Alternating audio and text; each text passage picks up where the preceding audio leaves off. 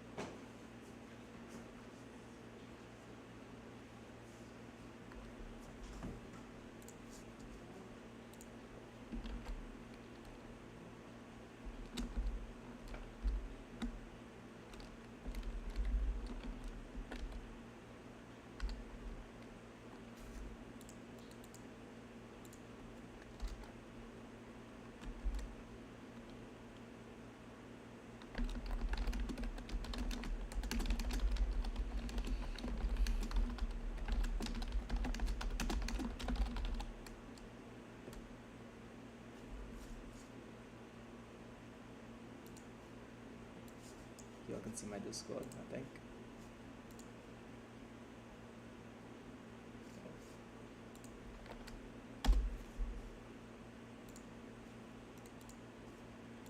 Nope.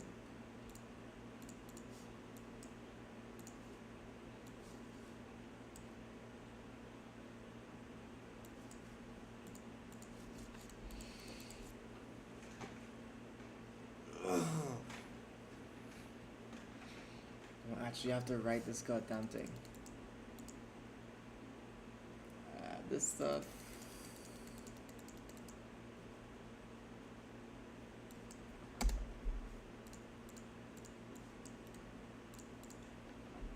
Cutting this. Oh, someone watching.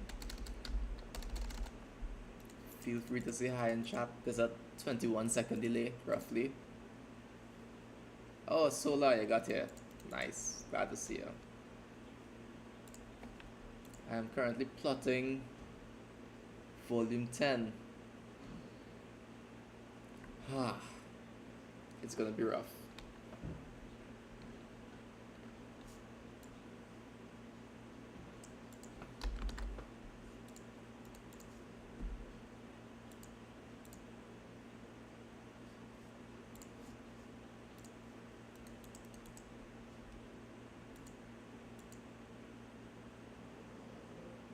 Oh, it's 2 a.m. by you? Yeah, time zones are rough. I live in Trinidad, so we use like New York time, EST.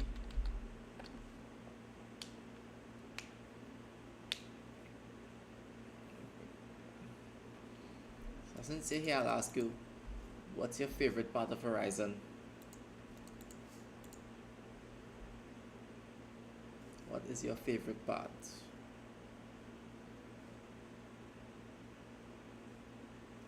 I need to go into here.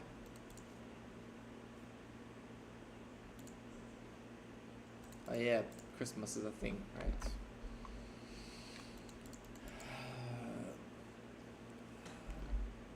Most of my family's on elsewhere for Christmas, so the house is as quiet as I'll get it for now.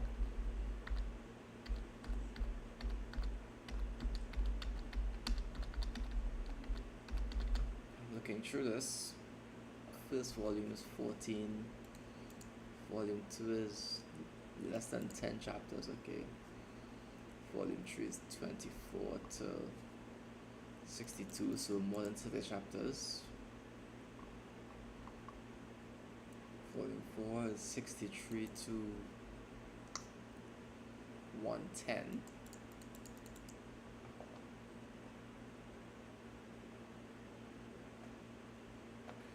Yeah, his badass moments are all about like framing the scene properly, which is something I find most writers can't do because most writers write in first person, right? So they do this. They basically write something like why would I ever do that? I asked, right? Because, and then it's like, I didn't understand what she meant. If she believed I was capable of such a thing. For the record, I absolutely hate reading in first person because my brain doesn't think in first person. My brain doesn't think from my perspective. It thinks from a factual perspective. So it thinks more omniscient, right? So this is like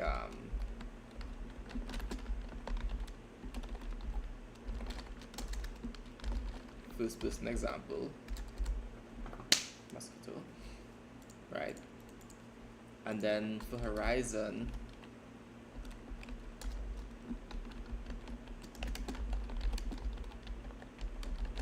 yeah, but Horizon isn't standard third person. He's third person omniscient, right?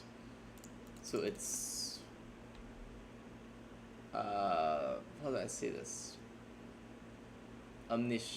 Standard third person. I'll go with limited first.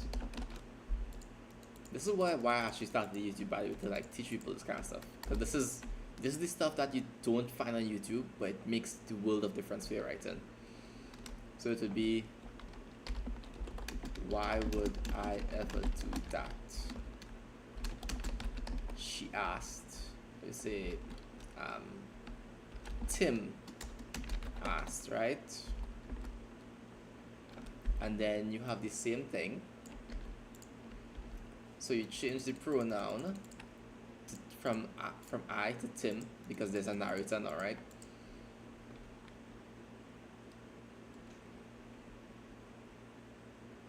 I write second person in Horizon sometimes.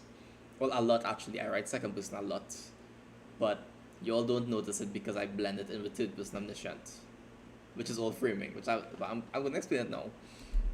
But like second person, the only time I've found it not obnoxious is when you're playing like a game like Baldur's Gate 3, where they say you notice that she's lying, or you notice that she's lying, or you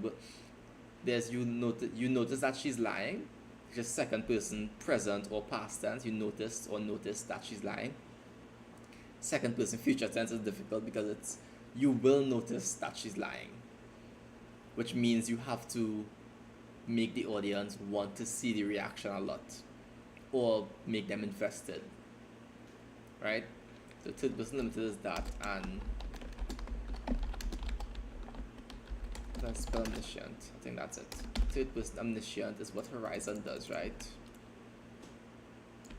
And everything stays the same.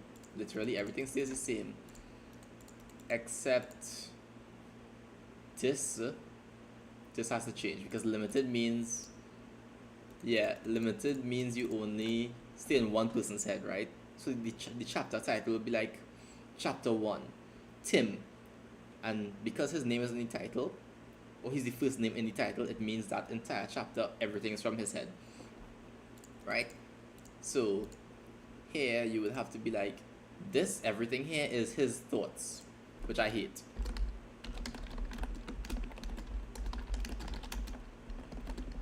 And if the person says, because I was told you were responsible, right? She said, right?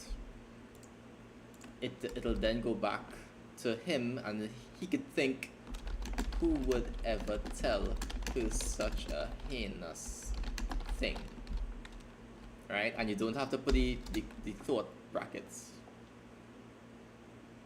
Yeah, fixing second person, I usually like romance could work if it's like you're writing,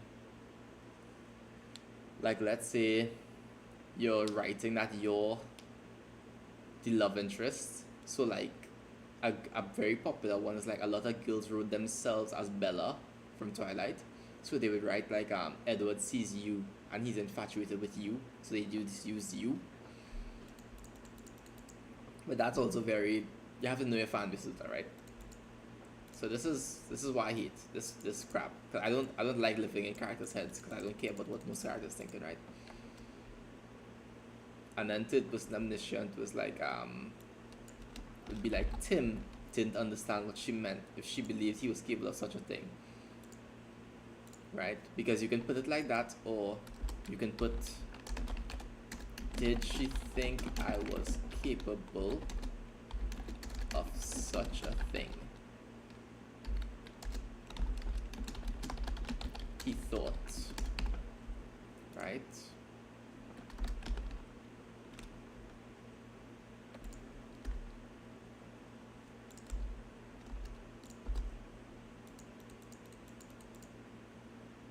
Yeah, Twilight, yeah.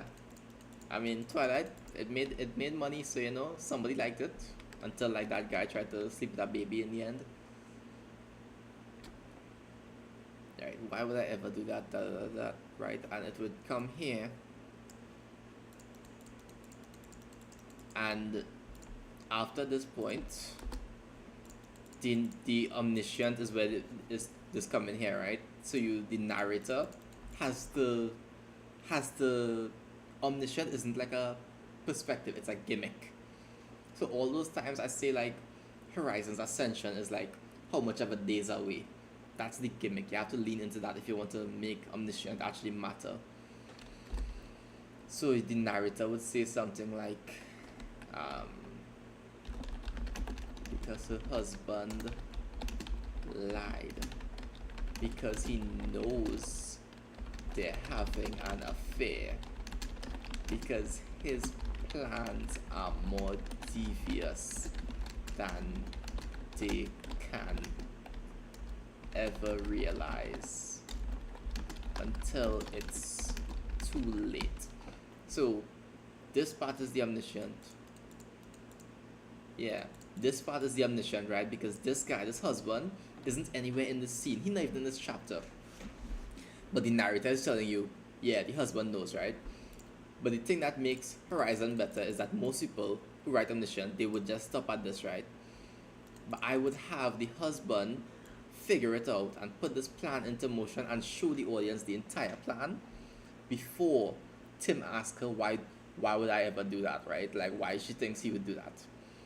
Because you want the audience to know what's going to happen, and you want them to you want to hinge the entire story not on the twist of the plot, but you want to show them the entire plot, and they want to feel the tension of the characters moved along the plot. Yeah, so it's pretty difficult, but you essentially have to. It's called train wrecking characters, where like you set up the train tracks, and you put two trains on either side of the track, and then you just bring them together. So like Horizon and Pantu, like the audience knows every side of what's going on, so the tension. Horizon, my mom's calling me.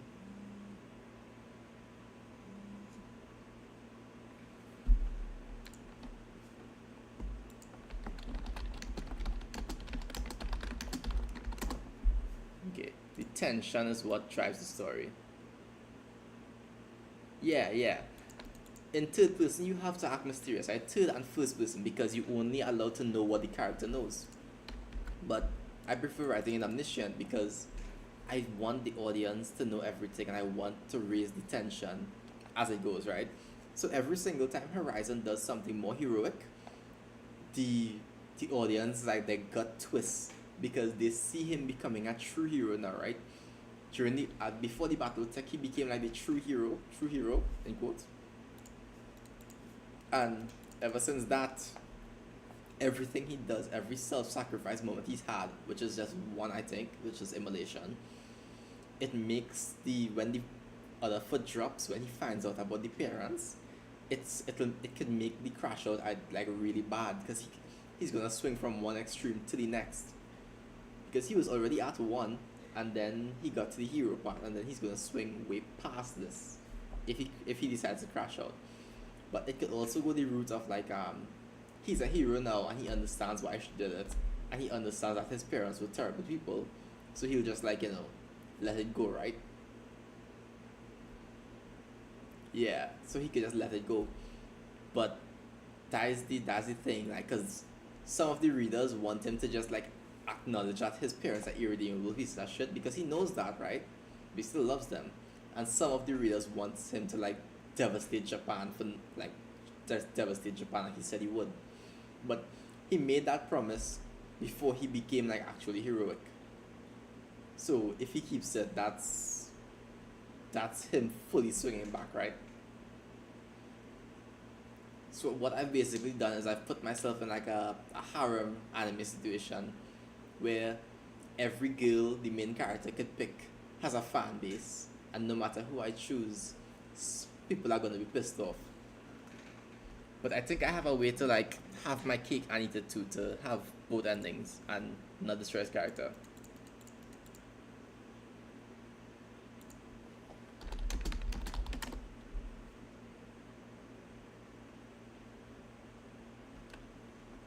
Yeah, he's a hero but lost his family more than anything. His transition from being forced to be a hero to enjoying it is something that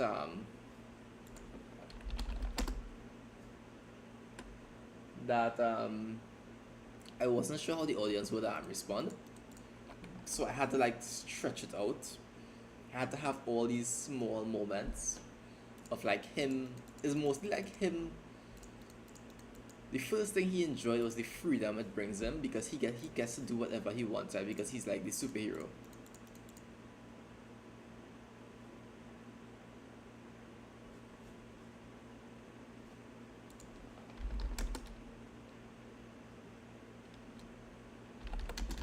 Yeah, and then like that freedom was like the first drug, and after that he realized, huh, this hero thing is easy.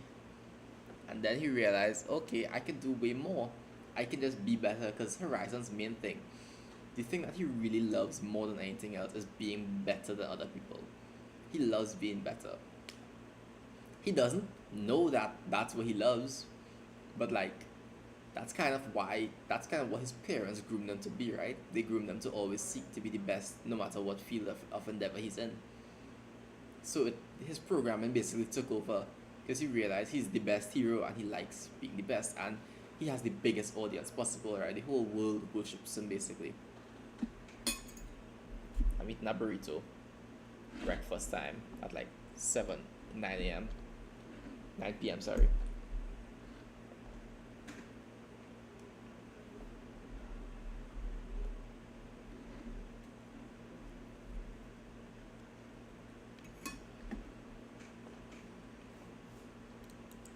Yeah, exactly.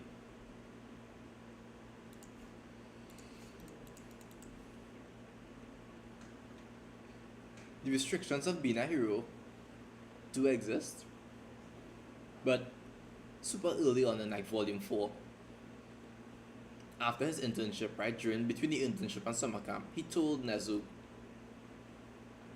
that he loves the freedom of being able to use his quirk in public. His entire life, he had to hide his quirk because his parents were criminals and he has a super powerful quirk, right? So he couldn't use it. But now, he's Horizon, he can do it whenever he wants.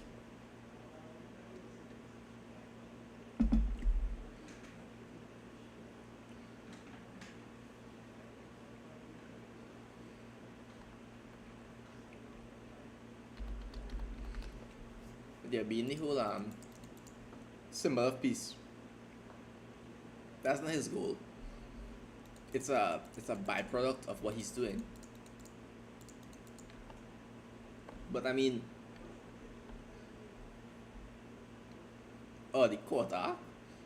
I was very scared of that arc because I knew if I didn't frame it properly, the readers would hate that arc because there's like reincarnated as a slime, right? Has this meme where it's like reincarnated as a meeting, because like I think 6 or 7 episodes in the new season was like a meeting, like a political meeting, right? And that fan base doesn't have the attention span of for that. Like, come on. So that author just didn't know his audience, and that part of the anime, people really hated it. And I knew if you didn't frame it properly for Horizon, it would be the same thing. So I show the tension building on all sides rather than just showing Horizon's thoughts, because that's a big part of why the slime meeting thing happened, right? Because it was so focused on the main character and what they want that it didn't show the tension of like the repercussions. Because if you think about it, the slime main character is the most overpowered thing ever in the world, just like Horizon. They have a legion of people at the back, just like Horizon, and they were in a very geopolitical, tense situation, just like Horizon, right? But Horizon pulled it off because we know what he's like. We know his extremes, and we know how valuable it is. Well, I don't have the snowflake part of the audience because I weeded them out, right?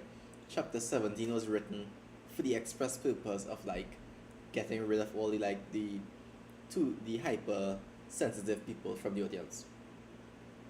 I curated my audience very well. So like I wrote chapter 17 or whatever chapter it was where he met the Pope, and then I wrote the First Blood chapter because some people had the impression that like his parents were like redeemable kind of things, because in most of these stories like the parents are like assassins, but like they're an assassin because like it's all they know and it's the only option. But like Horizon's parents are just evil people, terrible people. So I wanted to show that, right? And I wanted to show that Horizon is also irredeemable. He's not meant to be like, he's going from like a villain to a hero, like a real hero, right? He's meant to be like the superficial heroes of My Hero Academia, like Endeavor. Endeavor is a piece of shit, but he's a really good pro hero. So the audience isn't supposed to be like, I forgive you, Horizon, for all those horrible things you did. It's like, no, this guy's beyond redemption. He killed innocent people just because Ryukyu, the dragon lady, didn't kill Gentle Criminal fast enough. Like, she didn't kill Gentle Criminal, and he like killed 100 people just cause, just to prove a point. In the Gigantomachie, he killed like 3/4 million people as like collateral damage. And like he says, like he could have, he didn't have control, but like he had, if he really wanted to, he had options to like get Gigantomachia out of there. At first, at least, but like eventually he just didn't care, and we saw that to the extreme when he was like 20 million for 10 billion. Like he sometimes he just doesn't care. So at no point is Horizon supposed to be like, oh he was terrible and he became a good guy. Yeah, he's still Horizon. He's just like, he's more willing to put himself at risk. That's the whole thing. Because the moral of My Hero Academia, right, is that like heroes are those who sacrifice themselves for others. And as the story progresses, we see him becoming that person more and more. Because the truth is, even in like my story, the hero of the story is Deku, it's not Horizon. And you will see this at the end of the story, because at the end of the story, Deku is the real hero. But like, it's complicated, so that's not really a spoiler. But like, yeah, like the hero of the story is Deku. It's never gonna be Horizon. Horizon is like this piece of shit that like just upsets the balance of everything that they know.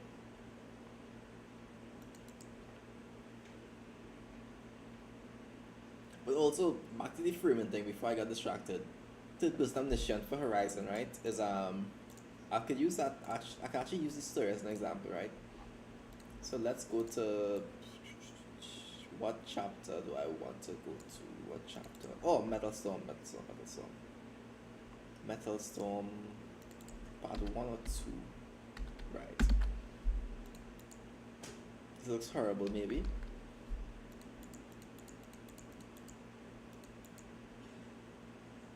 Yeah, Nezu was being hopeful. Nezu's whole thing is that he hopes the best in people, right? Okay, so Metal Storm is a good example because the end of it, right? Here, um, here we see like the fight is happening, and the perspective is never from Horizon's point of view; it's from Wolfram's point of view, right? Because Horizon is like the horror monster, in the scene. So if you want to have your main character look more badass, always write the fight from the weaker person's perspective. So like for example, All for One was All Might in the anime, right? That was mostly from All for One's perspective. That's why we saw like All Might weak and frail like that, because we wanted this All for One to be imposing, and like we didn't want the audience to get attached to him, right? Because if we did it from All Might's perspective, the audience would get more attached to All Might.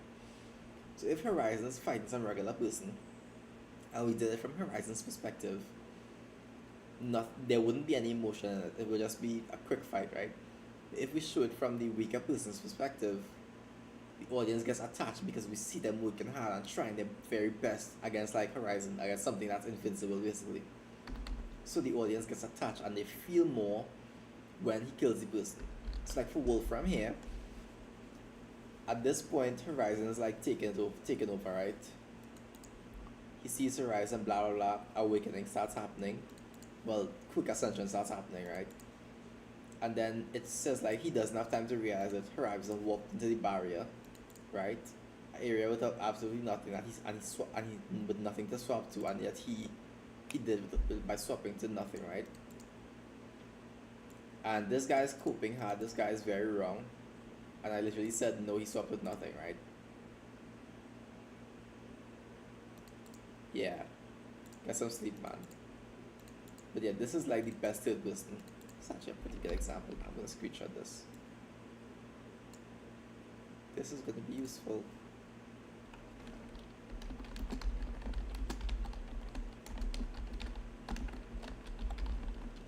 Third person omniscient example. That's loud. Okay.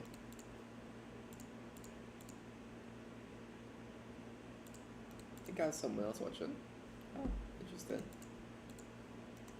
Oh, but now I have to actually do some work. I'm gonna write this. I'm gonna reload this. See what's up.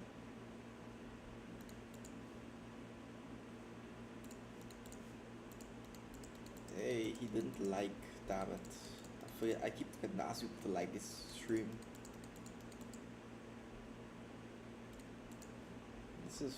This is decent, I guess. I reckon next one I'm ready.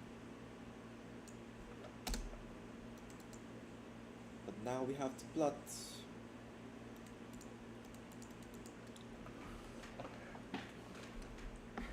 And I will go with my regular plotting. So 3 dashes for asterisk, 5 asterisk for volume start, 3 dashes for a major plot point. And I haven't even figured out how I want Horizon to come back into Japan yet. So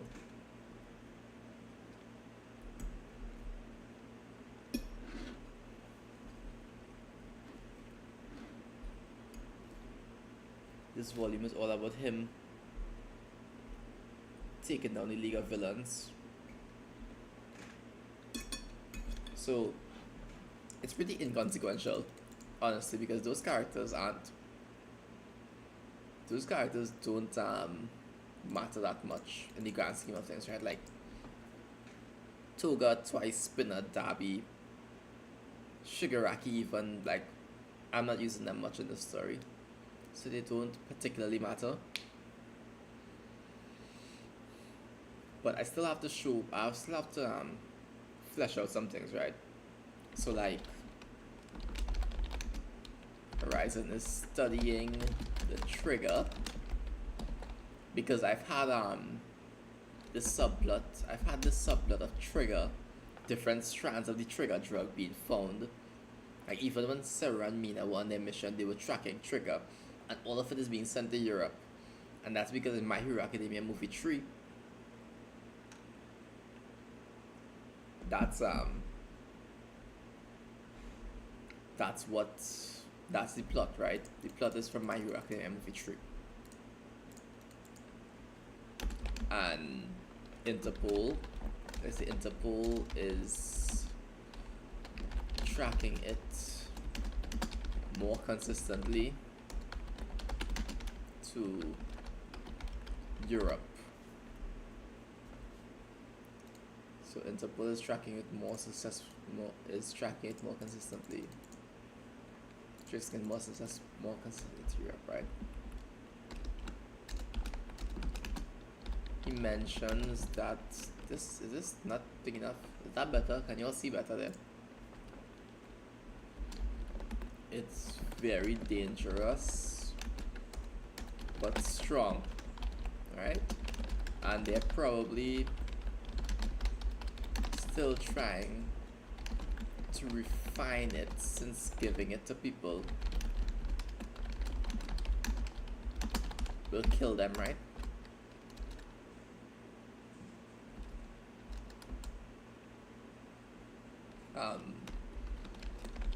Scene cuts to Star and Stripe,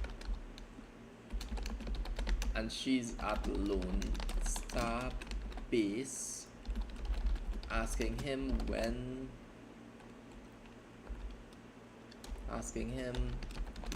will it come down, right? And then come down. He says never. At this point we show his C room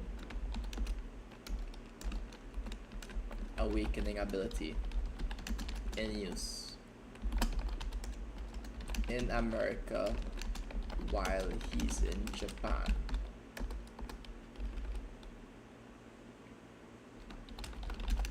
Horizon then goes and deals with Toga. I wanna say she's relatively fine, but her mind is broken, so she's somewhat unresponsive.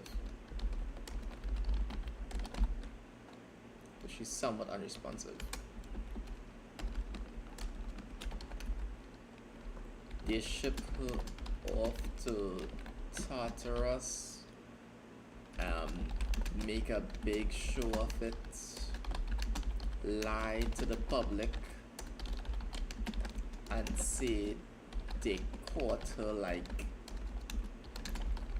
2 days ago, roughly.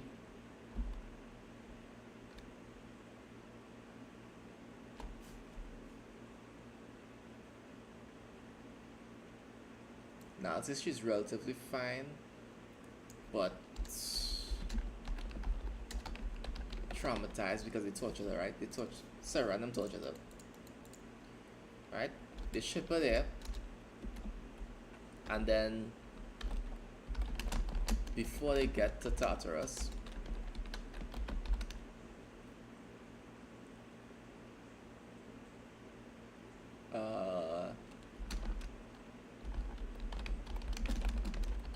Shigaraki and Spinner have another falling out because Spinner wants to attack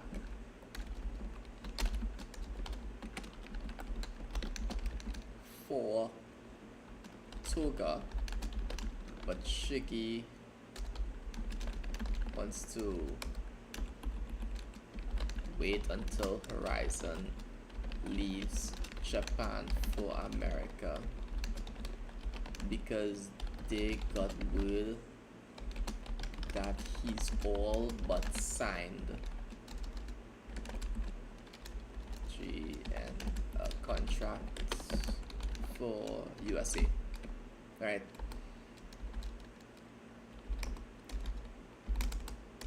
This is the fun part, right? This is the omniscient part, right? This is the part that you don't usually see in a book because writers don't know how to pull it off properly. But if you write in first or third person limited, you can't have this because this entire chapter would be from Horizon's point of view, right? But this you can have, and because of this, it will raise the tension when it shows this. Horizon warps into Tartarus and kills Toga by using bioelectric mimicry to rip the memories out of her brain, frying her skull. Right? So he now knows everything she knew about the League of Villains, right?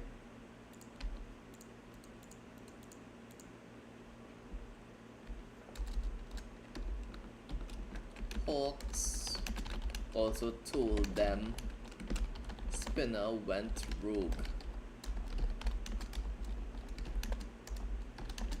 so she won't have any info on him. This is all one big chapter, right? This is Tartarus, right? So she dies. So Horizon decides to start with Spinner.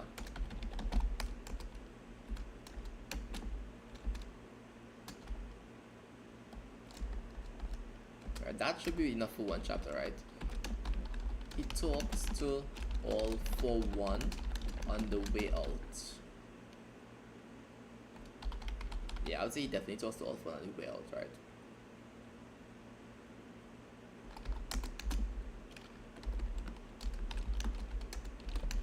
All for One just ask him some basic shit. Basic supervillain shit. And ask him why he hasn't killed him yet. Because if you remember, the bomb in All for One,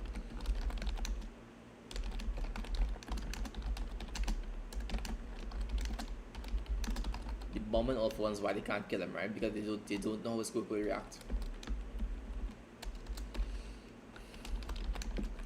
Horizon says that's not his problem. Because it's really not his problem, right? He doesn't really give a shit. All for One dances around the subject of having multiple quotes in Horizon, but never mentions it.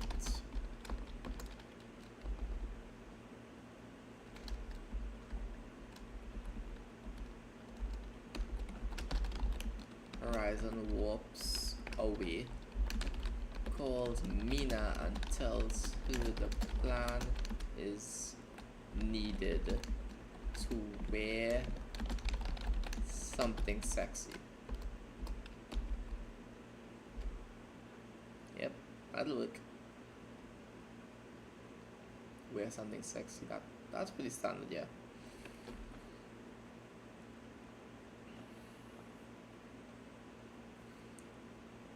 This could be one chapter, or I could blend it in with this one.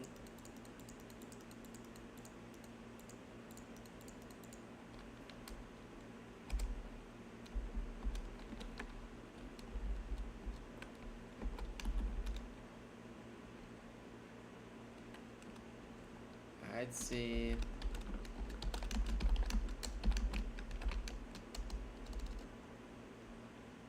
then walks out of the room and talks. Okay, while he's on the phone,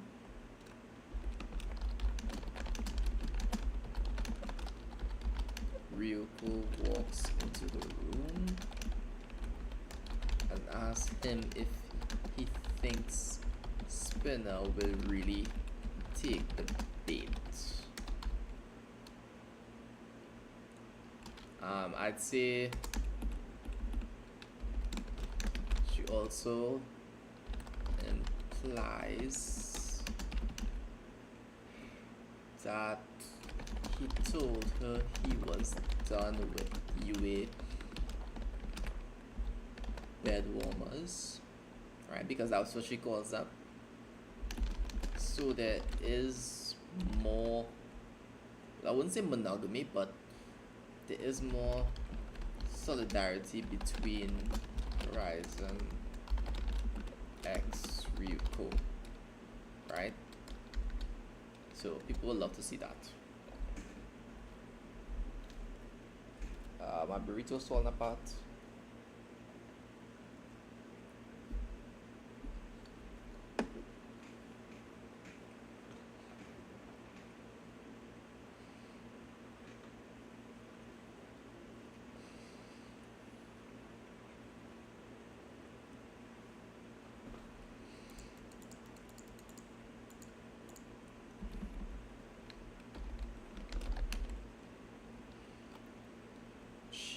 Well, they have some intimate moments.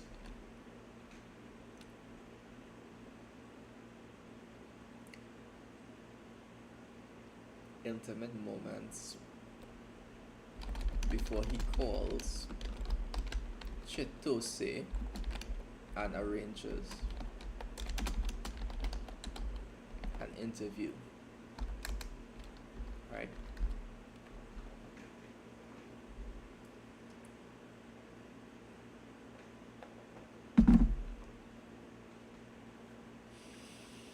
Okay, so that's like 3 chapters. And I've made damn near 0 progress.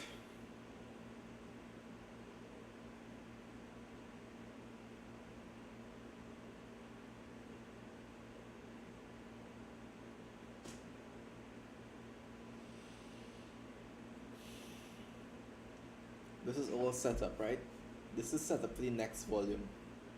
The main chunk of the first half of the next volume is this arc. This is also for the second half of the next volume. This is all set up for this volume.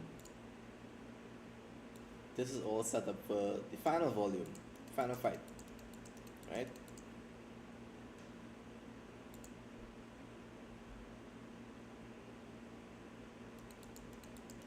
Then I would say Chitose interview.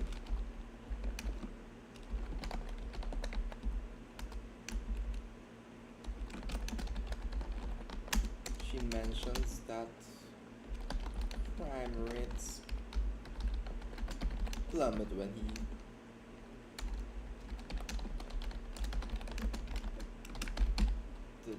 he returned to Japan, and they spiked the moment he was seen in USA. Right.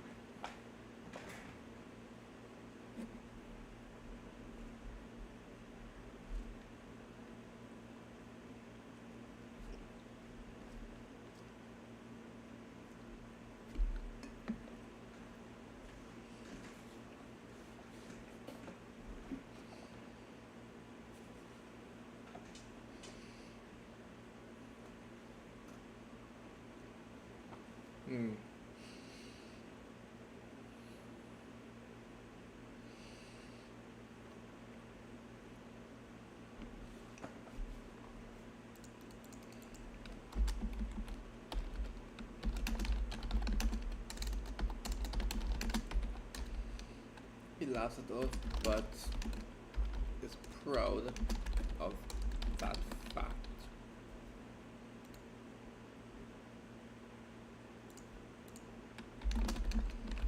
She asks if he's concerned about how regular people view him, since most of the world all but worships him.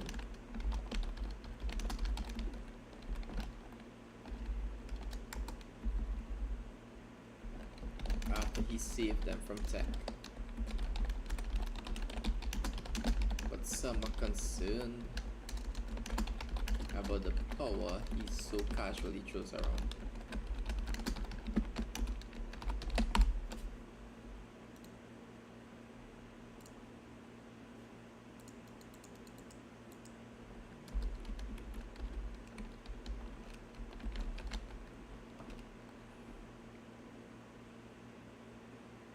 He says,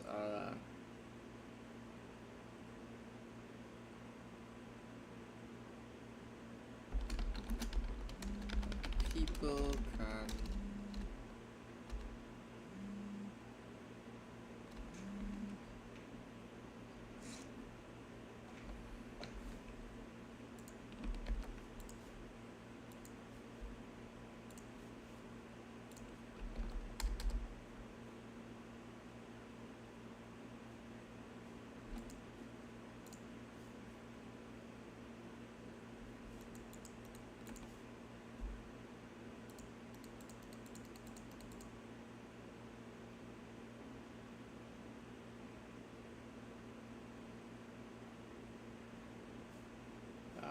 shit, I guess I have to delete this thing.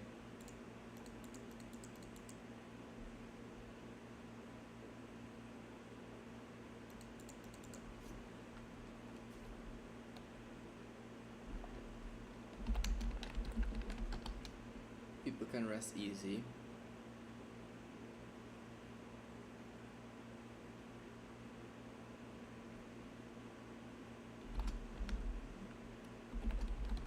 Now that he exists and is guarding them. Some people are calling him a guardian deity or something like that, but he says he's just a miracle, extraordinarily humble.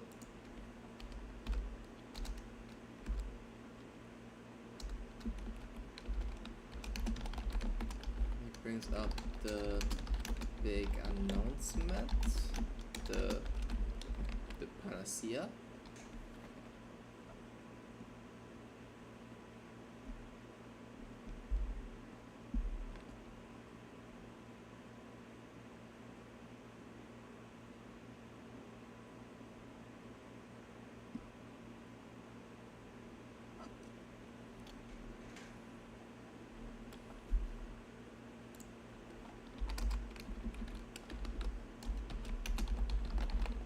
Mentions that his original plan was to charge for it, but now he's going to make it free. Only for the countries that helped him. Those who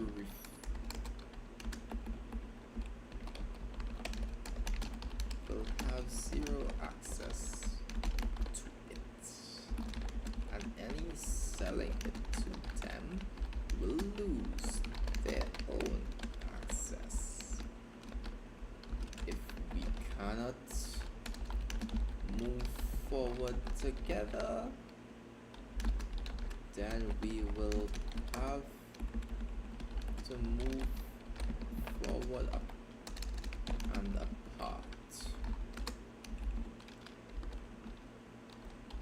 He says the countries are listed on his social media, and the people can make their voices heard to their political leaders.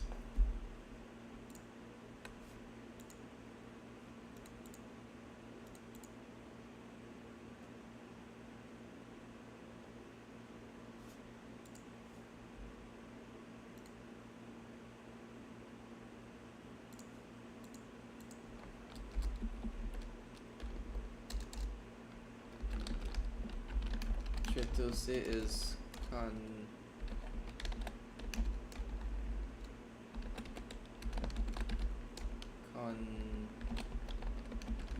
that he just used the platform to incite violence and chaos in many countries. Horizon says politicians and pro-heroes are servants of the public. If the public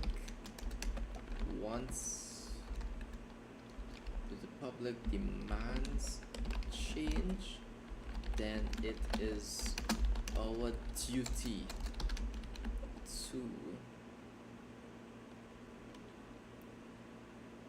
at least consider, at least listen and consider those changes. And if the public agree agrees that we must be replaced, then they have the power to do so. Then they have the power, right, and in some cases, the responsibility to remove us.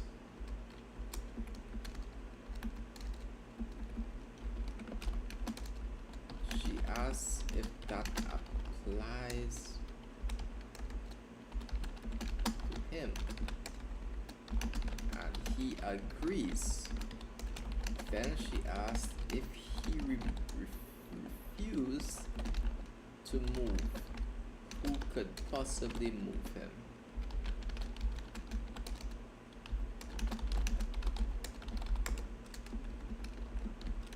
He says, then, well, that's why I am Horizon, because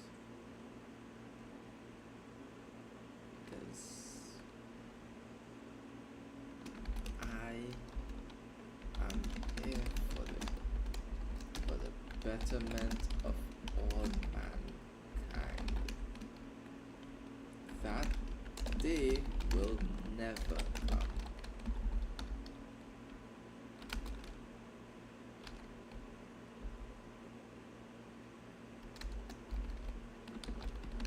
Cuts to Pantu.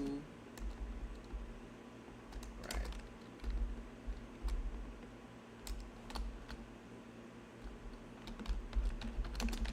To an Ujiko.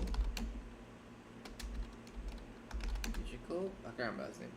Pantu Ujiko just finished watching the interview and are talking about containing or killing Horizon. Ujiko doesn't believe killing him is possible, as his quirk will advance in unforeseen ways to keep him alive. He does believe containment to be a valid option, however, but they need to exhaust him first.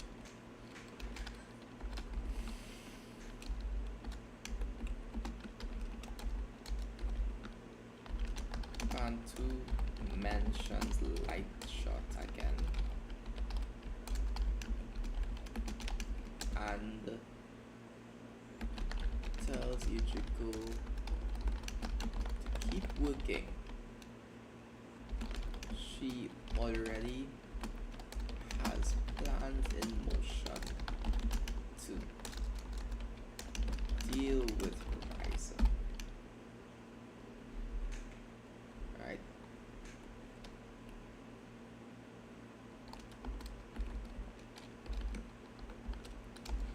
Yujiko smiles as she leaves.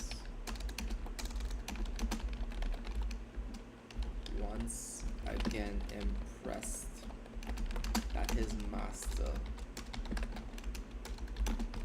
all for one, was right, that the government would have two jobs for him. The first to contain All for One himself, and the second to contain Horizon. Okay, this is pretty good.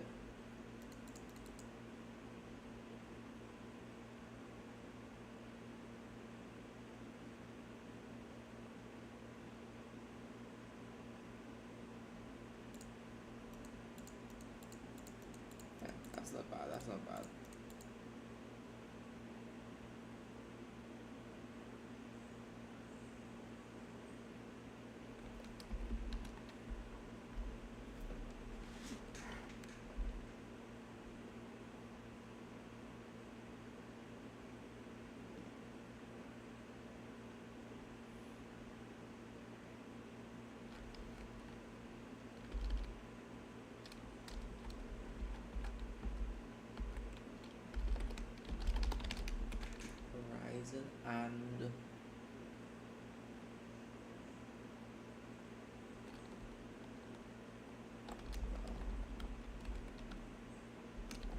Zero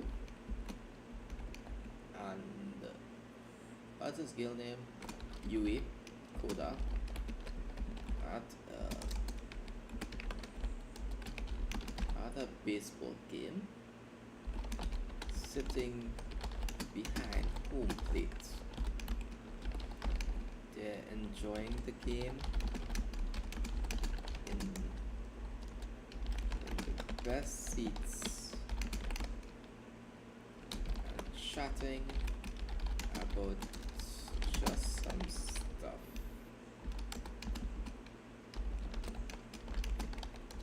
She's worried about him traveling the world to hunt the League of Villains. Tells her he'll be fine. Did you forget who my boss is? He'll ask her.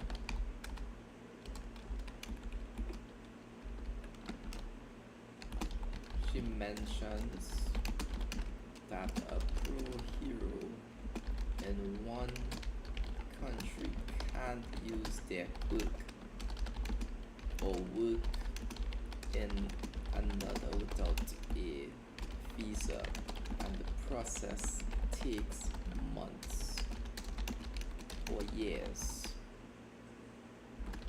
They won't have that time if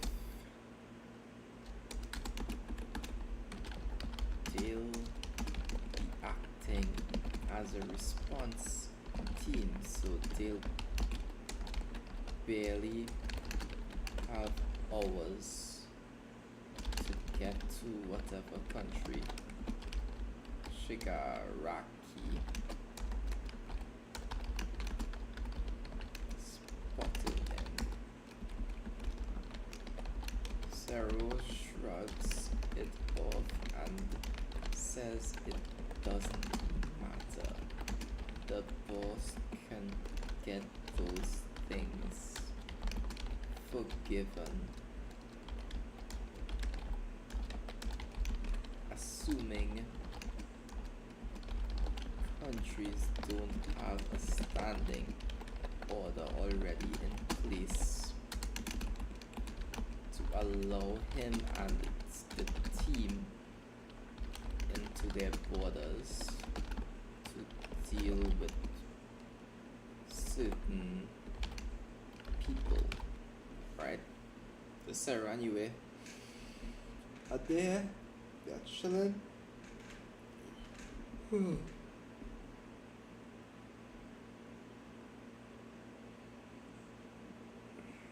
There and they're chilling.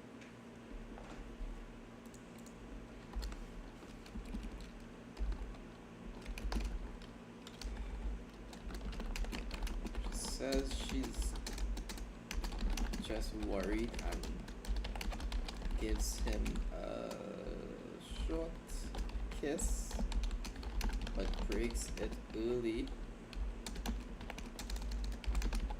and looks up to see Horizon on the Jumbotron with Pinky, aka Mina Ashido, in his lap, and his hand is grabbing her ass as she leans against him, whispering something in his ear. The crowd is surprised, but Horizon then looks at the camera and waves his hand, forcing it to turn away with tact.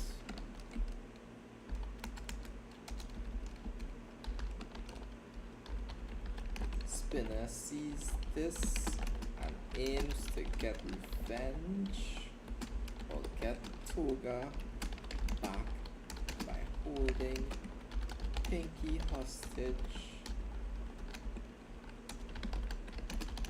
or killing her.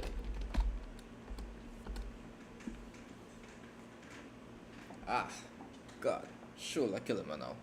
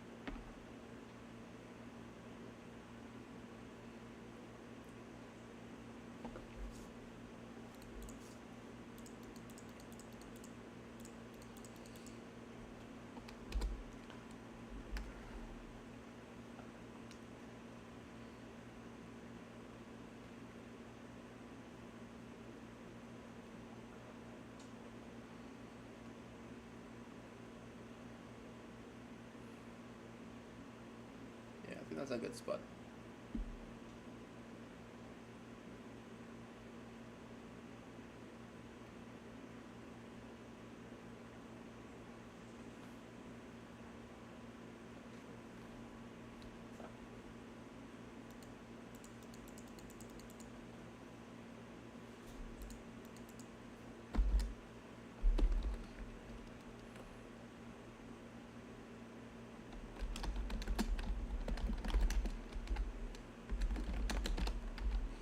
Next chap cuts to a few days later. Pinky is doing her hero thing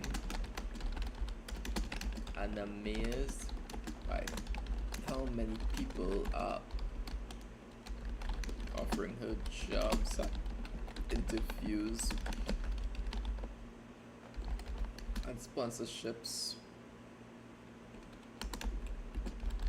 along with all the death threats she's getting for supposedly being Horizon's girlfriend. But she's pretty happy to suddenly have a few million followers.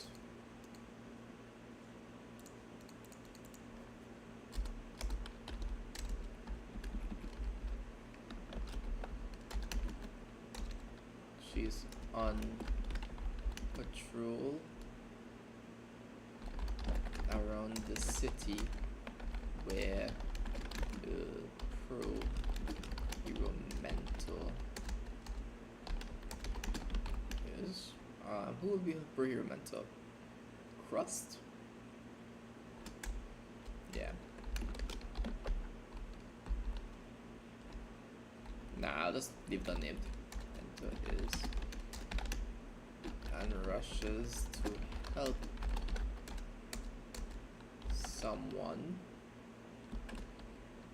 who got their purse snatched by someone in a hoodie.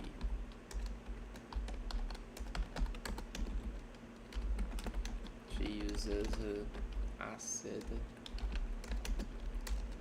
to acid skate and catch him, only for it to be a trap, and Spinner to attack her with a taser. A taser from behind.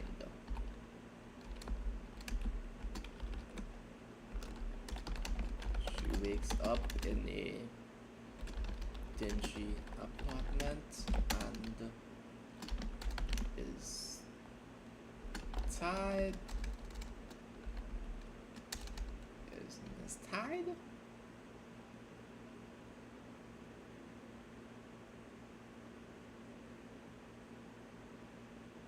How would you even trap somebody like that? Oh, welcome to the stream. Somebody new. Um, she could make acid. So how the hell do you even like tie her up? Do you hang her from something? Oh, okay. She's not at the jet apartment, right? She doesn't wake up in the jet apartment. She wakes up in a abandoned quarry, and she's suspended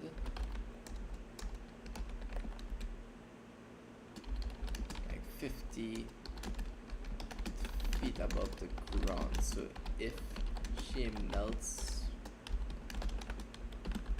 the chains, she'll fall to her death. He's going to electrify the chains to torture her with the shocks.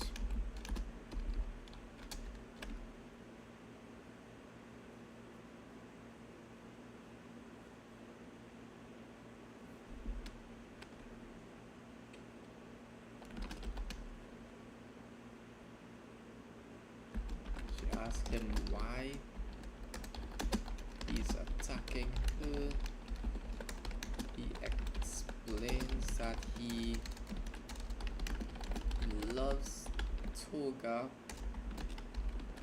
and wants her to be his bargaining chip to get his girl back. She asks if they together. He says no. She laughs and says he's an even, and says Horizon was wrong, which surprises him. She then explains Horizon underestimated how much of an idiot and loser Spinner is. Doing all of this for a girl that's not even yours.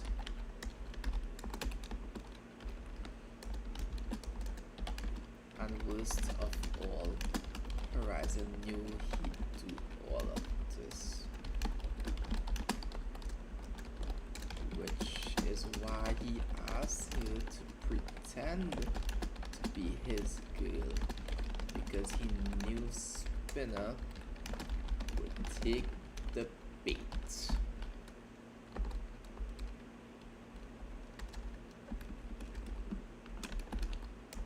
As she says this, the floor around Spinner becomes like mud, and he sinks in. Mudman traps him in the now solidified floor as Team Horizon and Horizon emerge.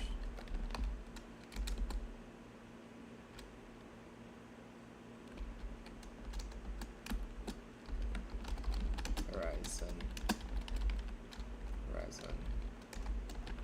thanks Mina and says if the pro hero thing doesn't work out, she could be an actor. She says hopefully the co-stars there aren't as handsy as he was. He smacks her ass one more time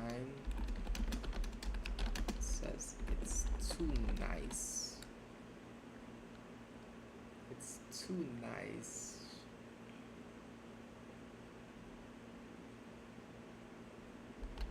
Not to be his.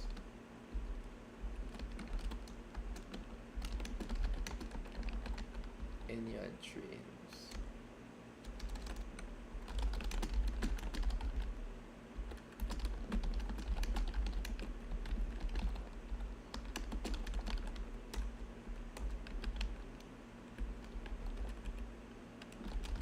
Tokoyami flies away. Horizon uploads everything, revealing that they will never be dating so that the public can stop hating her and villains will stop targeting her, and then they get to work on Spinner.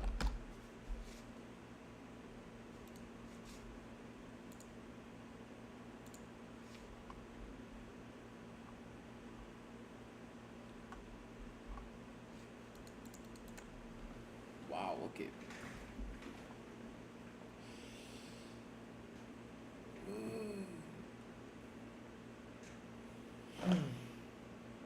Brain hurts.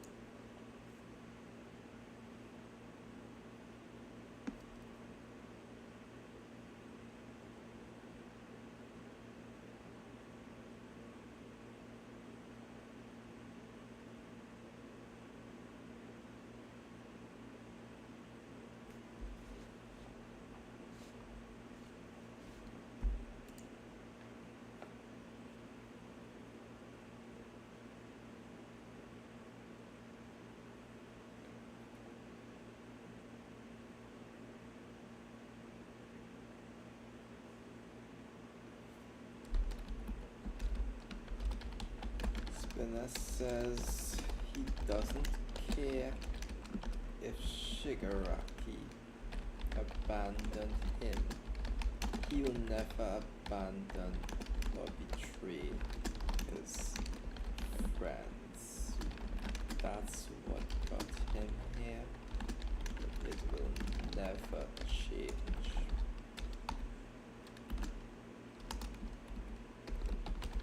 Horizon applauds his conviction and genuinely respects it, but then says he's not here to ask questions. He reaches forward to rip his mind apart and get the information anyway. Okay, that's a solid one.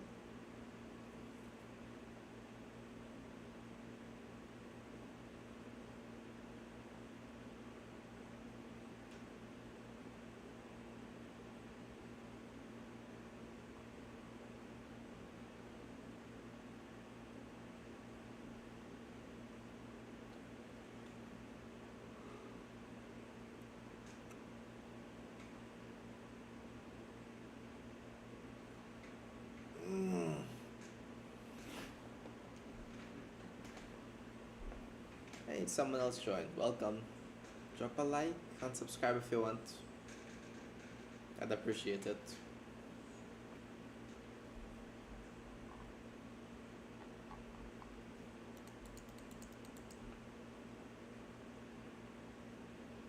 Okay, so we have Spinner and Toga.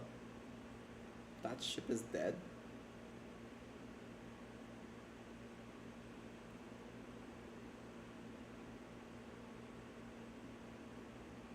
we need the next step, right? So the next step would be compress.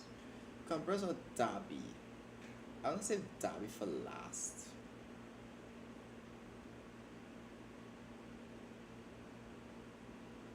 The next step would be globe trotting, right? So they have to go to like South, well, Korea, South Korea, Korea, China, and then maybe Berlin.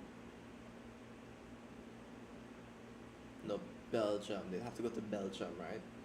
Because that's where the guy with the pack tactics quirk was,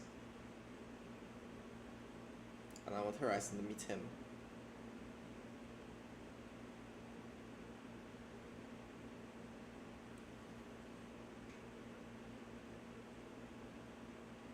So this is the hard part, right? Because I want to show off some other countries, but I don't know which countries.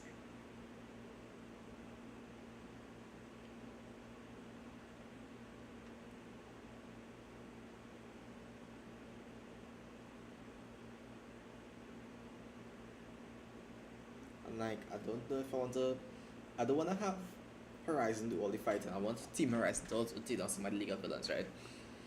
So like for Mr. Compress, I'll probably have Tokoyami fight him. For Derby, Chuzo. Chuzo's an easy choice, yeah.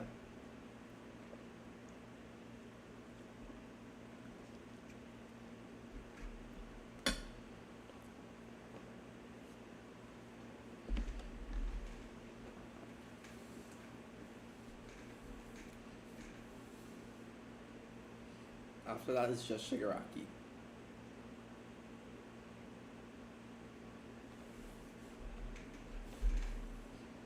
Honestly, just Shigaraki, right? Derby, or twice.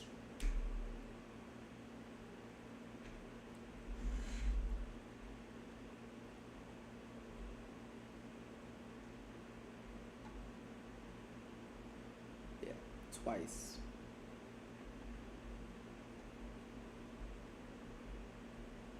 Hmm.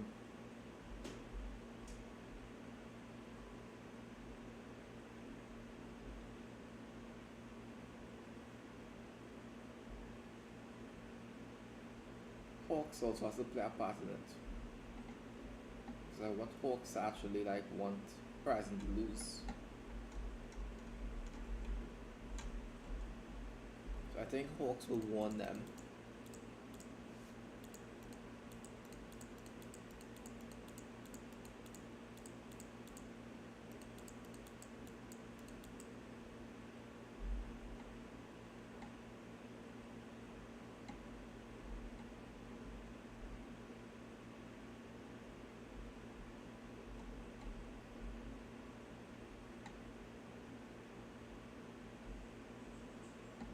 Right?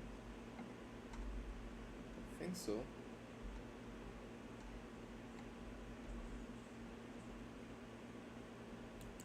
Yeah, yeah.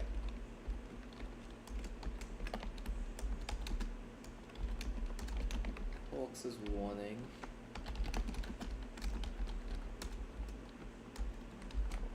The League of Villains. Even though Pantu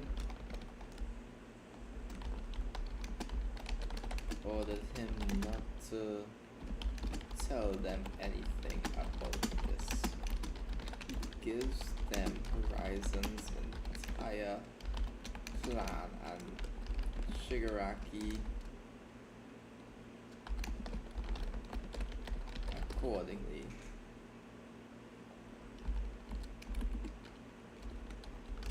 Horizon raids the places and finds some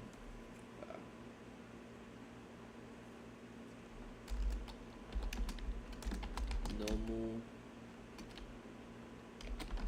creation chambers, but no people. He realizes there must be a leak, and Pantu says checked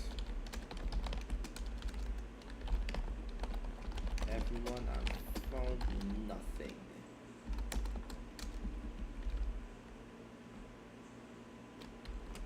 Hawks is in the room and she knows Hawks has betrayed them.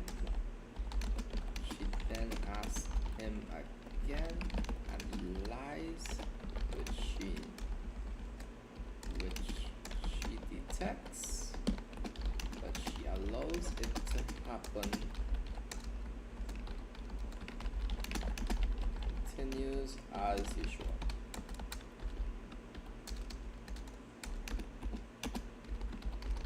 Horizon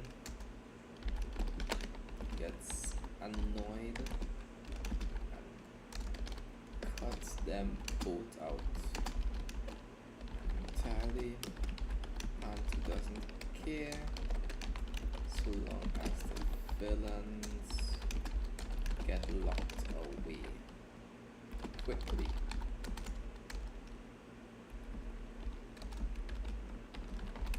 Hawks then. It's going great. I've planned out like I want to say 15 chapters so far.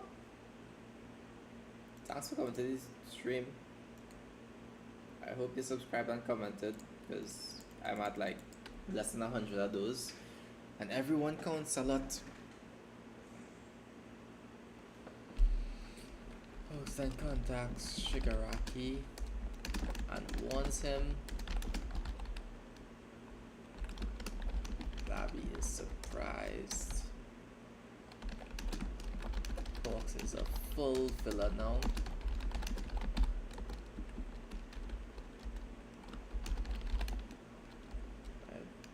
Horizon gets his. Thank you, man. I appreciate the sub. Yeah, I'm struggling to get like likes and subscribers because I haven't made any videos yet, right? I've only done live streams because I want to get a feel for like this before I even start doing videos. But I'm mostly focusing on videos next year because right now I'm trying to finish Horizon. But when I'm starting my next project, whatever I decide for that to be, I'll go from planning like this to, as I'm writing it, I'll stream that as well, and I'll make videos of everything I go through during the process. So like how to plan, how to write, how to get the audience to feel this way about a certain part of the story, how to write certain characters, how to design magic systems and superpowers, everything. Just everything will be in it. Horizon gets his I lost my train of thought there. But yeah, it's gonna be great. Yeah, it definitely does take time. But I'm not aiming for this YouTube thing to be like a income stream. This YouTube is just so whenever people ask me about certain topics, like certain people who want to learn to write, ask me about certain things, I'll have a video detailing exactly what they're talking about, because I've had to explain the same thing to like dozens of different writers in the Discord. So it will be easier if I just have a video of me explaining it and I can link it to them. It'll also be nice if more fanfiction writers studied writing a bit more, because I'll have more good stuff to read. Because some of the low quality stuff I just can't read it.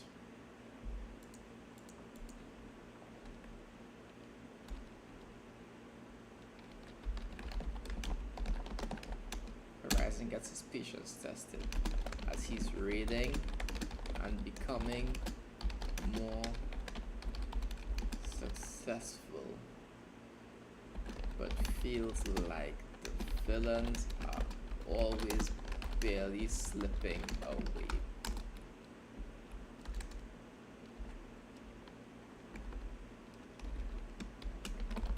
Hawks and Shiggy are scared because Horizon is going over international borders just to get to Shaky. So he really doesn't care about anything else.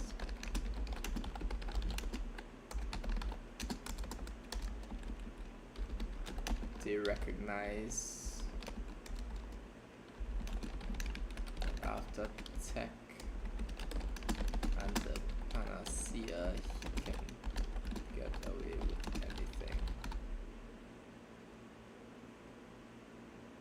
Yeah, and I've been told I'm a pretty good teacher over the years, because I've been writing Horizon for, well, now just over a year, right? Because I started last year, August, I want to say. No, the year before I started August, right? So I've been writing Horizon for just over 2 years now. Or maybe a year and a half. And the first thing I ever wrote like this for our audience is was January 21st, 2021. So I've been writing for less than 4 years total. And I've made some pretty insane progress.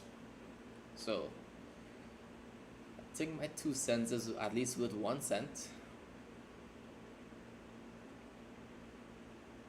Yeah. I don't know. This is supposed to be like an educational channel though. So ideally when people have questions and stuff, I'll make videos based on that answering.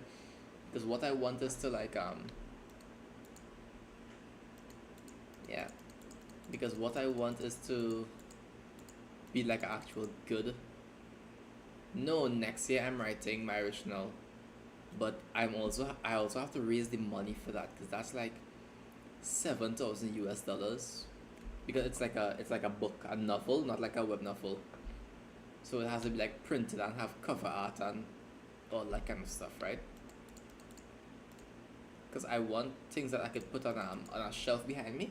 Well, not here. This is living room, but like in my room, I want a shelf of books that are just my name on it. The original's actually the plot is here.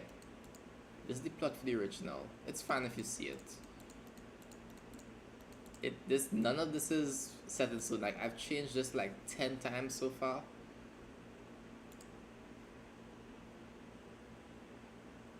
No, you don't have to pay for inventory, but I'll show you the stuff, right?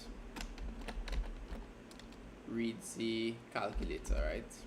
This is how much you basically have to pay. So if the book is 80,000 words, mine will be like, let's say 120,000, right? And I go to fantasy. This is the cost, right? So to the 400 for developmental, 2,500 for copy, and 2,000 for proofreading. I'm not getting this because this one tells you if you need any of these. So this is like useless. I'm just getting all these three, and that's assuming I need it only once, right? Because I might need 2 passes of developmental, 2 passes of copy editing, 3 passes of proofreading. So like, it's gonna cost money, and I don't live in America or like Europe, or well, I don't live in America or the UK, so this is all US dollars. So it's a lot of money. And I'm only using my writing to fund my writing, so I'm not using money from anywhere else with. So basically the entire thing is Patreon. That's the whole plan. The entire thing is Patreon.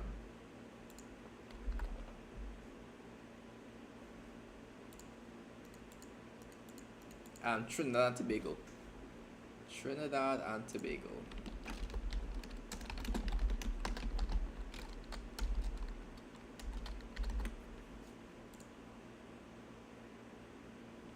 No, you can't. This is me here.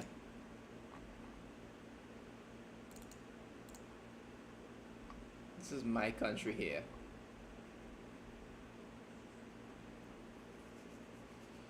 You can't legally paywall a fanfiction, right? So my Patreon exists because my Patreon is a donation service.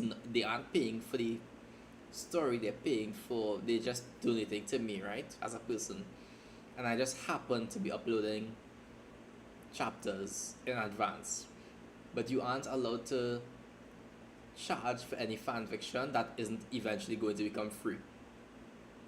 So people who like have 5 chapters on Webnovel and then everything else is on Patreon and never going to be on Webnovel are breaking the law, because they're trying to claim the copyright of the original product, right? But if you do that and then eventually everything ends up on Webnovel, you're good. So you can't paywall a fan fiction. That's illegal.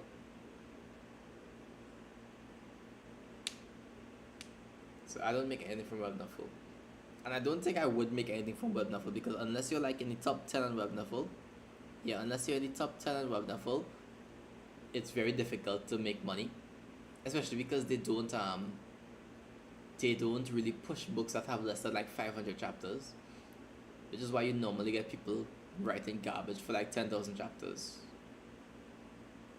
Yeah, that's part of the Webnovel system, right? So if you have an original book, every time somebody unlocks a chapter, you get like half a penny or quarter of a penny.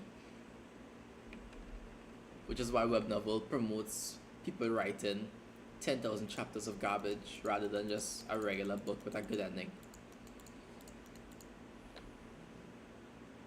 Oh yeah. I've heard about like all different kinds of contracts from Webnovel. Like some of them are just terrible, others are good. But generally, if you sign a Webnovel contract, you're pretty much screwed unless you have like a Patreon on the side and a different story. So like if I wrote a book for Webnovel, I would make that shorter book like 200 chapters, and I would basically make it super basic, and I would just use them to as like a marketing team. So they would market the book, people would go to the book, then go for my profile, then see my other books that I have a Patreon to, and then I make money there.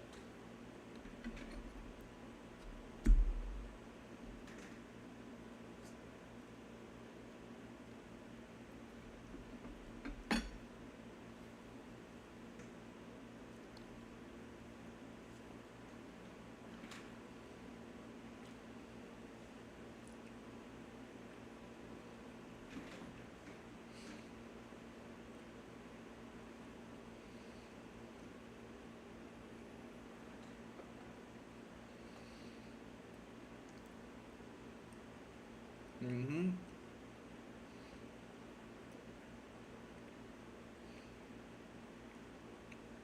Yeah, like novel writers, web novel writers fail to realize part of the story is the ending. Without the ending, the story incomplete. So they just drag it out 10,000 chapters and it's just trash.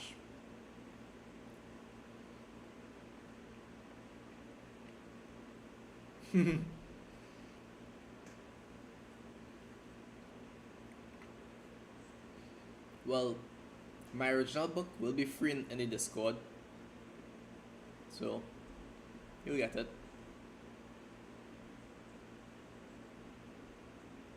I'm allowed to give out free electronic versions if I'm asking for a review. Right? 4,000 chapters of like somebody's fighting some sect, and then they destroy that sect, and there's like 100 different sects above them, and they have to go through every single one, and there's some princess in every single sect who falls in love with the main character for no reason. Yeah, that I can't do that. If people realize part of the story is the ending, their stories would be a lot better.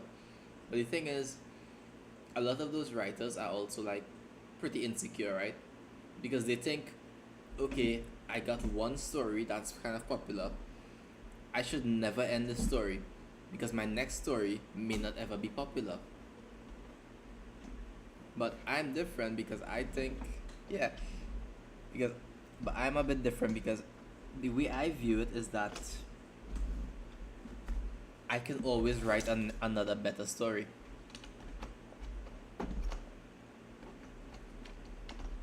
Like my last 3 stories have all got millions of views, so I'm not worried about like that. I wanna write a story, finish the story, then write an even better story after. Yeah. Or like if it's a sci-fi web novel series, it'll be like they'll become the strongest person on the planet, and then they'll go into space, and they'll be a nobody again, right?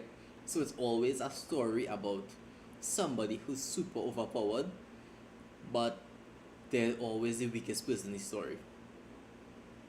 It's like how Goku is super strong, but every new episode there's always somebody stronger. Which I really can't stand that. It's just them inserting something. Ending? Oh well, the reason it confuses you is because most writers suck at it. Like I'm 100% convinced the ending of One Piece is gonna be dog shit. But like, I hope I'm wrong. I'm praying to God I'm wrong. Um, the way you end the story is the promise you set up, right? So, promise, progress, and payoff. At the start or close to the beginning of the book, you make a promise to the audience, right? You promise that okay, I'll use One Piece, right? Yeah, I know, right? But the promise is Luffy will become king of the pirates, right? The progress is that he's going from the East Blue to the Grand Line to the New World, right? And getting to the end of the New World. That's the whole thing. To become the king of the pirates, you don't have to be the strongest. You have to get to the end of the New World and get the One Piece. So the promise is he'll get the One Piece and become king of the pirates. The progress is the map of the One Piece world. The progress part sucks because Oda does not give you a full map. He just goes, okay, the next island is, and then when you get to the island, the next island is, and it goes on and on and on. If he gave us a full map, the story would be way better because we feel a bigger sense of progress, right? But Oda, that's not his writing style. He's an overindulgent writer, so he'll never do that. He always wants space to add more stuff to make it 10 years longer. And then the payoff is when the promise gets fulfilled, right? Or the promise gets broken. So if the promise is to become king of the pirates, the payoff is him becoming king of the pirates. Or him not becoming king of the pirates, right? Either one is the payoff. Good or bad, right? Is up to the audience. So if along the way he learns to become the king of the pirates, you have to betray all your friends. Yeah, that is what makes it good. If along the way he learns that to become king of the pirates, you have to betray all your friends, right? The audience will want him to not become king of the pirates. So then the payoff is him destroying that dream and choosing his friends. Right? But what most writers do is they don't have a clear promise. So like the promise for the first Harry Potter book, right, is just Harry Potter goes to wizard school. There's nothing else, right? Which is fine because that book is about character. It's about Harry Potter and his friends. It's not about a big quest to save the world. Right? The promise in Horizon is that Horizon is gonna pretend to be a hero. That's the whole promise because Horizon is a character focused book. I intentionally wrote Horizon with zero plot. There's no plot or progress in Horizon, there's only character. But in my first book, the promise was he will get to the bottom of the dungeon and beat the final boss. And they did that, right? But along the way, I made it so that the audience didn't want him to leave the world because it was isekai. So then when I flipped the script and I made the final boss was manipulating him the whole time.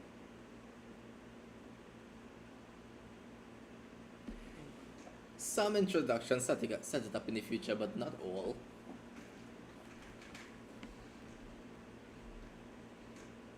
Harry Potter one did, right? But during the process of Harry Potter, the first book, The Sorcerer's Stone, well, the first movie, I'll say. Hi, bye. Hi, bro guy. We see you. Yeah, but during the process of the first book, you kind of forgot about the Voldemort thing, right? Because Voldemort was like the promise. Well, he wasn't the promise, right? He was like a lurking shadow. The promise was Harry Potter gets a better life.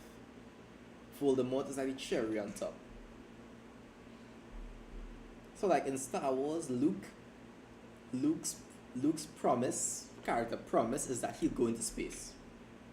The cherry on top is he becomes a Jedi. Harry Potter going to Hogwarts, getting a better life away from his abusive relatives is the promise. Cherry on top is Professor Quill and Voldemort and all that stuff. Because the first Harry Potter is very character focused, so they only want to focus on making the audience sympathize with Harry Potter, which is why I don't actually like Harry Potter. Because the target audience just isn't me. It's very well written. The movies are very well made. They're pretty much perfect for what they are, but what they are just isn't for me. So like for Horizon, right? There is no progress and there is no there is no payoff. There is only the promise. The promise is that he will be pretending to be a superhero. Everything else is purely character based.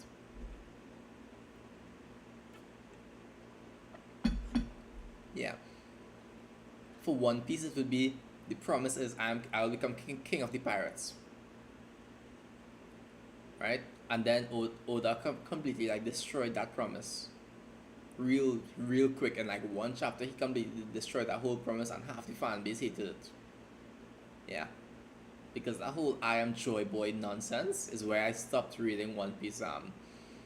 Horizon is going to end with probably within 100 chapters. Yeah, but the problem with Luffy is that the audience doesn't the proper how I say this. Yeah, the war, right? The war, but like nobody cares about the actual war. Like, have you like the world government sucks and they're abusive and blah blah blah blah blah, right? But Luffy isn't somebody who cares about that unless it affects his friends, right? And then there's the whole thing of like I want to be the most free person in the world. Yeah, I want to be the most free person in the world, right? But then like you're the child of destiny, you're Naruto 2.0, you're Ninja Jesus but in One Piece. Like how are you the most free person in the world when you're literally being controlled by some 800-year-old spirit, right? So there's that. Like that for me was the biggest character betrayal because the only thing I liked about Luffy, because I do not like Luffy, right? The only thing I liked about Luffy is that his whole thing was about freedom. He doesn't care about anything except what he wants. It does affect him, but like the audience isn't programmed to see Luffy as like a intentional revolutionary figure. Luffy is not the kind of person to say I'm going to change the world for the better or I'm going to save the world from this person. He's the I don't know. I have no idea what happened in the last few chapters of One Piece, honestly. But like they're gonna explain that now, right? But like the thing is, Oda is trying to shove all this character development into Luffy at the very end of the story. Cause at the end of Wano, when he became Joy Boy, he got the whole I am the most free person in the world while you're literally being controlled by Joy Boy, right? So you're not the most free. You're literally a slave to Joy Boy, right? So there's that, and then there's the whole thing of like on Egghead Island and now Elbaf, Oda is trying to set it up so that Luffy cares about the final war. Okay, so like 1,000 plus chapters in, he's now trying to establish that Luffy cares about things aside from his friends. It's too late. It's way too late. All like the only way out for him to make this make sense is if Vivi gets captured by the Celestial Dragons and Luffy attacks Merizra to save her in the final war. Like the final war has to be Nefertari Vivi as Ace and Luffy as Whitebeard in Marineford. That's the only way for that to make sense because other than that is it breaking Luffy character. Because Luffy doesn't give a shit about people suffering. He only cares about his friends and all his friends are safe there. The crew of a Yonko, they are more than safe. Kizaru and the entire Gorosei attacked them and they walked out of there fine, well mostly fine.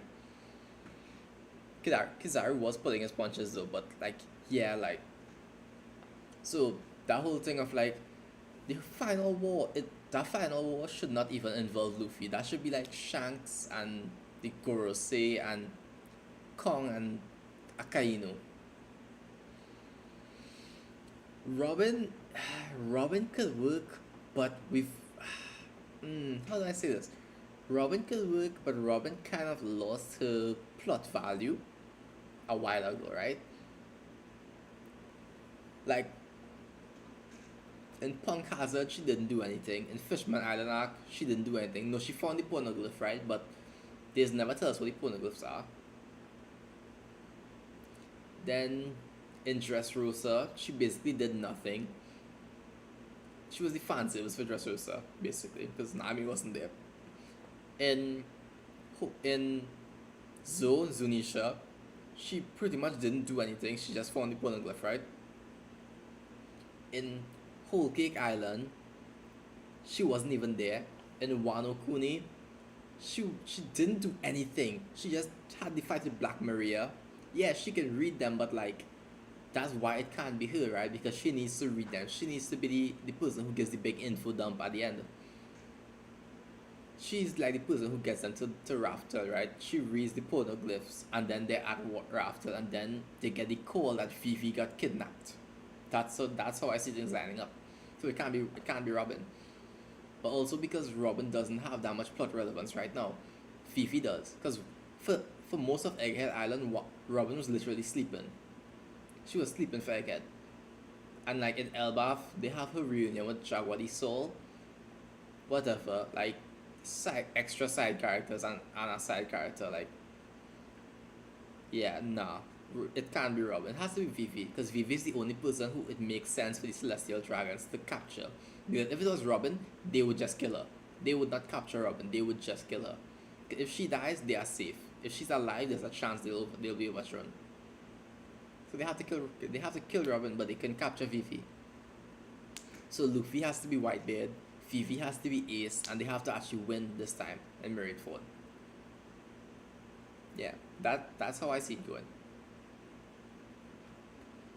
But like I have kind of lost faith in Oda pulling it off because the character writing for One Piece is pretty weak. It's pretty damn weak. Like, and that's because like he wants this big cast, right? The fan base doesn't care about Sabo. That's the problem. The fans don't give a shit about Sabo. No, people still care about Ace, even though Ace was a terrible dog shit character. Ace was trash on every level: writing, design, plot, personality. Ace sucked. But Sabo is worse because Sabo is like half of Ace. Oh, the cherry on top. Well, the cherry on top is usually the finale, right? So okay, I'll go the Sabo thing first. Oda tried to do like some fishing with the fan base when he like had Sabo got kidnapped by the Celestial Dragons, right? And then for the next 2 weeks, nobody cared about Sabo. Like the fan base was like, whatever, who cares? We're on Wano right now. We don't give a shit about Sabo. Or like we on we way to Wano, or it was like Whole Cake Island, right? No, it was Whole Cake Island. Yeah. So we were like, nobody cares, and then Oda was like, okay, so the fan base doesn't care about Sabo, so I'll just make it so that Sabo escaped thanks to Cobra. And he just shoved Cobra under the rug, right? So he's fishing to see who the fan base will respond to the best. Because he did the same thing with Shanks. He showed Shanks talking to Emu, or like the Gorosei or whoever it was, and the fan base was hyped, but they weren't worried for Shanks. He wants to find somebody who the fan base will want Luffy to go and save, right? And that won't work for Shanks because if Luffy saves Shanks, it destroys Shanks' character. Because Shanks' whole thing is that he's supposed to be better than Luffy in every single way. So if Luffy saves Shanks, it destroys Shanks' character. Because Shanks has nothing else other than that. So it has to be Vivi. Okay, but keeping up the pace and quality for writing after you give them the cherry on top. Okay, so the cherry on top is that's it. It is the final piece, right? So for Star Wars, the cherry on top is him becoming the Jedi Master. Well, a Jedi Padawan, I guess, basically, right? So the cherry on top, but that's the cherry on top for the adventure, right? The For the promise, because there's two parts of the Star Wars promise.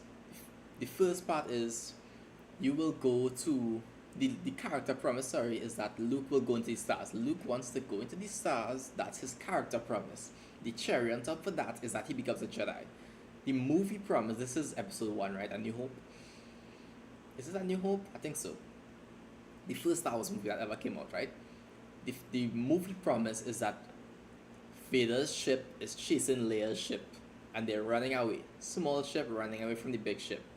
But towards the end, it flips. Small ships attacking the biggest ship ever, the Death Star, right? So the audience is set up to think, okay, Luke is gonna become a Jedi, and they're gonna go onto Vader's ship, and he's gonna fight Darth Vader, or he and Obi-Wan gonna fight Darth Vader. But that was the darkest moment. The darkest moment is when Obi-Wan died, or passed on, right? But the cherry on top is Luke becoming a Jedi. That's the first part. And the second part is Luke destroying the Death Star. Because they said they have to go to the Death Star, right? To get the plans of the Death Star to itself, so the rebels can abandon it, to destroy it. So the cherry on top is Luke destroying the Death Star. So the character cherry on top is him becoming a Jedi. The plot one is him destroying the Death Star. That's the thing, because plot and character are super close, but sometimes they aren't the same thing. So like for God, Horizon's a terrible example, right? Because it's something I know you all have read, but Horizon doesn't have a plot promise. But Deku does actually, so I could use Deku. Okay, so Deku's plot promise, right, is that his character promise is that he's going to become a hero. His plot promise is that he's going to become the strongest hero, right? Because All Might is the strongest hero. This is pretend Horizon doesn't exist, right? So the cherry on top for Deku can't exist, right? Because there is nothing above All Might. And his dream is so simple that there's nothing above it. Because his dream isn't to become a hero, it's to become the next All Might, the greatest hero ever. So he's already at the ceiling, so you can't go above it, right? But for Luke, it's like Jedi is up here, going to space is here, because everybody goes to space in Star Wars, right? So everybody can do this, but not many people can do this. That's basically how you look at it. So you want to promise the audience this, and then give them this. It's kind of a cheat code when you figure it out. Yeah, but Star Wars is a good example. It's the most famous example, right? Because everybody has seen some of Star Wars or read some comics.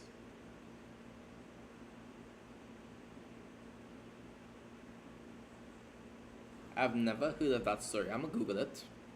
A nascent kaleidoscope.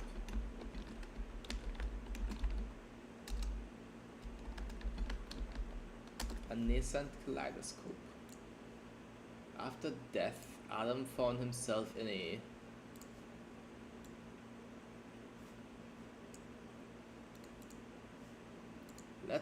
oh my god, no. But yeah, now you get like the whole thing about the cherry on top is you have to promise them less than you intend to deliver. So if you told Luke he's going to become a Jedi from the start, the cherry on top would be like him beating Darth Vader in the first movie. That would be the cherry on top. He's going to be the strongest Jedi ever. Exclude. Do you all not like harem? What do you all think about harem? Fate DXD. This is good. This is a very high barrier to entry. A very high barrier to entry. So, pro tip: if anybody is trying to write a fanfiction ever, right? If you use Fate, you will drastically limit how many people can read your story, because there are millions Fate series, And most fanfiction writers try to blend them and overcomplicate everything. Yeah. So most people stay away from Fate, even like Fate fans don't want to read Fate fanfictions. And most people assume DxD is gonna be all smart, like you're gonna write 50 Shades of Grey. So this mixture, this combination makes it very difficult to get an audience. He's doing good though. How much? Like 500 chapters? Yeah, that's why. 500 chapters. Yeah, of course. Like you'll get an audience. Honestly, the DxD one probably helps, right? Because this one purely limits your audience, but this one brings in all the horny people. And there's a lot of horny people on Web Novel. So if you have DxD, you're sure to get like a couple million views. And if you keep it going for 500 chapters, you'll get 30 million views. He's at 26 right now. That's good. But let me see. Even more than the lands before, I did not like it here. Okay, so this is a third person POV or first person point of view. I already don't like this. Is a multiverse or multiple world story. Okay, it's really good exuding the harem. I enjoy the harem and the ant force. Yes, me too. I don't like the DSD first, not gonna lie, me too. The MC has true magic and can go to multiple different worlds. Okay, that's not good. The problem with multiple world stories, right? Okay, let me open a thing here. The problem with multiple world stories is that they usually do this.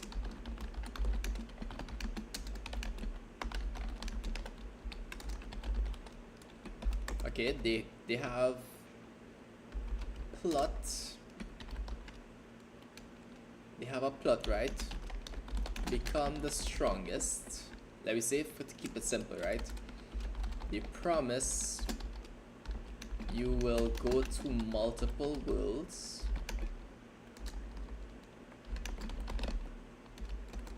The payoff,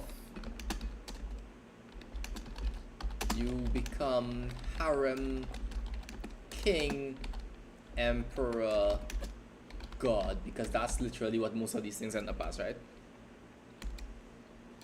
The grammar comes naturally, but Grammarly certainly helps.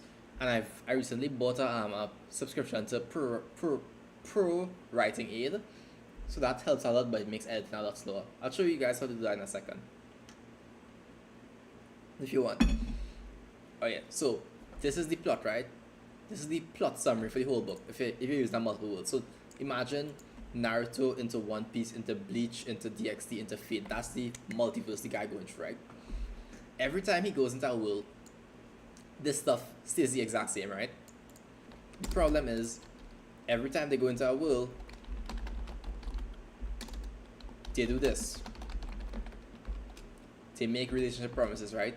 So if they're going from Naruto, they get Hinata and Sakura in the harem, right? And then they go into One Piece, they get Robin and Nami. Then they go into Bleach, they get like Renkiku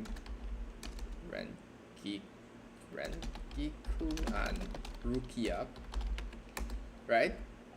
And they keep doing these, but every time you do one of these relationships, you also have to do this. So, because a relationship is an entire plot by itself, right? A romance sub-arc is an entire plot by itself. So what a lot of them do is they focus on the world, right? They have a relationship with a harem, and then the girl either stays behind, and if the girl stays behind, it completely destroys why they even went to that world, because most of them focus on the romance part of the new worlds because they want to meet all the big titty characters, right?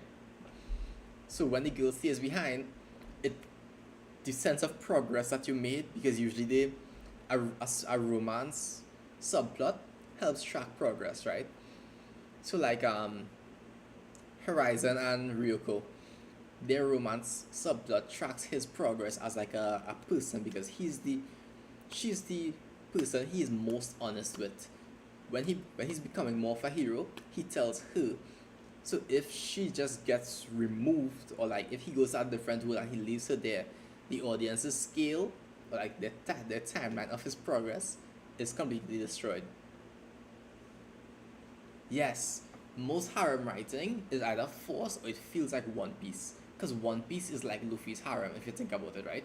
Because what a harem does is they introduce a girl, she becomes the second character for the arc, like this is the main character and her for the whole arc, and then she just joins the pile afterwards, which is what Luffy does, right? After Nami got rescued from Arlong, she barely had any moments, any like big story defining moments, right? And then like the same thing for Sanji, Baratie goes to the background. Zoro always gets some spotlight because his dream involves combat and it's a combat anime. So he gets some spotlight. But like Chopper, come on bro. We got like Whiskey Peak for Chopper. Then we got what was it? Monster Point.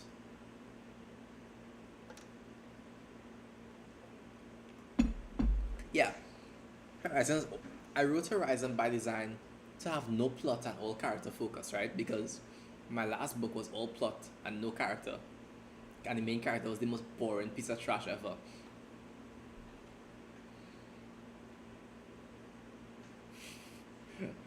Yeah. But like but this is why a lot of multiverse stories fail because of this stuff. They always reset the timer. And honestly, a big part of why harem fails. Yeah, a lot of people prefer Horizon to MHA. Yeah. In my last book, my Elementalist in a Dungeon, they preferred that to Damaki too. But that's because I always pick a story that like has a problem and fix the problem, right? So the problem I saw for MHA was that no, I'm never gonna make a DXT. No, I don't know enough about that universe, and it's not interesting enough for me to do it. Also, DXT is like pure wish fulfillment. I don't like that kind of thing. Oh, but this is the part of the harem that usually kills the harem vibe, right? I love you, but I will also love other woman in the future.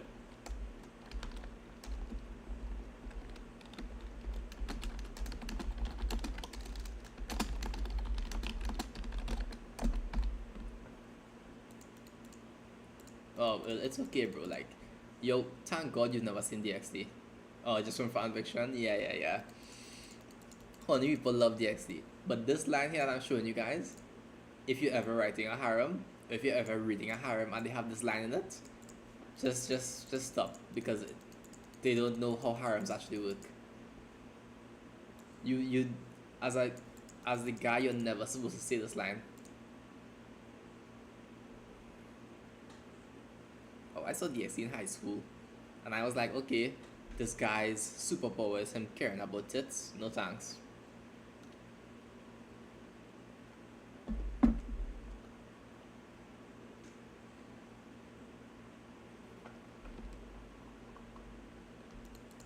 But yeah, if you ever see this line, just know that that person does not know how to write harems, does not know how they work. Because romance is supposed to be subtle, right? So like Horizon has never called Ryuko his girlfriend, right? But he acts like it. Later on, bro, it becomes trash on like episode 3. It becomes trash when bro wakes up in his house and the entire house is now a mansion and his parents just go with it and pretend like that's normal that they rebuild the entire house around them overnight. Like DXD has no saving grace. None.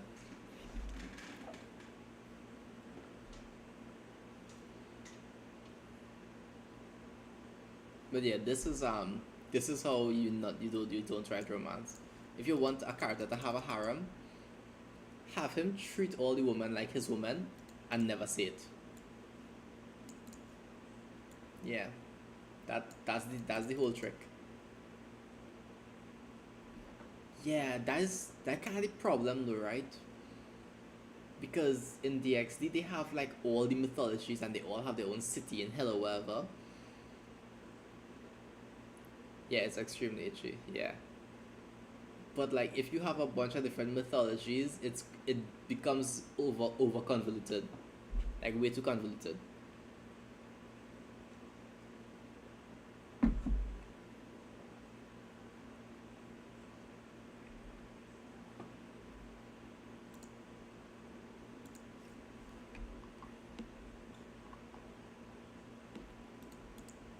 Where I lost it for the DXT was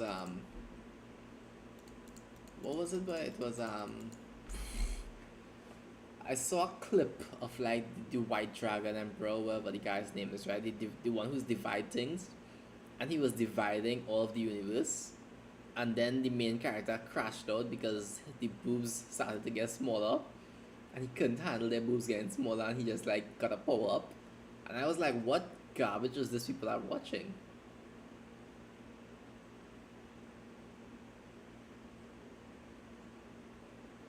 Yeah, and no matter what direction you go, it'll be up because the regular show is just so much garbage.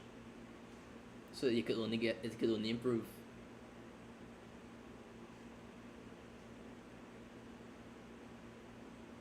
Yeah, yeah. The thing with the divide and the boobs had to get small and crashed out. Yeah, I was like, okay, that's I'm never going back to the show. Cool. Oh, this is my Pokemon story. I mean, honestly, the most of the plot is here. For like the first two regions, I just, I just I'm not sure what to write next. So yeah. Um. Okay. Funny enough, right? If you study writing, but you don't study, but if you study writing, you'll become a worse writer. That's the general consensus. An English degree will make you a worse writer. The best way to study writing is to actually write.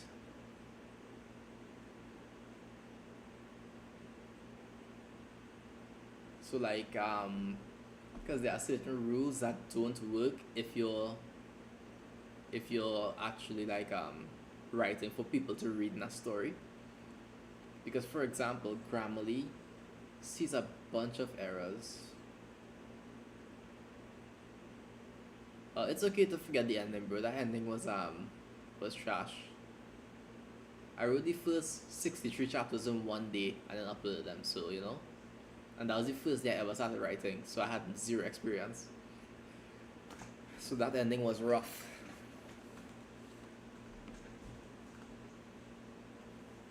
But yeah, at least you finished it. It started like Skyrim with him in the back of a cart, waking up with no memories.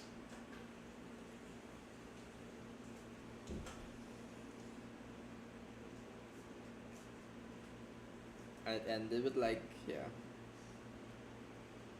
Where do I see the other fix? What do you mean?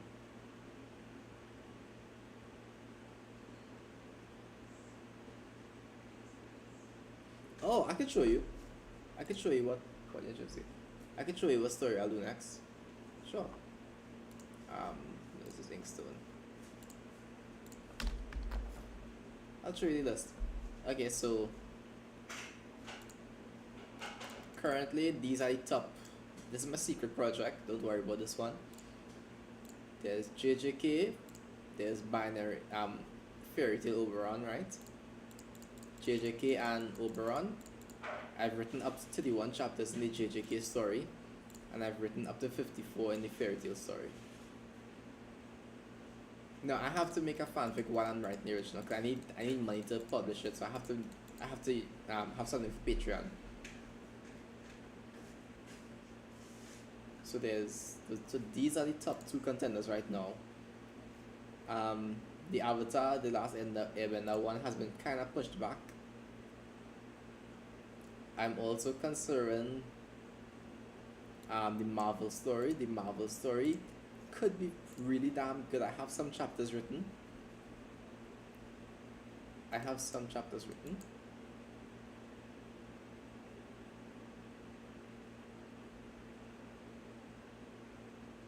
I only have oh, my Scribble Hub only has Horizon. because I would have to upload like all the chapters, all the 300 chapters of Elementals onto it if I did that, and that's just too much. So that's why I always say my main 256 chapters. I always say my main thing is web novel because it's easy to have it all here.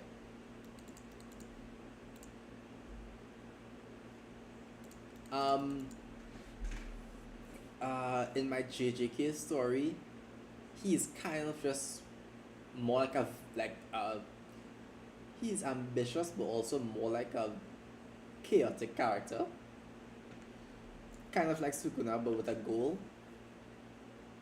In my fairy tale story, I'm aiming for something more like Superman, where he's like actually hopeful and like he's the hope of fairy tale.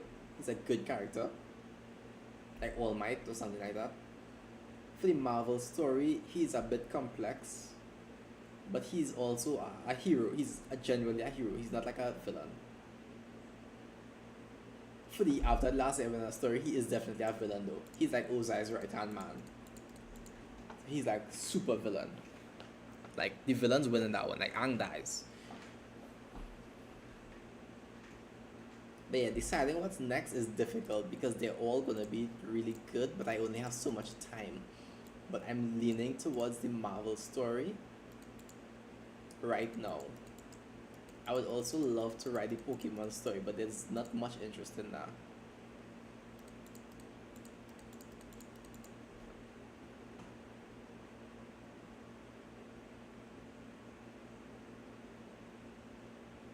Yeah, well, he's Fire Nation, so Aang dies. Gravity Control. I was trying to make a character like that, but I figured explaining the different ways to use it would be hard, like ripping someone apart by telling it gravity difference.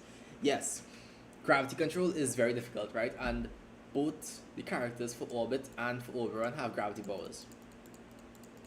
Yeah, because Orbit, his whole thing is gravity, right? He is Graviton. He's a mix of Graviton, Mr. Fantastic, and Blue Marvel, right? He's Graviton's powers, but they're smarts. Orbit is cosmic, so he's gravity and light.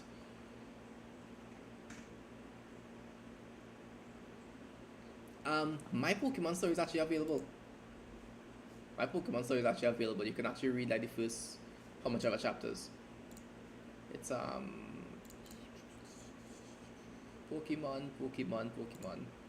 Right, it's here. The first few chapters they're pinned up here. You can just go in pinned and you can find them. So yeah, they're all available right here. I'm not sure how much I actually have written for it. I think I have more written for it. I have 8 written. Yeah.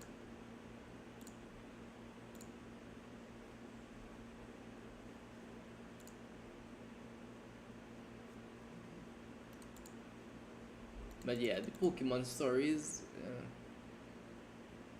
Yeah. You did not have a Discord. How do you find me? Oh, from the YouTube thing. Oh, the link is in my I'll drop the Discord link in the YouTube chat.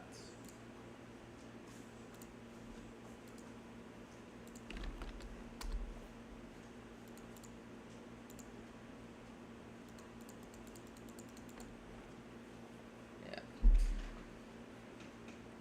But yeah, I have a lot of the first chapters of my stories in Discord. I think I have like the first 20-ish chapters of Oberon in there. And I know for sure I have like 55 chapters here.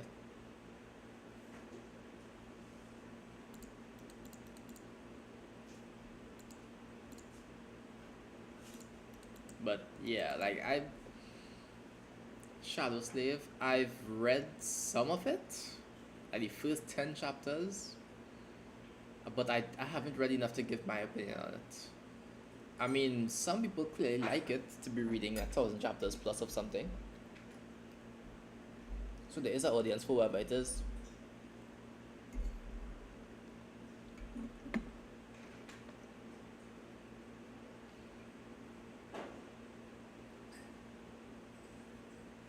I mean, Shadow Slave.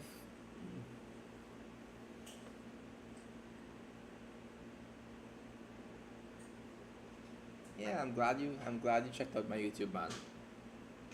I'm at 74 subscribers right now, which is pretty damn good. Started Sunday, all organic, nice.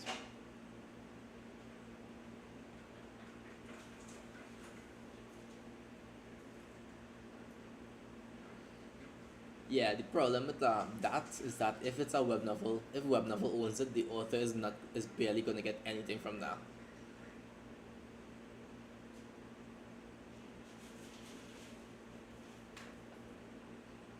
This is the thing with web novel, right? If your book gets big enough to get a deal like that, they'll usually like give you money, of course, right? They'll obviously give you some money because they don't want you to bad dog them when you're on the big stage. But most of the royalties goes towards web novel, and what you can capitalize on is that your name is now famous. So your next book, you don't need web novel. You can just write it independent and collect all the royalties. But like, right, but writing like 1,000 or 2 or 3 or 4,000 chapters just to get your name out there, then to collect royalties from your next book, that's a bit much. You could have spent like half that time and written like some actual novels.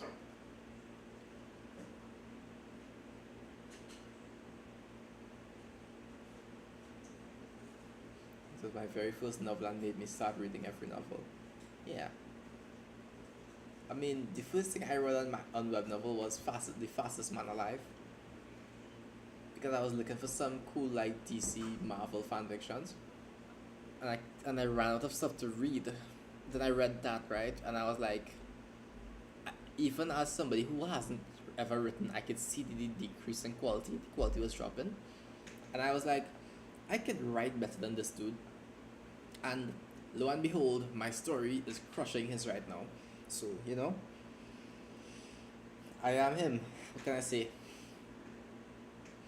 But I'm glad they're successful. The Lord of Mysteries guy and the Shadow Slave guy. Every story has an audience, and they found theirs. And it just might not be my taste. Although some of the reviews, I've read the reviews for like Shadow Slave. Some of those reviews are like, even if I was kind of interested, reading some of those reviews may have made me hesitant to like read the book. Because a big problem you have with these books, right, is that every few hundred chapters, if so much, the author will make a character decision that just completely alienates the audience. Like if Horizon suddenly yeah, I crushed him. Like it's over. Like I'm at 12 million views, 26,000 collections. He is not there. Yeah, 4 million views.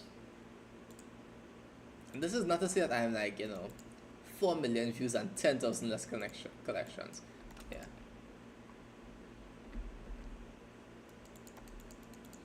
But like that's the difference, right? Because if you're writing as a hobby, you can afford to like take it easy. But for me, when I started and when I saw that this was like a career option, I was like, okay, I'm just gonna learn everything I can and write as good as I can from this point onward. So like most writers you read, like fan fiction writers, they're doing this for fun. But for me, this is a job, so I have to take it more seriously. I can't afford to like half-ass it. I have to do everything as if I'm getting paid for it, because in a perfect world I am getting paid for it. And like I'm gonna go play this.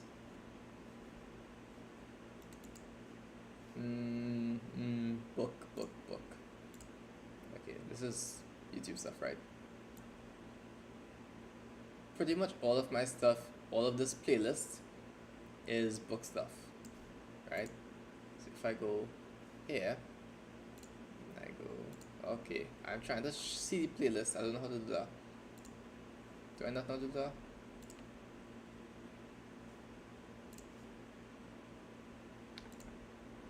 Okay, I can't see the playlist. But like there's stuff for like all this comic stuff. Do I read any fan fiction? Yes, I do. Some. All this comic stuff, all the Star Wars stuff, all this Dungeons and Dragons stuff, all the One Piece stuff. This fight, especially, every time I'm trying to figure out a fight for Horizon, I use this fight as an example because this is the fighting style I gave Horizon, right? I saw this clip and then I decided how Horizon would fight. Then I decided to give him teleportation. Do not ever give your character teleportation. It's a pain in the ass to write. But I hate myself, so I did it. This is my current thing.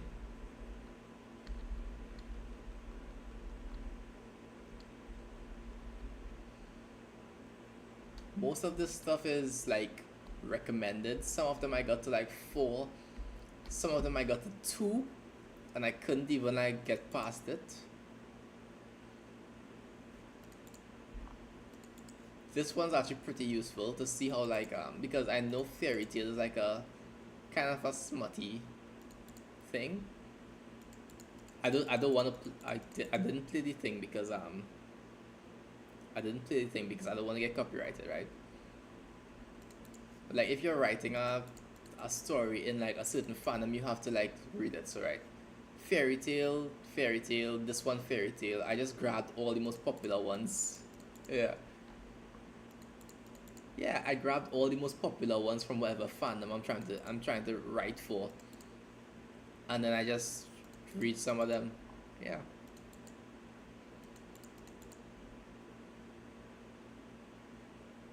This one I want to read, but like I just haven't found the time, man. And this one is hard to read. Oh, this one I got all of 2. I got all of like I got past chapter 1, and I was like, okay, I understand what the Fairy Tail people need in my book. And I was like, okay, I understand it now. I have a few One Piece stories saved. Like I have this one saved, and I have this one saved, and I have this one saved. This guy wrote a One Piece story I actually like. Is it him? No, I don't think it's him. I don't think it's him. No, it's not him.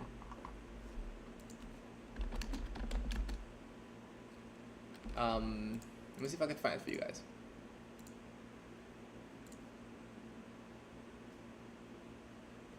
Where's my reading list?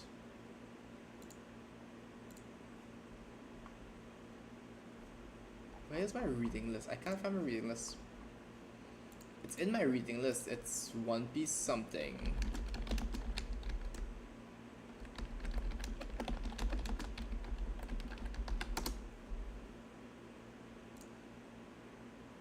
Is it this one? One Piece Dream of Immortality? Something Immortality. Is it this one? Is it this? No. No, it's something along these lines. I don't know, the guy had like some distortion fruit. I don't think it's One Piece Path to Power.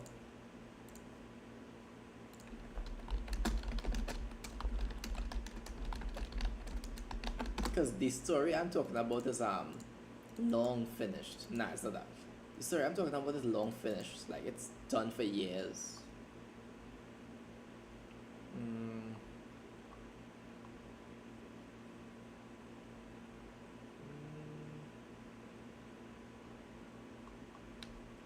Yeah, it's been done for years, so it's probably gotten buried under all these. But then again, that was when that was before I began writing, right? So now that I've actually done some writing, I can't read a lot of the stories I used to enjoy. The Star Wars one is okay, I guess, but other than his emotions get me half the time because of the new body. Is he to be in my library? Or Sign of the Sun? That one? Oh yeah. I haven't even gotten to that part yet. Oh nice, before Luffy.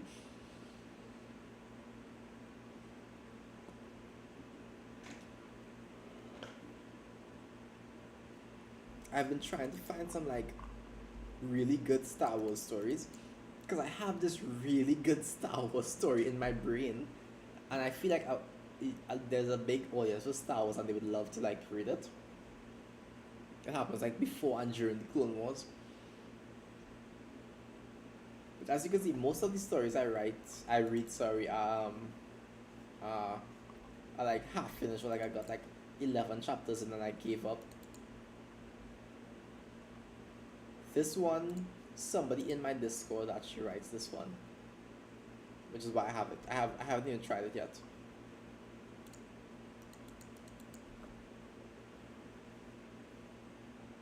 Yeah, the Star Wars one is a crossover. Yeah, which I thought was interesting because I have a Marvel story here, and I also have my Star Wars story, Equinox, right? And the Star Wars story is here.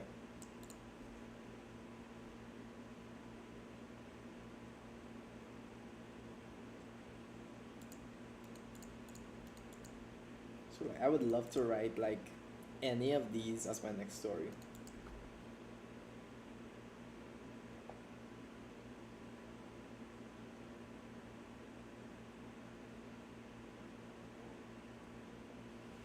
I think I might end up in the Marvel story, but I'll have to hold a vote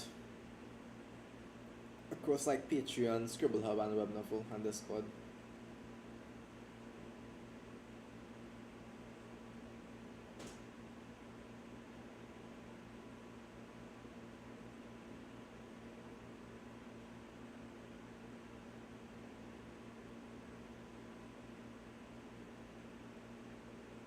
There's just so much to write and not enough time and energy.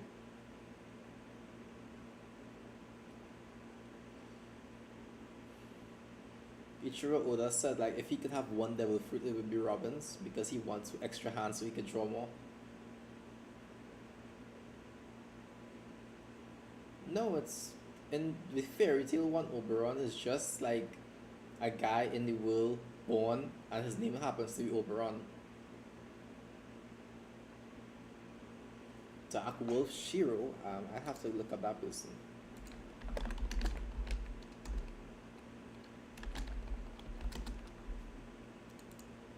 Who the hell is Dark Wolf Shiro? Is that like, do you have a name for like one of the actual stories?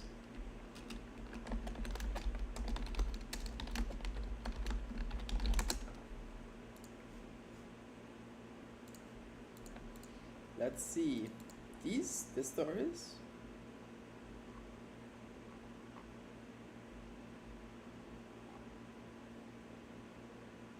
Is this like a translator?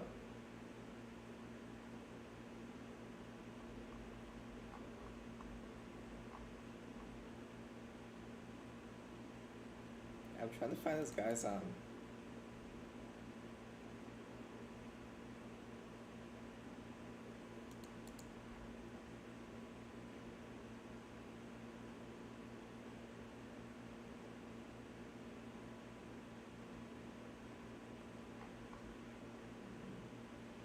yeah, I don't really follow translators, bro.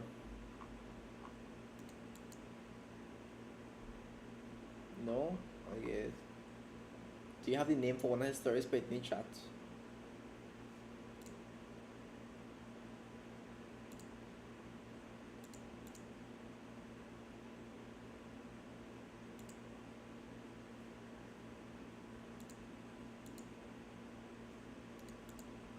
If you have the name for any of his stories, drop it in chat. I'll take a look at it.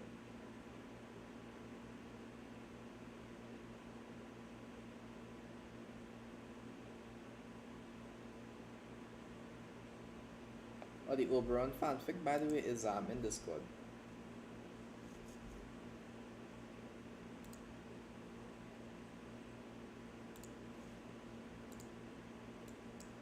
Yeah. I don't even know what this is supposed to be, but like ignore that. The Oberon fanfic up to 10, 11, up to chapter 20 is in Discord, in the Oberon chat, in the pinned comments. Just check the pinned comments. I've never even heard of Invisible Dragon. Sounds like a sex move, the invisible dragon.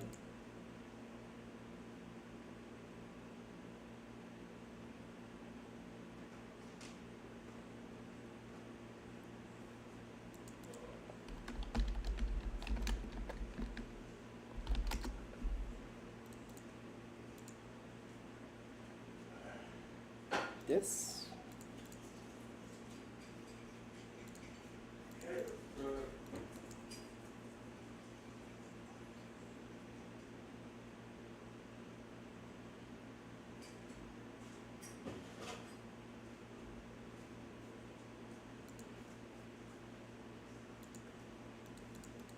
Would you like one?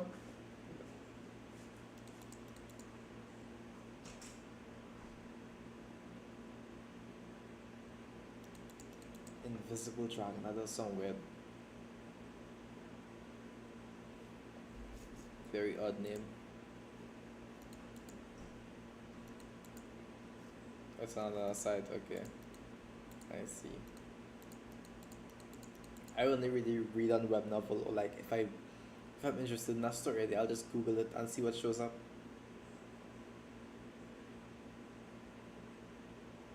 I do like dragons though. I mean, my original story is about a boy becoming a dragon. Dragon Knight.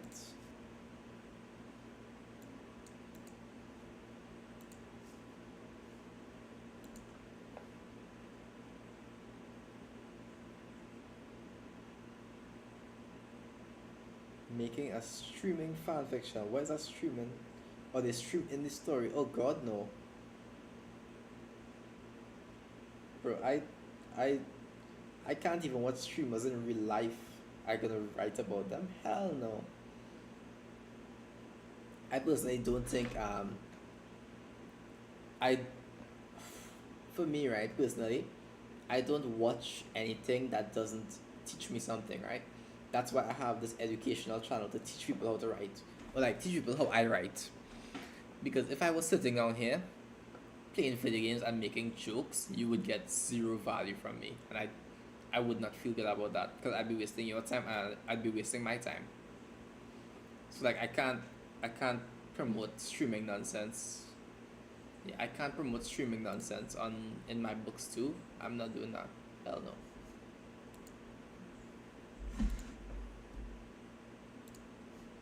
Invisible dragon.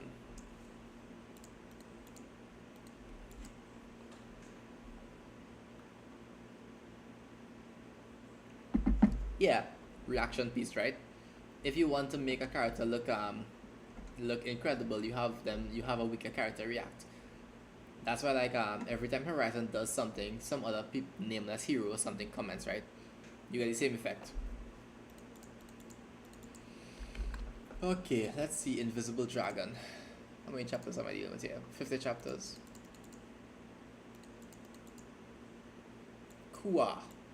Is this the role? Is the name? I assume it's the name. Oh, it's a collection of short stories basically. Continue. Wow.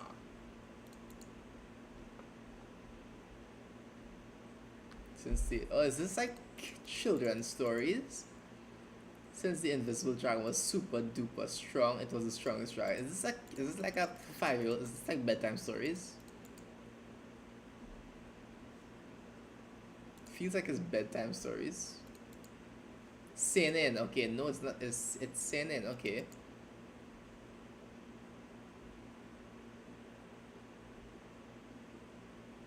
Sex seduction. What race? What? What? How? It's written like it's for a 5-year-old.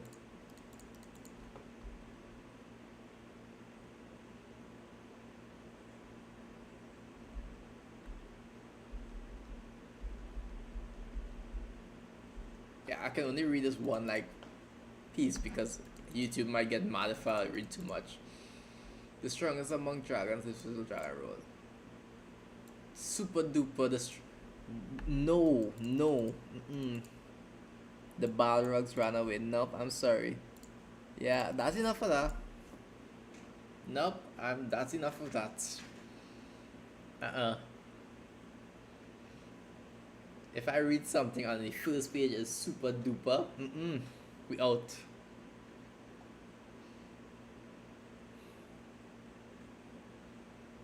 That's just not how that's happening.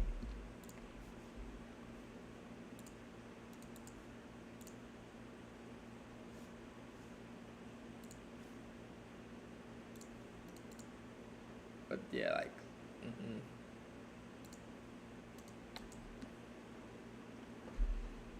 But if like I don't know, like how do I do this? New tab. Okay. The Invisible Dragon seems like it's just two. Is the first chapter was just two dragons fighting, right? So it's like.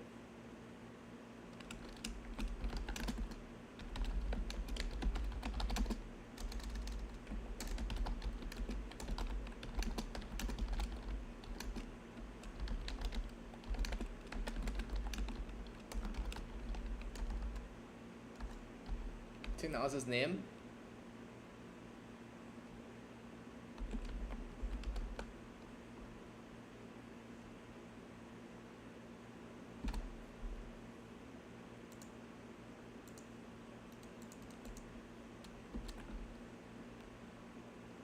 Yeah, it is dog shit. Like, it's super duper. No, that was written for a 5-year-old. How do we written for a 5-year-old? I can't even remember what the hell it said. Like, all I remember it was super super duper strong. Yeah. Like from what I remember, this is already better writing than that shit. Like what? Like, nah. If you put that in pro writing, pro writing, it will have a meltdown. This is the thing I bought, by the way, right? So you can see like it's 88% goals now, right? Oh, this is spoilers for like chapter 352.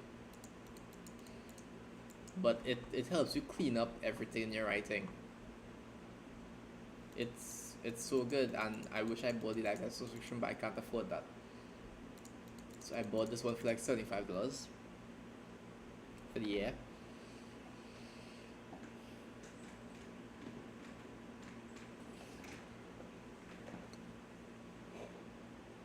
And editing with it slows down my writing a lot, but I mean,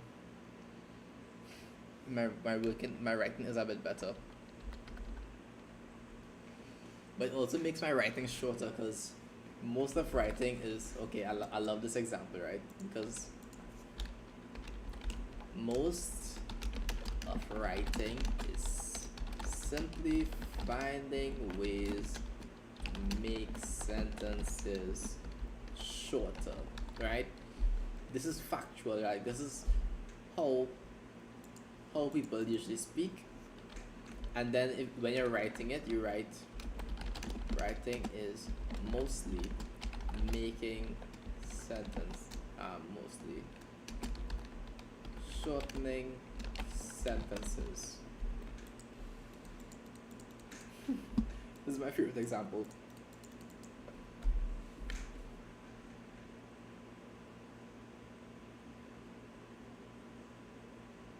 Invisible but handsome.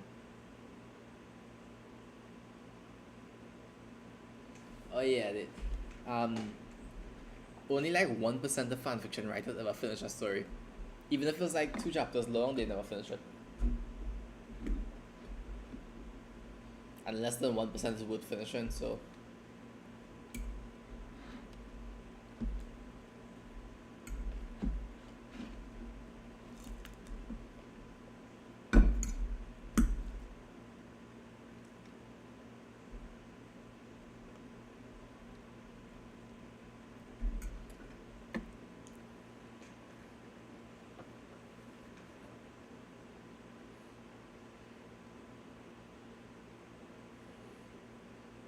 I think there's like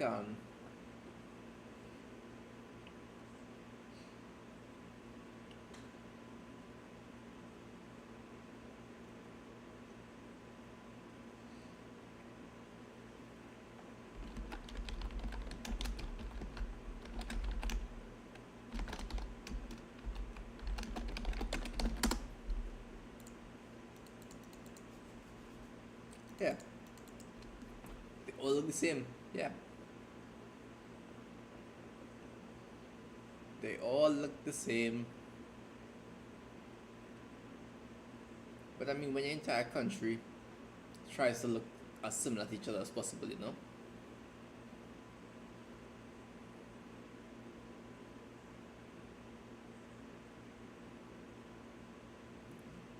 Nah, I like ending stories.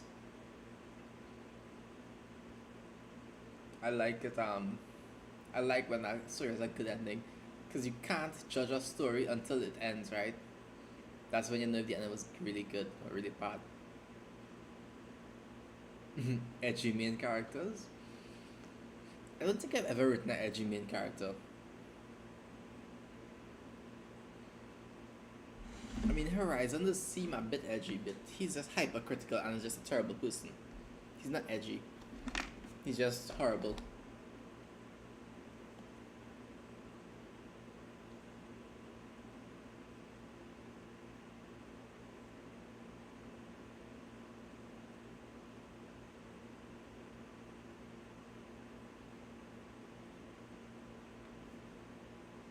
Always God, the MC's always God's gift, and yeah. Um, they definitely have a problem with Mary Sue's. Like Eastern Fix definitely have a problem with Mary Sue's.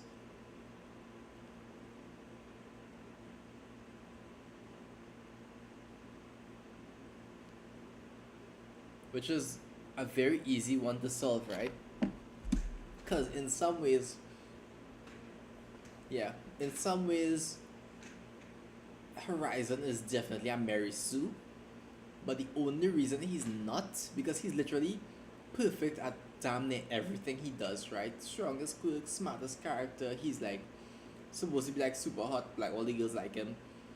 He's rich, you know. He has everything. Ah, yeah. Or they instantly got like the spirit pill, the blue pill of like heaven or whatever.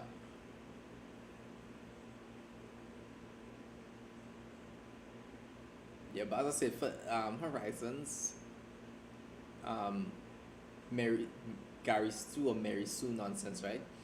If you have a character be a logical opposition, it destroys that, right? So if any of these cultivation novels had like a somebody who's going like oh, you can't do that because you know they need that for so and so and so and so, and the main character does it anyway and makes the main character look like a bad person, and it shows that not everybody in the universe agrees with him. It it suddenly makes him a lot more realistic, and he doesn't feel as like as much as like a god's gift to the universe anymore. But what one thing I also hate is like the steroids, like cultivation novels, like they worship steroids, bro. It's like, here, take the sacred pill of the heavens, and you suddenly become 10,000 times stronger. Like, have you never heard of working out? Because like in the West, we glorify hard work in stories, and we have the underdog stories, the zero to hero stories. But in the East, a lot of it is inherited. So like if your ancestors were dirt, you'd be dirt. If your ancestors were gods, you'll be a god when you're born. So it's very like culturally different. That's why it works for them, but sometimes we don't like it, and sometimes our stuff works, but they don't like watching a weak main character get stronger. They want them to be strong. So you know, it's just like a culture thing at some point. But personally, I don't like when main characters take shortcuts. Like, you can be the strongest person in the story. That's fine. Like Horizon is the strongest person in the story by like a mile. Maybe not a mile because Star is right there. But like he's strong, but he has people who are willing and ready to like tell him to like that he's a piece of shit. And he needs to like stop whatever he's doing. And that is enough for him not to be a Mary Sue.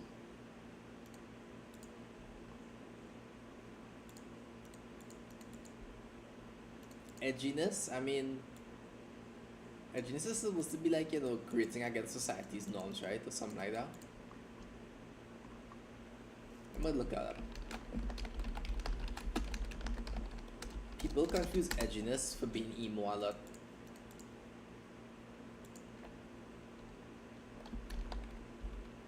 Urban Dictionary.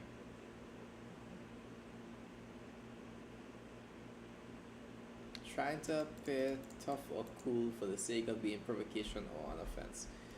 And yeah, you're trying to grate against society norms in one way or another, right? Yeah, it's edgy when it's not authentic. It's edgy when it's not just who you are as a person. It's edgy when it's like a facade. So a big thing with characters is that you can write a character who's the most horrible piece of trash. Like you could write the biggest like city boy, like playboy character if he's confident and self assured in his behavior. Like this is why hey man, welcome. How Roberto da Silva Arahu Aru Arau? I'm sorry, I've been feeling Spanish for like my whole life. Roberto, welcome. And good evening to you straight from Brazil. Hey, I'm glad you were reading it, man. I hope you like the story. Yeah, it's currently midnight here.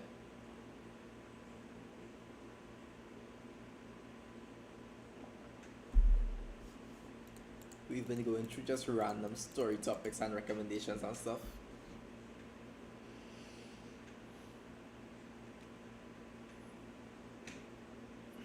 I'm planning some Horizon stuff, but I think I'm done planning the Horizon stuff for tonight. I think I wrote enough. Like all this stuff I think is good for tonight. I just have to actually write it now. Don't forget to like and subscribe.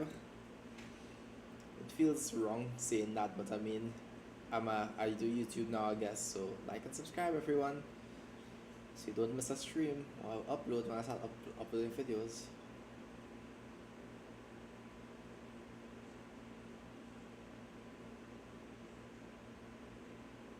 God, this is so surreal.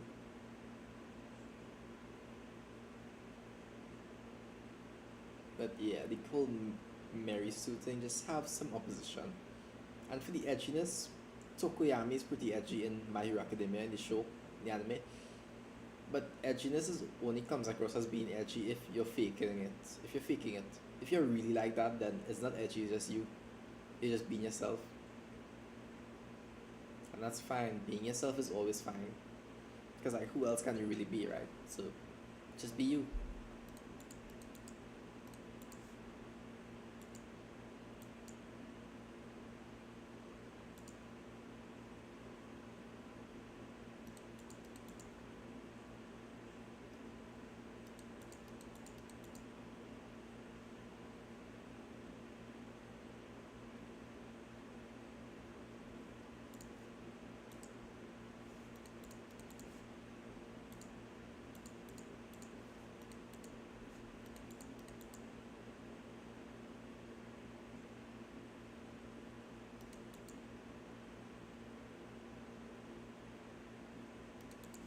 Avengers fic, Godhood for Dummies. Is that the 10-step guide for omnipotence?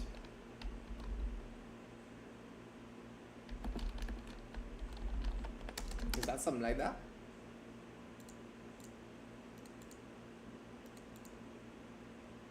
Godhood for Dummies.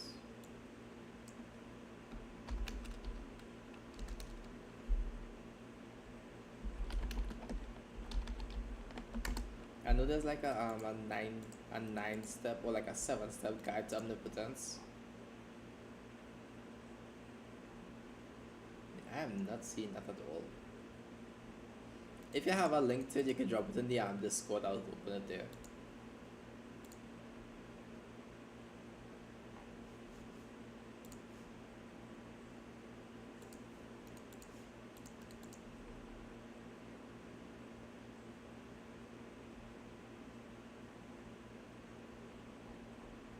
I know Marvel has like a 10-step plan to omnipotence.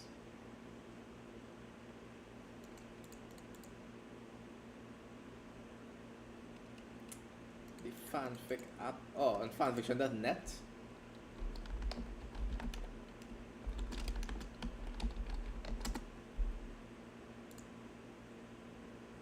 Got it.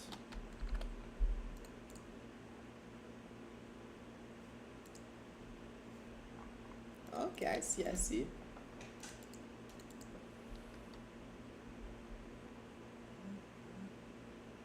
I like this one. I own all the verbs, adverbs, and conjunctions. There should be no adverbs, sir. There should be no adverbs. Why you have adverbs in your story? I see that as a guy who loves adverbs. I love using adverbs.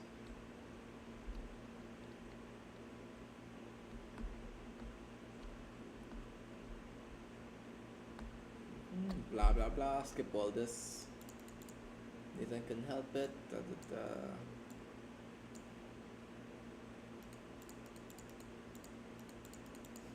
Okay, he already split from the Ravagers. Pink humanoid thing. That's the girl. One of the girls Peter met at like one of the Zandari. Zandari woman are pink humanoids. Yondu Ravager clan. Morag. Okay, he's going for that. Yeah, nobody cares about this stuff, bro. Skip it. Of course, I feel it because it feels so sad. Yeah. Okay, this is what you don't do, right? This whole section here, hold on. I'm gonna just highlight it. This whole section here did not need to be here. This just had to be Morag, a destroyed flooded world, right? And then you go to the next part. That whole section didn't need to be there. But I mean, it makes sense why it's there because like he's going for the whole epic fantasy feel, well, epic sci-fi feel, right? So every time you touch on a new planet, he'll give you some like details about the planet so that it makes the universe feel bigger. But something about writing fanfiction is that if something exists in canon, you don't want to over describe it in your story. So like I don't over describe UA high school, right? Because everybody has seen it in the story. So I'll give like some bits and pieces of what you absolutely need for the story. But aside from that, whatever. So like Morag, which is the planet where Peter Quill finds the Power Stone, right? Infinity Power Gem, Power Stone. We see it all of 3 times. We see it when Peter Quill goes for it. We see it when War Machine and Nebula go for it. No, that we only see twice. Yeah, it is a word count fill-in, right? That's exactly what it is. But it's not intentional, right? It's written in a way that he has the good intention. He's going for the epic sci-fi feel. Every planet has its own backstory, has billions on it, it has its own life. And the character is a small person in the big universe. It makes sense and it's a good writing approach. But for a fan fiction, you kind of have to assume that if they're reading about Guardians of the Galaxy stuff, they know what Morag is, they know what Quill went to get there, they know what the planet looks like. So just say of a dead and flooded world and once housed billions, and then you go to this part here with structure found and analyzing path, right? And then you get the story moving. If you have time, I'd recommend it. I enjoy the new concept of it, and it's a way it's progressing. Yeah, it looks fun. It does look fun. But that's just something I want to show because this is an educational stream, right? So I want to like teach people things if I can. But like, yeah, when you're writing fanfiction, you can cut down on the info dumps way more. I kind of don't because I'm trying to alter things in a way that makes it fun to read because I'm practicing for when I go pro. But you don't want this, and you definitely don't want this. You do not want this.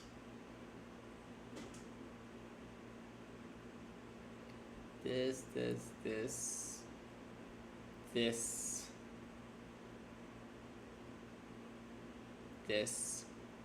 Okay, all of this could have been cut out. All of this could have been cut out. Right? And then you would get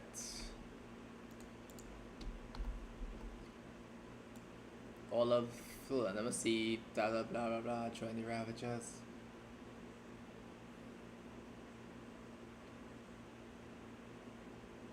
All of this, hold on, wait. All of this could have been cut out too. So basically 2 pages of content could have been cut out, right? and you'll notice this, right? So all of this, and it could have been resolved in like 2 sentences. No, for fan fiction, right?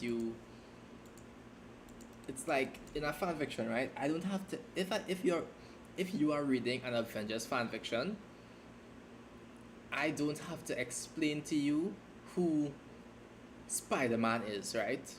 It's like how every time you watch a Spider-Man movie, they kill Uncle Ben and you're sick of it, right? Or every time a Batman movie happens, they kill his parents and you're sick of it. So the last Spider-Man movie, they didn't show Uncle Ben, and the last Batman movie happened a year after after he became Batman. So we got to cut all the boring stuff people are sick of seeing, and we got the good new stuff. That's what you want.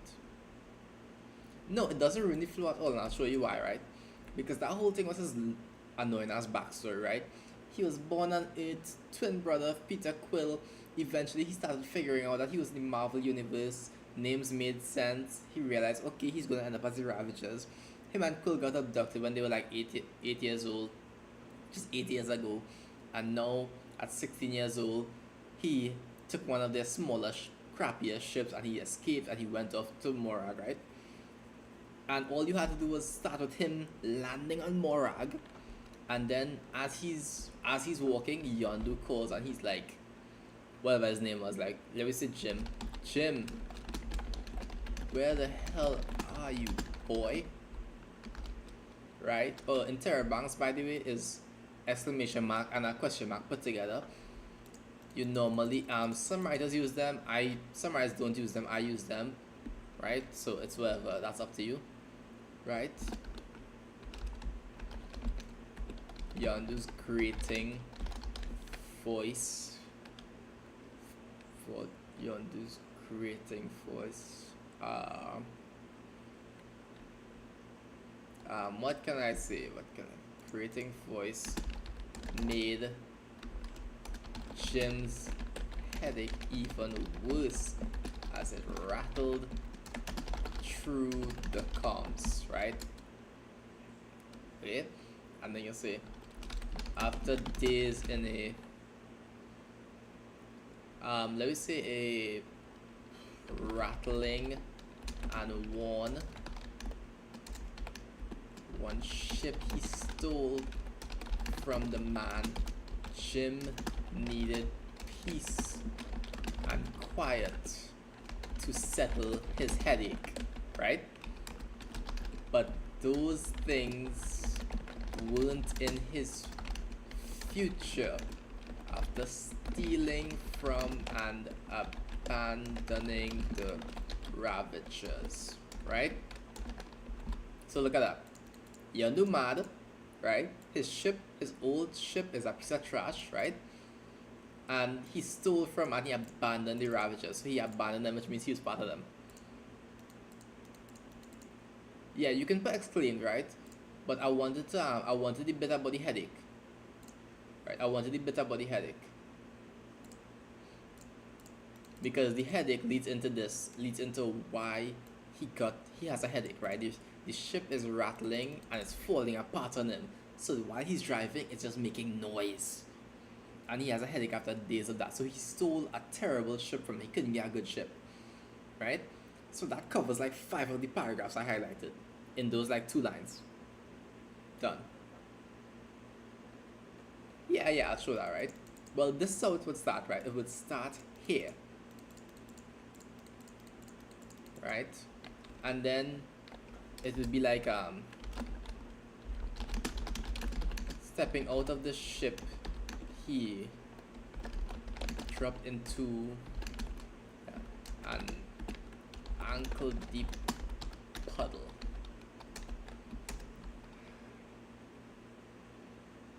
An ankle deep puddle, feeling the water in his socks getting on, let's say, his last nerve, right? This is just a very rough thing, right? Last nerve. Great. A flooded trash pile. A flooded planet. A flooded planet and what would you call Yandu? What an annoying Ravager in my ear. Just what I needed, right? He sighs, and Yandu goes, flooded planet. Where the hell did you steal that ship and run off to? Don't forget we have your brother. Y'all may not look alike, but you're twins. So how about I test if you feel what he feels, right?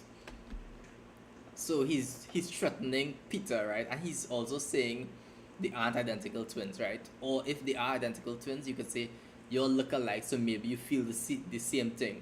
How about I test it, right? And at this point, you can have the main character say either go ahead or it doesn't work like that, right? So he'll say, go ahead, it doesn't work like that, right? As he hangs up. As he hangs up, well, he cuts the call, right? Because there's no phone. Cuts the call, and looks out at Morag. A dark and damp world, broken and flooded, drowned and broken and flooded, abandoned by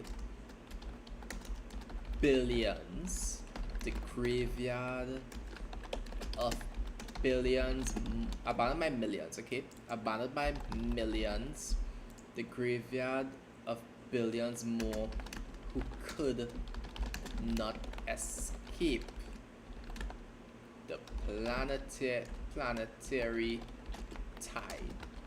tide storm, right? It's not ocean storm, it's a tide storm because it's in space, right? Boom. So we got a backstory of Morag. It didn't take 3 paragraphs, it took this. Literally. It literally just took this, right? And I've already set up this flooded planet, right? This flooded planet, where the hell do you steal my ship around to, right? So Yandu has a way to know exactly where the hell he is, right? And then we say Jim is his name, right? Jim, whatever, activated his, put on his light, turned on his nav computer, and light, walking carefully across the black, the dark and shattered rock as water splashed and rained around him.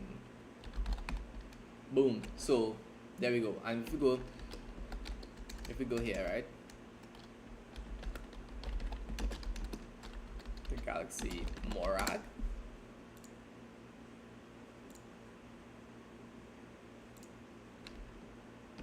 God damn it. Trying to get a open image in new tab, right? Right. That is literally what I described. It's dark rock, he's walking through it, water splashing, it raining. So it's literally Morag, right? Right. He looks up at the forever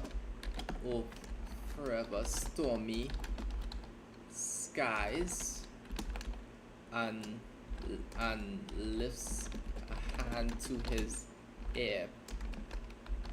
Okay, he had like a AI companion, right? Right, so let me say I'll just call it Jarvis, right?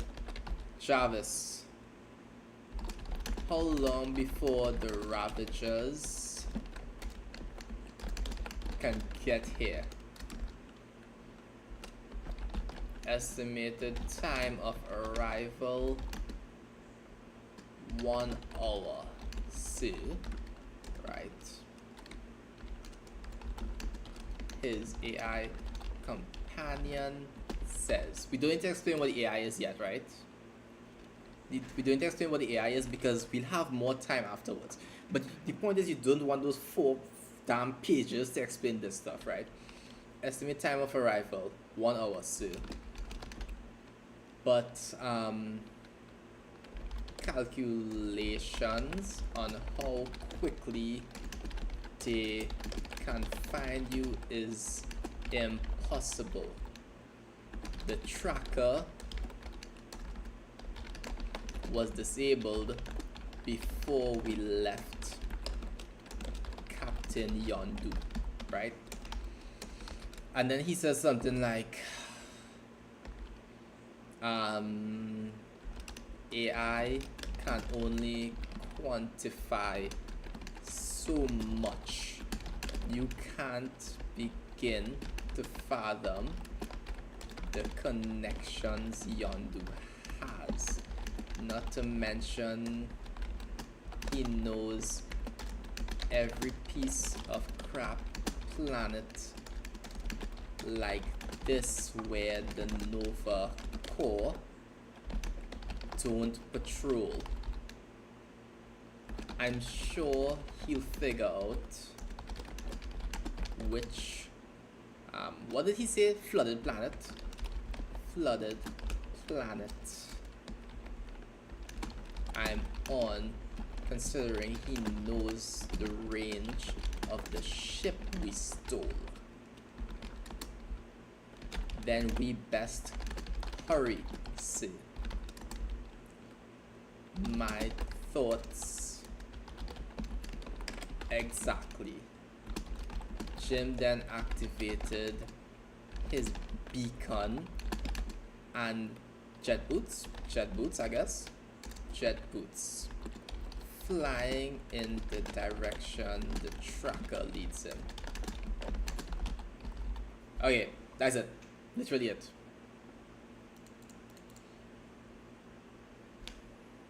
So you don't need like is this it? Yeah, you don't need all of that stuff, right? And I would have cut what? Oh my god, I'd have cut so much. Like from here all the way down to here.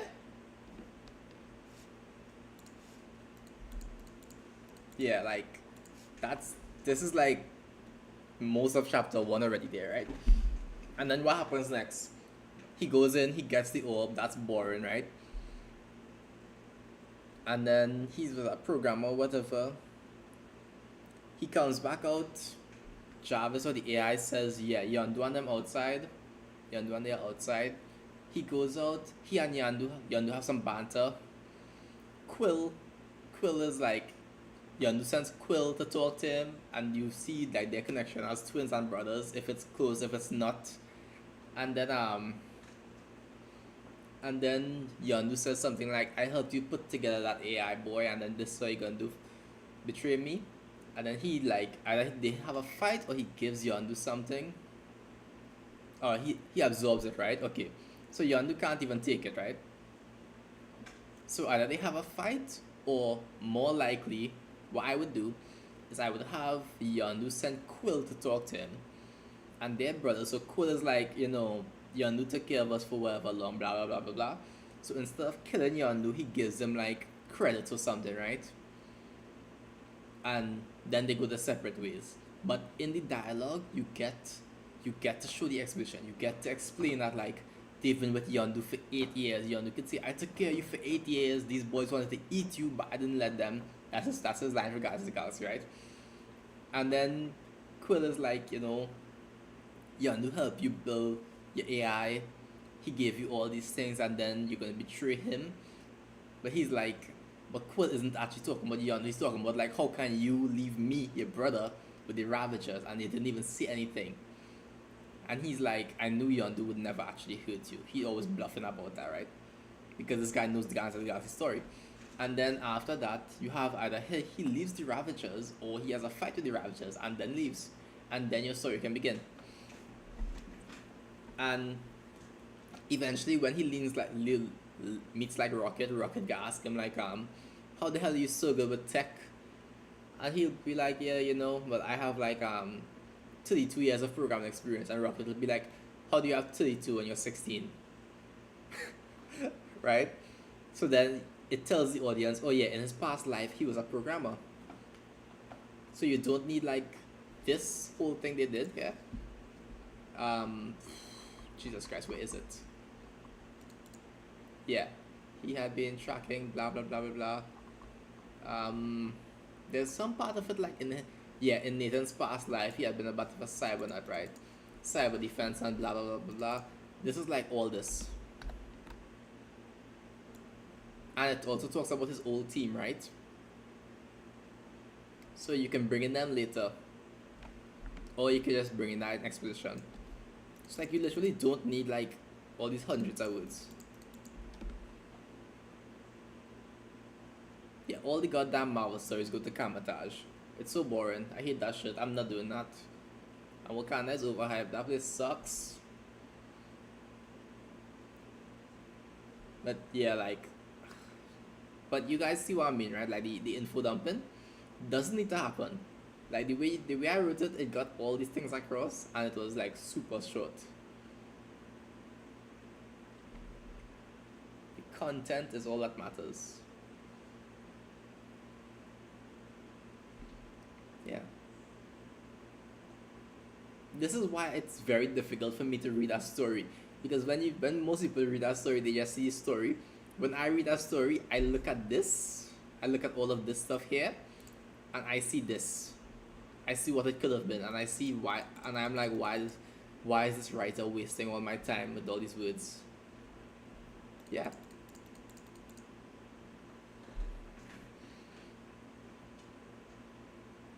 This is why, like, I'm confident, like, any story I write that I choose to write next after Horizon is going to be like peak. Yeah, it's going to be good.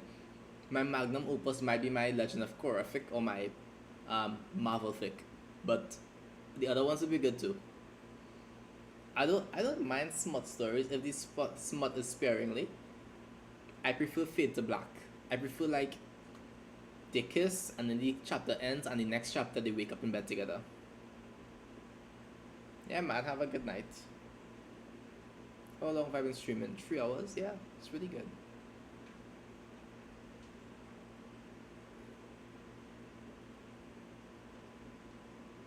Yeah, I'm glad I got to show people some tips in the stream.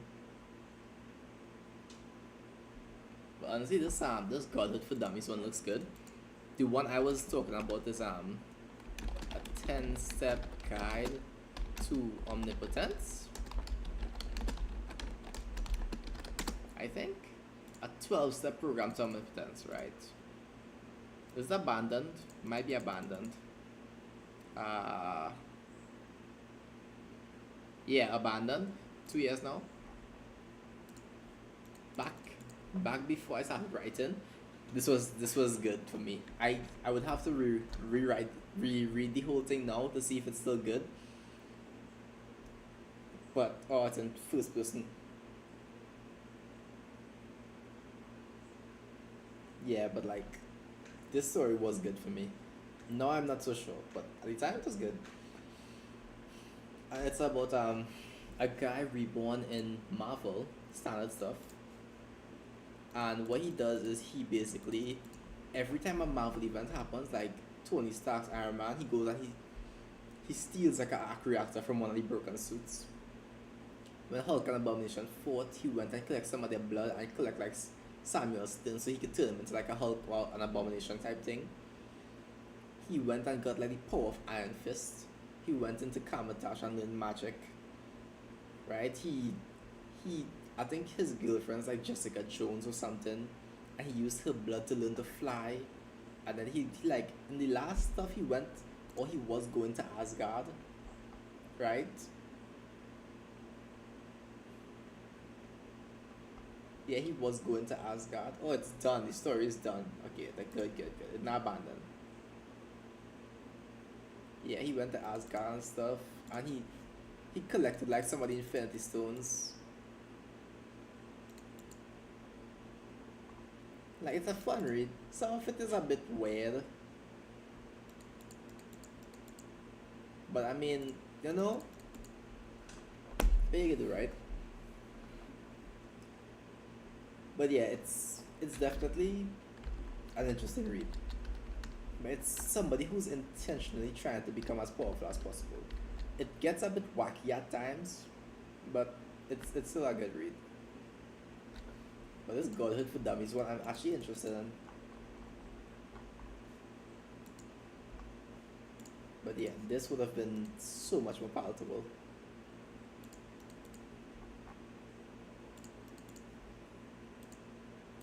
Although I'm trying not to do that too much. I don't wanna I don't want to become the guy who just goes around insulting everybody else's stories.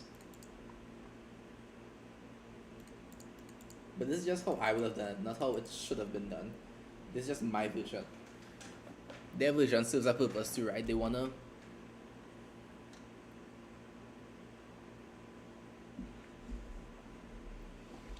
the Godhood for Dummies is starting to get interested in chapter 19 and 20. Should be interested in chapter 1, bro. I mean, blah blah blah. Okay, here. This is the part where he gets you up.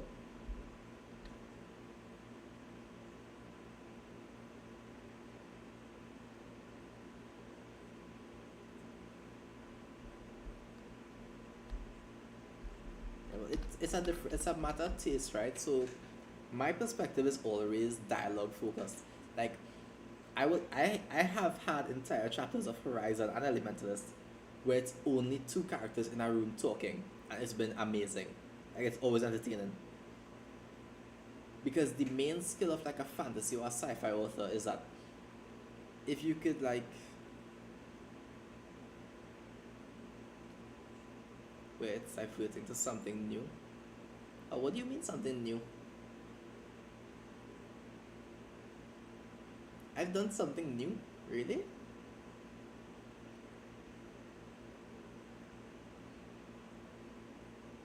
I mean, I've never seen a character like Horizon before. He's just a piece of shit.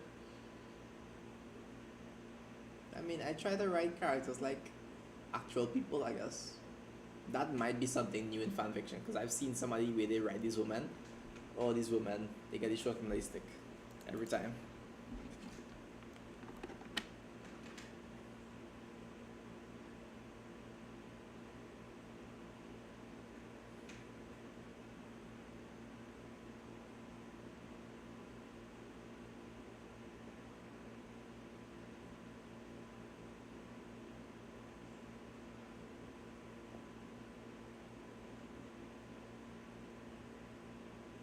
But yeah, like it's all a matter of perspective. Some people like new things, some people like what they like and they just stick with it.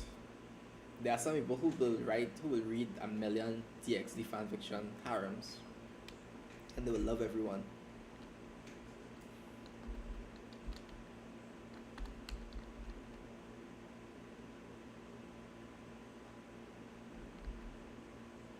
Mm.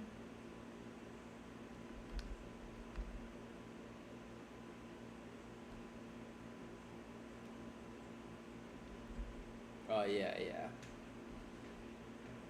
A truly good person can only be with Horizon for so long before they can't handle it anymore. He's a horrible person. Him and Momo was never gonna work out. They were never gonna get happily ever after. He's just terrible.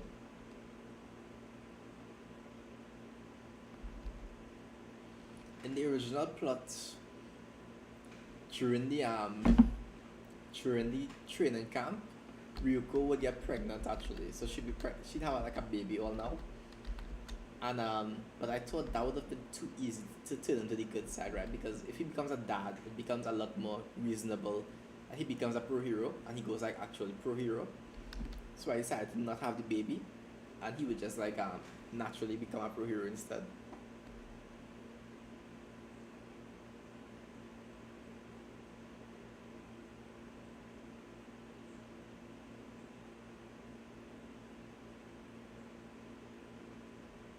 Yeah, yeah.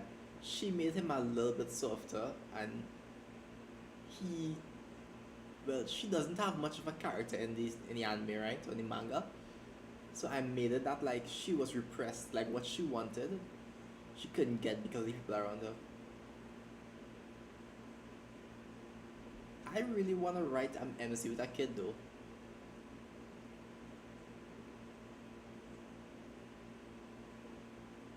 Like I really want to write that. Not Horizon though.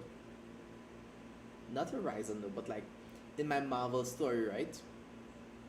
The Marvel story begins when the MC is 16 or 17, right? And it ends when he's like 35. And it's a very long story. Like it's like 700 chapters probably. So like eventually at like 28ish, he'll have a kid. They had three kids, four kids actually, right? Triplets and then one other kid.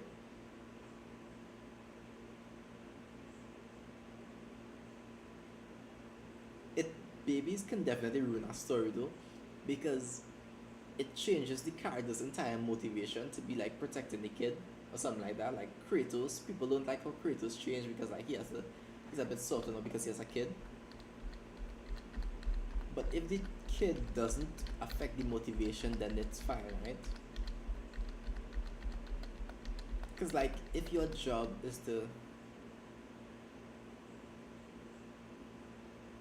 yeah, writing a kid is difficult, right? But like there's a reason Superman having a kid works well. It's because he's Superman, right? Him having a kid doesn't change what he has to do. Because whether or not you have a kid, you have to save the world still. But if it's like, I don't know, John Wick had a kid, it would change the entire story because suddenly it goes from like revenge and stuff to like, oh, I have to protect this kid. That's why the way Batman works is that Damian Wayne and Batman don't get along at first. Yeah, we just the kid gets shoved to the side. Yeah, that's because babies are hard to write, bro. Like writing a 2-year-old character is very difficult. And that's a whole different thing to learn.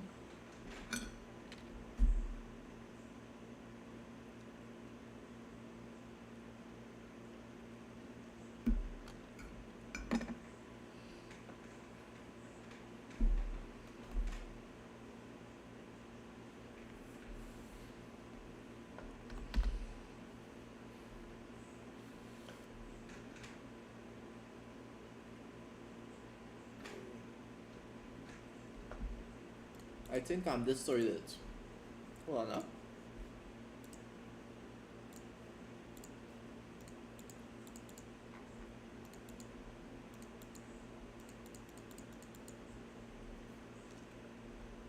In this story,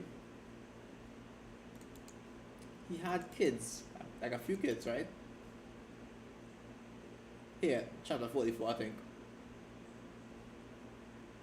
A bunch of kids. The problem for me was that all the kids were either clones or magically created or like something kind of experiment or like that kind of stuff.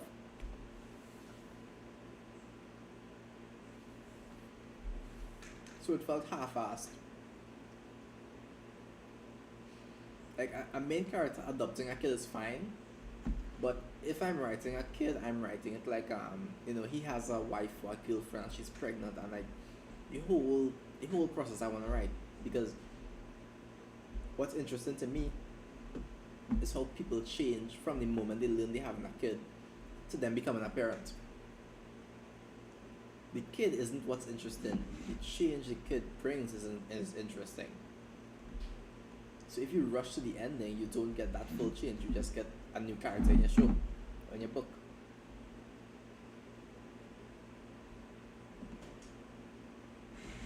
But maybe that's just me and my desires to okay, because my dream in life is to be a good dad. So I mean, you know, I always want that. So I don't want to skip to the ending, but I just have a kid suddenly.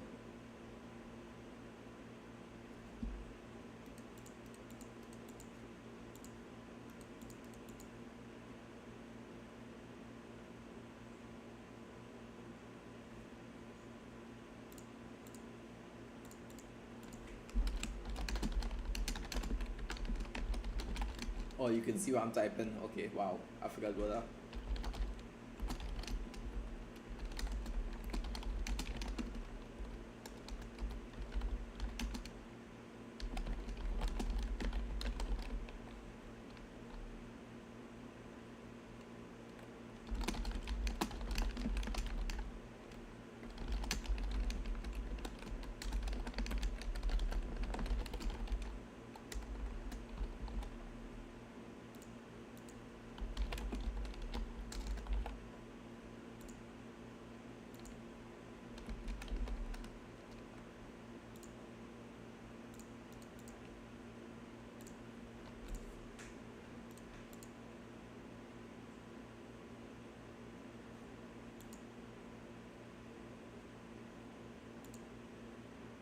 Yeah, like I, I've been wanting to write like a that kind of story arc for a while.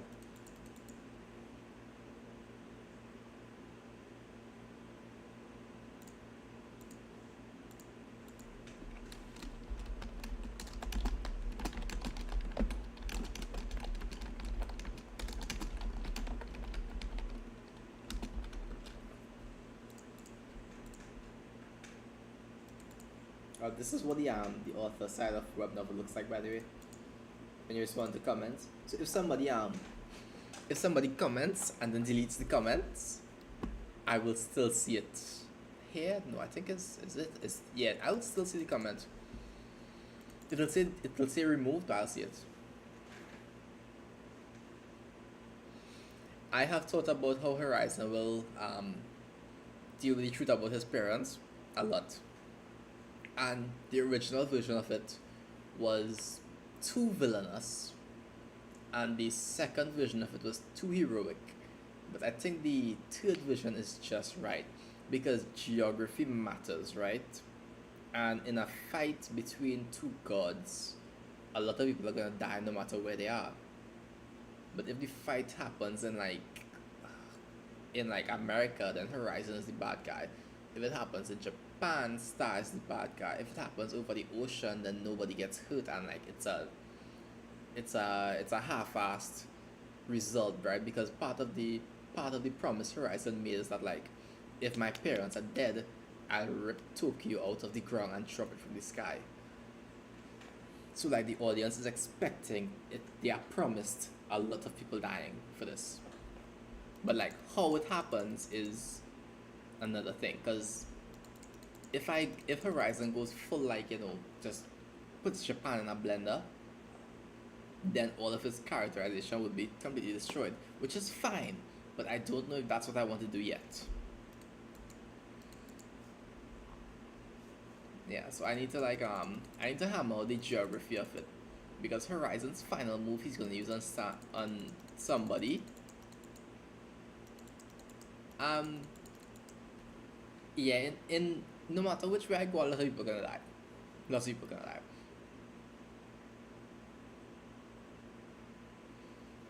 Uh, this one is funny, right? They said if Star is dead, you didn't make it dramatic enough. This is by design because, well, she's not dead, obviously, right? She'll be back next chapter. But this is by design. That's why I didn't make it so dramatic. Because if I made it like two paragraphs of her just thinking her last thoughts and dying, and then she came back the next chapter, the audience would feel cheated. But this way, people are gonna be like, oh, well, of course she wasn't dead. I knew that because it wasn't dramatic enough. And it feels smart. Yeah. So Black Fox is completely right. That's by design.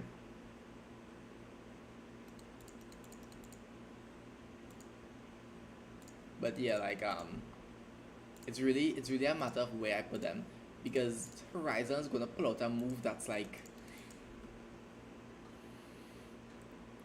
oh yeah, people have been, ever since that reveal happened, people have been waiting for like the truth to drop, and under every comment, every chapter is like, alright, is this the chapter where his parents found out? Is Tech gonna be the reason why his parents why he finds out? Is Optics, well, is Sentinel gonna be the reason why he finds out? Is Hawks gonna be the reason why he finds out? Nobody has guessed why he's gonna find out yet. Yeah, I definitely know. I know how I'm gonna answer. I know how, I know when, I know where, and I know why, and I know who's gonna announce it. Because the who is the most important thing, right?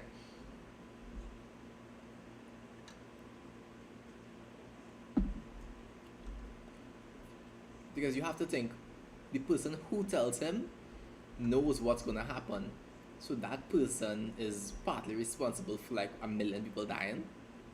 So like there are only a few people logically that the audience will think of who could fit that bill, and at the top of the list is like All for One, because people, every time something bad happens, usually people assume it's All for One, right?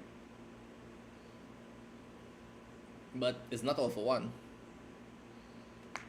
But I already know where, like, it's already been established where it's gonna be. Like he's mentioned it twice before where he's gonna be, like 1 year ahead in the story. Because currently, no, All Might doesn't know anything about that deal. And All Might might have, no, All Might wouldn't be dead by then. All Might has a part to play after that. All Might has an epic fight coming up though. Yeah, All Might has an epic fight coming up. Like I'm not no time soon, close to the end of the of volume 11. All Might has like probably like the most ridiculous fight of All Might that I've ever seen in a fan fiction. It's gonna be good. But like for Horizon, right? It's I lost track of what I was gonna say. He's such a dangerous person that like whoever tells him has to take some responsibility for the million or millions that are gonna die. And he already told the readers where he's gonna be, but they don't know why he's gonna be there, right? It's like on the second reading, you'll hit the point where he's like, oh yeah, I'll be there in like a year and a half. And he's like, yeah, I got invited for next year, right? He's like, yeah, I'll be back next year for this event. And that event has like minimum significance in the reader's mind. But when he goes there and the wheels start turning and you realize, oh my god, no, please no, don't make this announcement here. And then the announcement happens and you're like, everybody here is gonna die. This is bad. This is the worst case scenario. But it's an event that he's going to attend, and it's already been mentioned like 4 times in the story. It's an annual event, and they already told you where it's going to be. So you already know like which place he's gonna be in, what location, what city, when this announcement happens. And it's gonna be like, yeah, the entire world is gonna be like falling apart.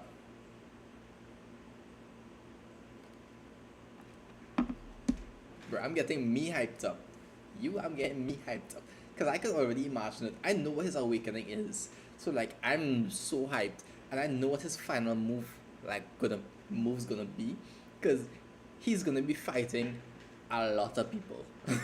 A lot of people. Yeah.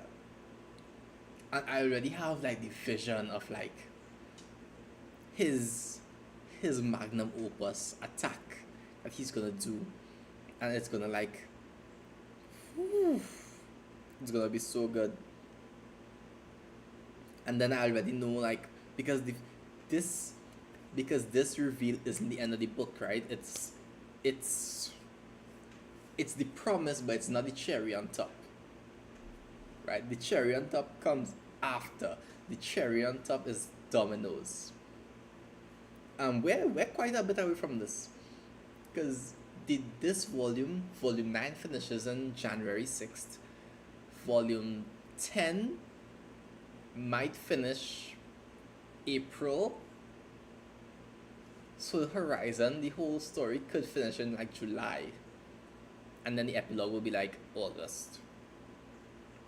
But by then the entire thing should be on Patreon. And I should already be writing a different story.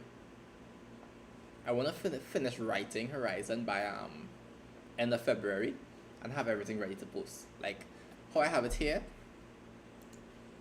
I have all the timers set, right?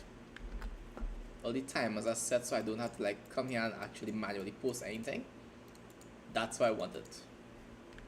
Yeah, it's rough. And if I change it to like 2 uploads a week, it's gonna get worse.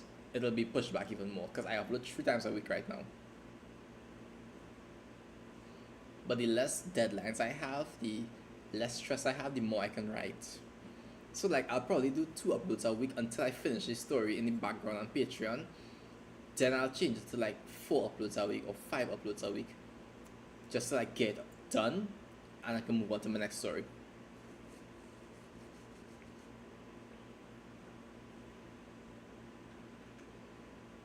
Because the idea is that once I have like, yeah man, I've read too many fan fictions where I'm like, oh cool, great, can't wait for the next chapter, and then like, oh, last updated 5 years ago. I hate that shit. That is heartbreaking. That is very few things piss me off as much as that. But that is one thing I promise myself and my audience. That like if I start something, I'm gonna finish it. Yeah.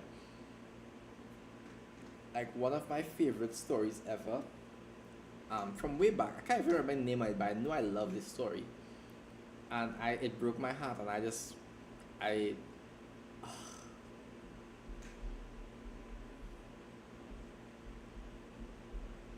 right, like give my heads up. Transparency is important, but that's the thing, right? Fan fiction's a hobby, so like people can pick it up and drop it whenever they want. They don't really owe you anything, right? But for me, I want this to be my job. Well, not fan fiction, but writing. I want writing to be my job, which is why I have my real name on it. So I have accountability. So I have responsibility to my readers. So I have to finish a story if I start it. Not like have to, but like it would look bad if I don't finish a story, right? That's the idea, right? I want people to be able to hold me accountable. Yeah, definitely. I've seen some people who are like who would post things like, sorry guys, I can't finish my story. I'm giving it to this person to finish, the rest is on their account. But when you do that, most of your readers won't enjoy it because like the vibe will be different, right? The writing style will be different. Like you have to be an exceptional writer to copy somebody else's writing voice perfectly.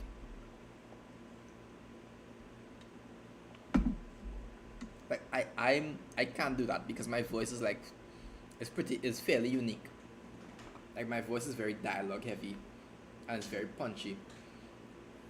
Yeah, like my writing style will not work for most people, especially if people like to have info dumps, it's not gonna work. And it's also especially true because like only 5% of like traditionally published books are in third person omniscient. So the point of view I write in, most people can't even write it. So it's an even slimmer pool.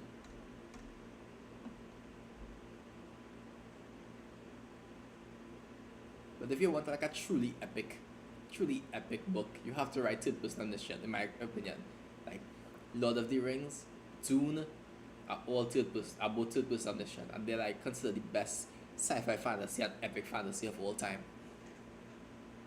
Game of Thrones is third person limited, but like Game of Thrones doesn't have a big story plot, it has multiple character plots. So it doesn't have a world plot aside from like the White Walkers, but those are like far off in the distance, right? Those come after the character plot. The main thing is interesting people doing interesting things in George R.R. Martin's books.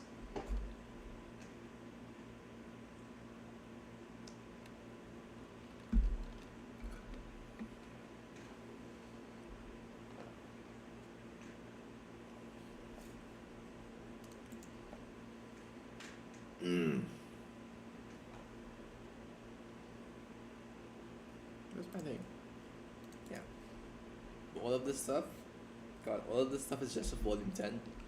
And this is like the first part of volume 10.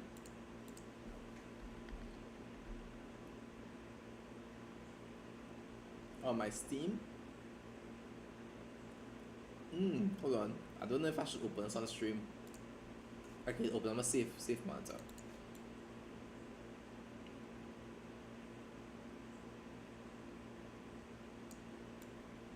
Currently, my Steam has Mark of the Ninja Remastered, Marvel Rivals, and Risk of Rain 2.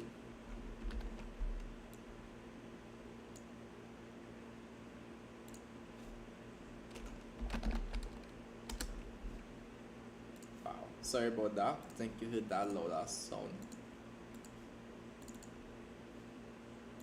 This is my Steam account right now.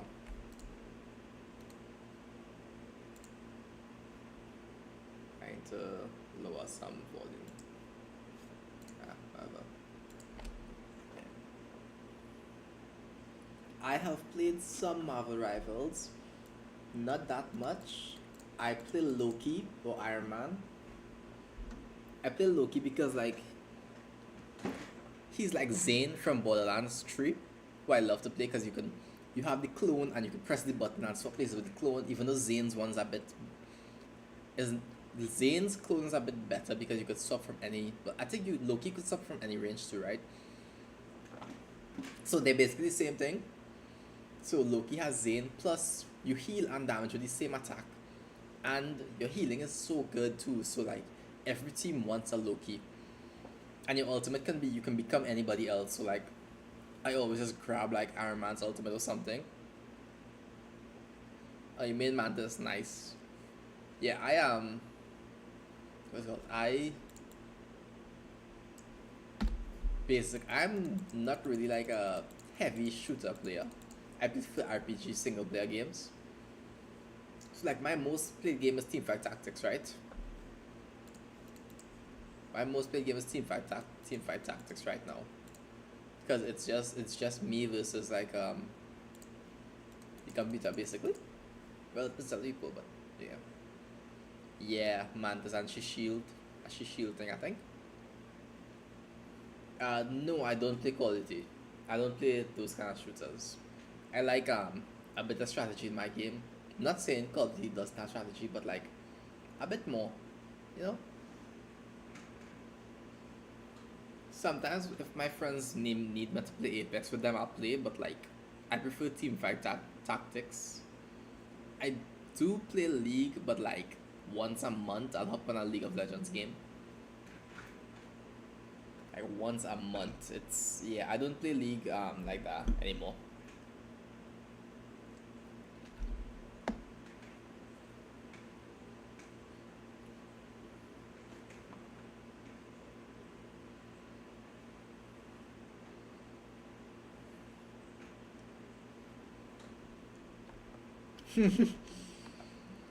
Raid Shadow Legends, wow.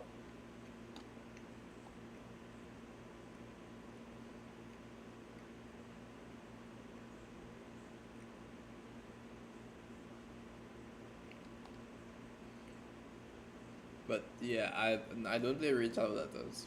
But you know what? When I have 1,000 subscribers, I'll message them and ask for a sponsor. Because Raid Shadow Legends will sponsor anybody willing to get sponsored by them, and I want some money.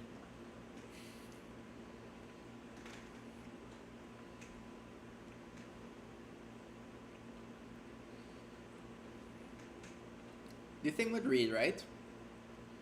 I personally don't mind because people complain about how expensive it is to buy stuff in Raid. But that's okay. Because it's a single player game. So if they want to charge $1,000 for a skin, they can do that because purchasing power only matters in multiplayer games if it affects gameplay, right? If you can buy a better gun than me for real dollars, then the price matters. But if it's a single player game, why does anybody care? Let them charge as much as they want, and if people are still paying the money, let the people keep paying because it's what they want to do. It's their money, it's their game. It's literally a single player game. People can do whatever they want on single player games. The most annoying thing is a single player game with anti-cheat. single player games should not have anti cheats. Because single player games are perfect for mods and like trainers and all those fun stuff. You know, if you want to have like a funny skin, all that. That has leaderboards. Okay. Leaderboards make things a bit more complicated, right? Yeah. And they have like 300 people in raid or some 300 champions. But still, I don't really mind. Like you're the first person I ever talked to who actually plays Raid Shadow Legends. Camera, camera.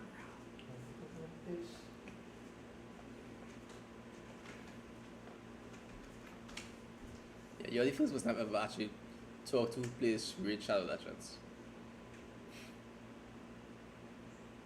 But again, like it's, I mean, by now people know what they're getting into. Yeah. There's also this game, right? This game has some pretty expensive pricing. Right, I'm gonna open my BlueStacks and show you. And yes, I do use BlueStacks. Hope I don't get banned from my games for this. I found this game when I was studying Jujutsu Kaisen for the book I plotted for Jujutsu Kaisen, which by the way, my JJK book might have the best fights from all the books I've written so far. The main character versus Gojo is would be peak fiction. I'm not even gonna lie, that would be peak fiction. But I downloaded this game to study like the super moves and all that kind of stuff, character titles, character interactions, because they have like little comic slideshow things with characters going out and stuff. And I learned a lot, but the pricing for like the premium currency is a bit much. Like this doesn't do anything basically. This doesn't do anything at all. If you buy cubes, it's even worse, right? Because this is like 10. It's a gacha game. Pairing. Oh, my JJK. Oh yeah, it's Meme. It's Meme. Of course it's Meme, bro. It's obviously Meme. I mean, who else could it possibly be, right? I mean, I'm up to chapter 31, and they've gotten hot and heavy already. But the main character is 4 years older than like Megumi and them, so he's 8 years younger than Gojo and 6 years younger than Meme. So she's just 6 years older than him.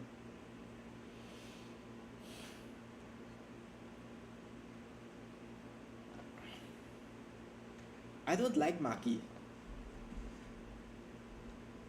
Maki had personality in JJK 0 and season 1, but after she became like, Toji 2.0, she had no personality.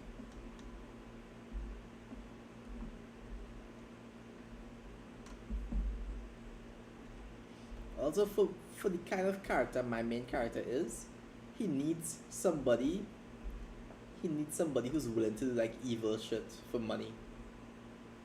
Yeah, I know, right? I don't like Maki. It's a crazy statement, but I like people who have complex motivations.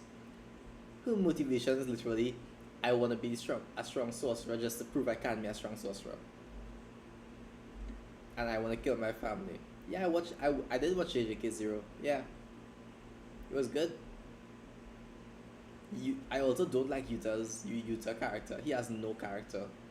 He's just boring Gary Stu. Perfect at everything just because writer loves him. Zero personality, zero character, just like his woman. The most character interaction we've gotten from Maki after she became like Toji 2.0 with like she full awakening was when she was talking with Hakari, and they showed like she and Hakari don't like each other.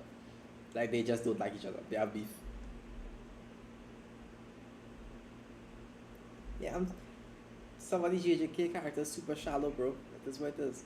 Panda. Panda has more personality than Maki and Yuta put together.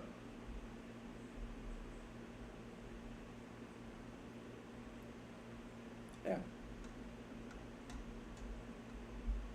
And we all know Hakari has more personality than damn near half the cast put together, right?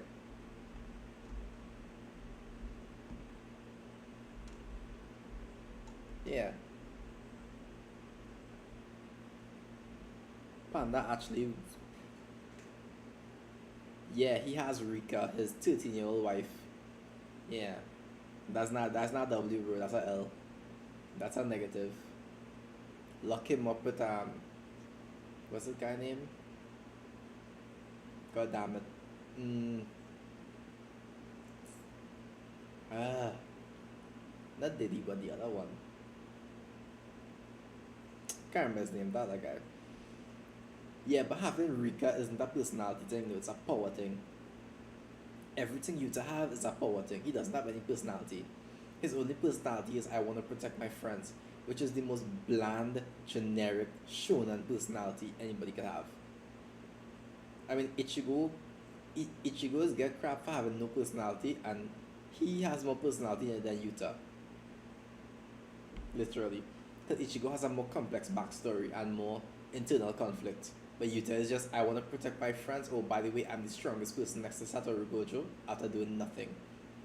I just woke up as the second strongest person in the world. That's trash. Bro should have died at the end of JJK 0.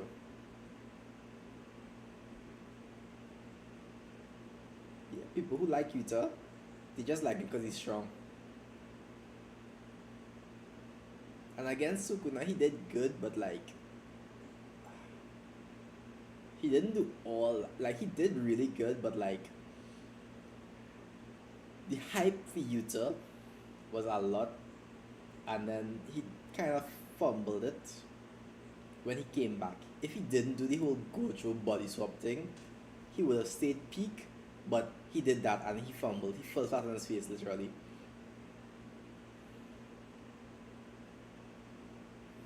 Yeah, I know. Of course I'm right, bro. I studied every single character when I was gonna write my JJK story. Every single one. There is a reason his sensei is Kusakabe. Like, Kusakabe is him.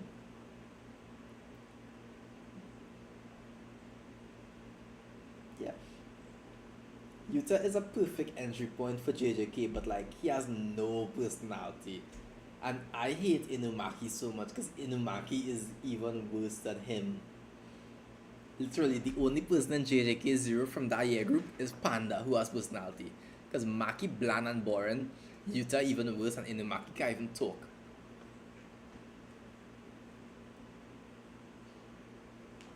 The only interesting students are like Nobara. Yuji is pretty boring too. So Nobara and well, Tolu is not even from that school, so it's just Nobara. And what's that guy name? I forgot his name. Hold on, it should be here. It should be here, right? Tayo is the main character. No, this is him talking to Geto. I mean, Nobara is perfectly written for what like a 16-year-old girl like that would be like. So it makes sense that a lot of guys don't like her because for us she would be bratty and annoying. If I look up Nanami student, Momo, is it Momo? Oh, Ino has some personality as well, right? Him, Nobara, and kinda Yuji. Megumi has some personality, but Megumi, like on the character scale, you have to do it like competence, personality, and what is call it oh, proactivity, right?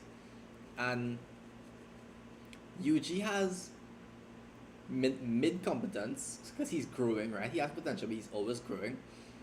And then he has and he's also the eyes we use to learn about cursed energy. So he's like 40 competence, 70, 80 personality, and 100 proactivity, right? Nobara is 80, 80 personality, 40 competence, and 60 proactivity. Megumi is like supposed to be 90 competence, 90 to like 95 competence. The main pairing in my fairy tale fanfiction, I'll answer in a second, right? I want to get this out for the recording, right? Megumi has like 90 to 95 competence. Even if he can't do everything, he knows about basically everything. And then he has like 30 personality and 20 proactivity. And who's the main pairing in your fairy tale fanfiction? Main character, and he has a girlfriend, Alana. She's not a wizard. She's not from the guild. Her grandma runs the magic shop in Magnolia. When he's 16, he comes back from like a decade quest. She breaks up with him as he's up like before he has the ring on him to propose. She breaks up with him. He does like the single playboy thing for a while until he's like 21. He's the same age as Loxus, by the way, right? And then he's 21. Then he gets together with Ursa. Tower of Heaven happens. He kills Jalal. He and Ursa break up because she can't forgive him for that. Forgive him one as her friends. Then he and Kana get together because Kana has been in love with him since before Ursa even joined the guild. But Ursa became S-Class first, so she asked him out first, right? And then he and Kana together. Lucy kind of gets involved because I like the idea. Most of my stories gravitate towards one guy, two girls. I guess that's who I am as a person, so it is what it is. But I've always made it work, so it'll work, right? But then like Lucy gets really involved when the end after Tenrojima and during the Grand Magic Games, because when I'm doing the arc where future Lucy comes back, I'm doing the thing where like Lucy gets headaches because two versions of her in one timeline, their memories are beginning to mix. So she's getting like nightmares about the future where everybody dies. And in that future, right, she and him survive and they had a kid. And the kid came back with future Lucy, but the kid died. Like while they were coming through the portal thing, the kid died, right? So she buried in this timeline.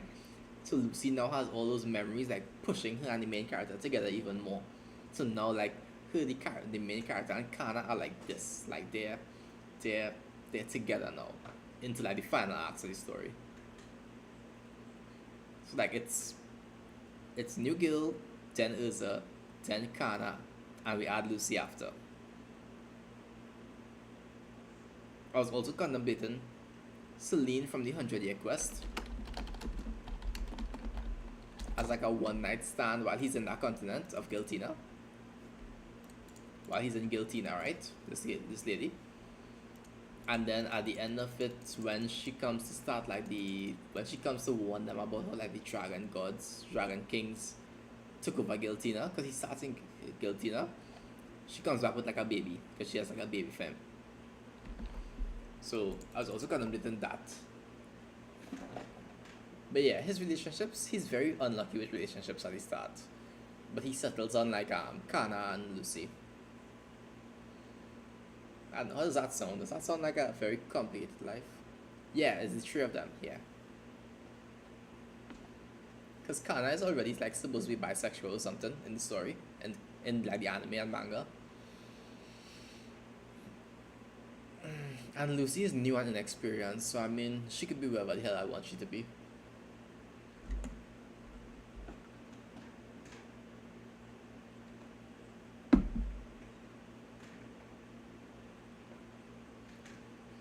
But most of my stories end up with like one guy, two girls.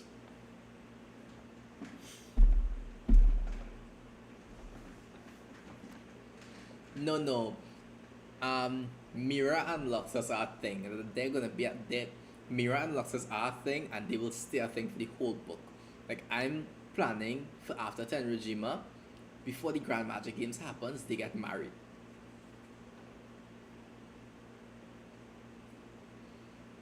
So no Mira. I personally don't like Mira much as a love interest because there's not enough conflict for a story, right? You want your love interest to have some kind of conflict in a story. Like for Urza, the whole thing is like the main character does not leave swords at his back, which means Fairy Tail is very forgiving of their enemies. He is not. So if you attack Fairy Tail, he's going to kill you. Like when Phantom Lord attacks, he kills Master Jose. The Fairy Tail story, it's on like chapter 55. 54, sorry. This is the most recent chapter. His name is Oberon. Yeah. He's about to like get the he's about to get like the S-Class promotion trial. But yeah, the conflict thing, him and Urza will have some conflict. Him and Mira would not have any conflict, because Mira never leaves the guild, right?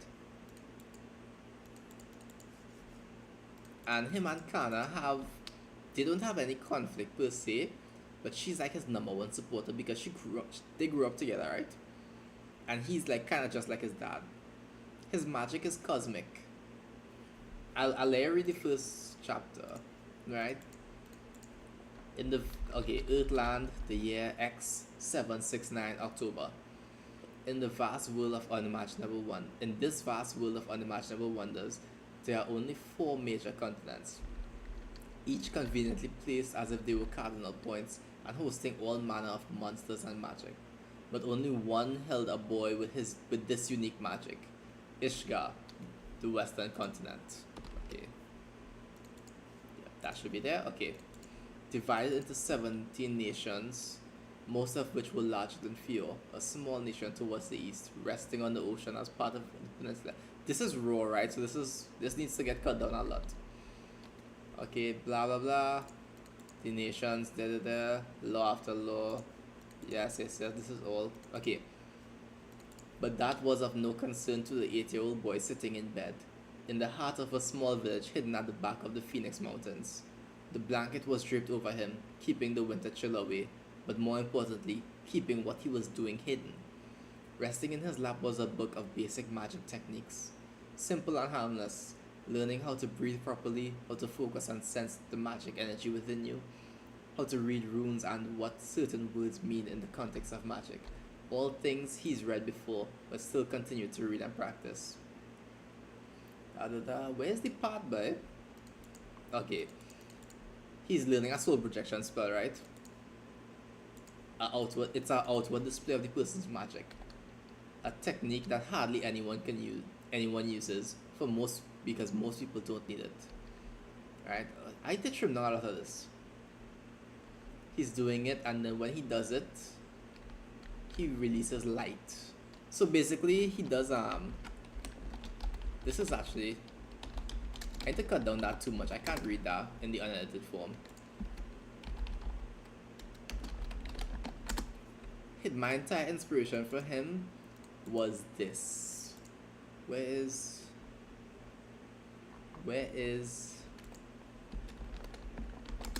this one panel? This thing, right? Hold on. No. Open link in image in new tab. My entire idea for him was this: Franklin Richards creating a baby universe under his blanket in bed. But the main character's magic is cosmic, right? It's a mix of gravity and light. But when he fully masters it, he could like coat his body in it too. So it doesn't look like this. It looks more like this.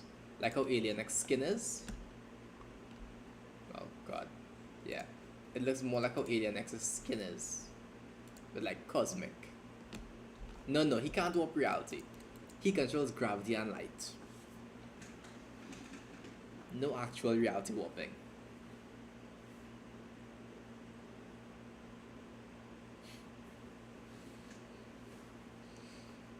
Yeah.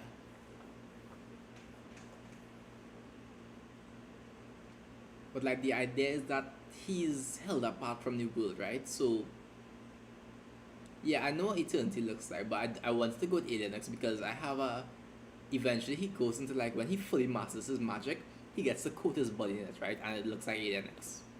That's why the cover picture is this thing. The cover picture is this thing here, right?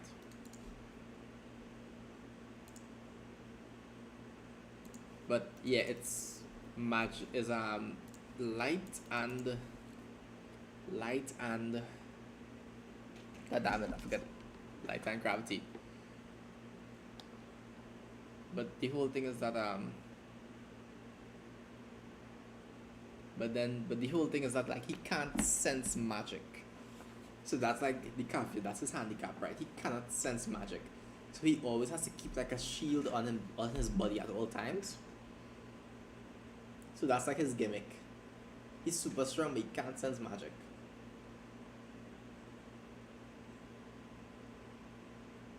Yeah.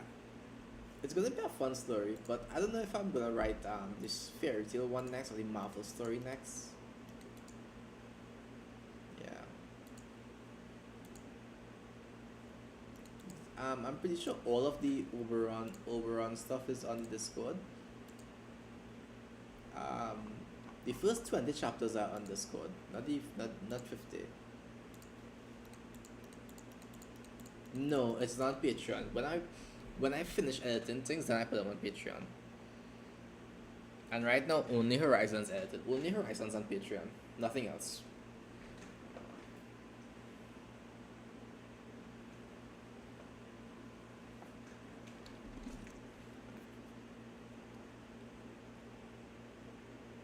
But yeah, I have a lot of content in the Discord. But just people either already read them or they don't check.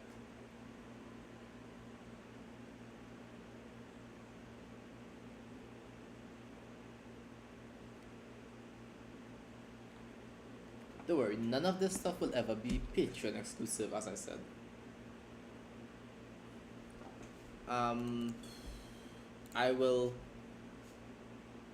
show you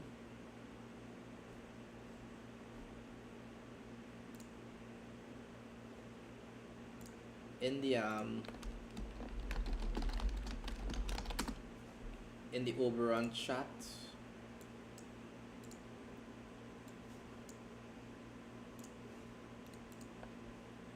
Where do I return Discord? Okay, so in the Discord, you come here, and these are all my story channels.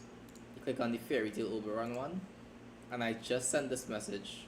You could come here and check the pinned messages, and you'll see them here. Or you could come here and just click here, and you'll go to it, and you'll have access to all of them.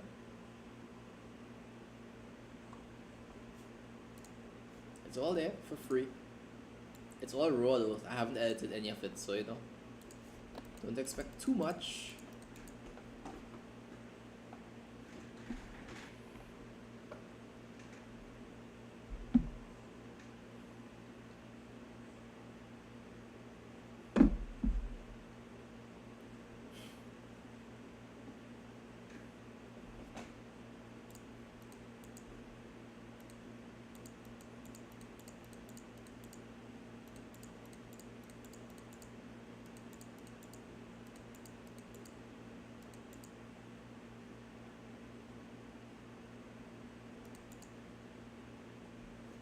Yeah, you'll have to download each chapter because Discord doesn't let you. I don't think Discord lets you read on the Discord. Yeah, but it's just a PDF, luckily.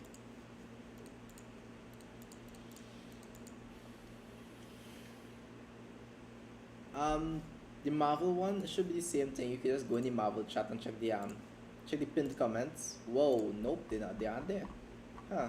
Oh no, sorry. The Marvel one hasn't been posted yet. Those aren't posted. Ooh. I thought it was, but I guess it's not.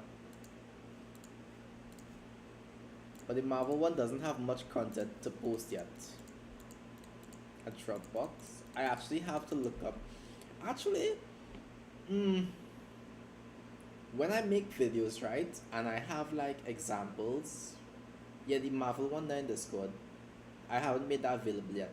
I'm still working on some kinks, when I get like the plot more stable, I'll post like the first 20 chapters after I write them. But my plan is that after after I upload a video, anything I use in the video, like any writing I do in the video to like use as an example, I'll have it in Discord in the YouTube channel chat. I'll also probably like have a Google Docs link to it or something. I can't put links in my description yet because I'm not verified. YouTube wants you to like make 100 videos or something before they let you put links in Discord on your description. So yeah, unfortunately, I'm unable to do that right now.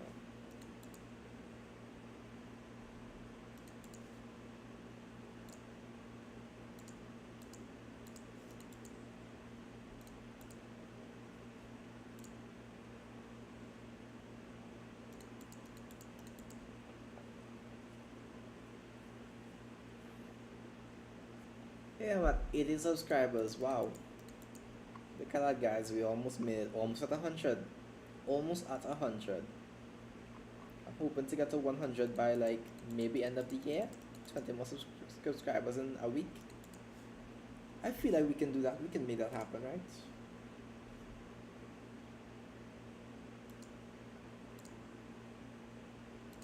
Yeah, we have 1 week to figure it all out.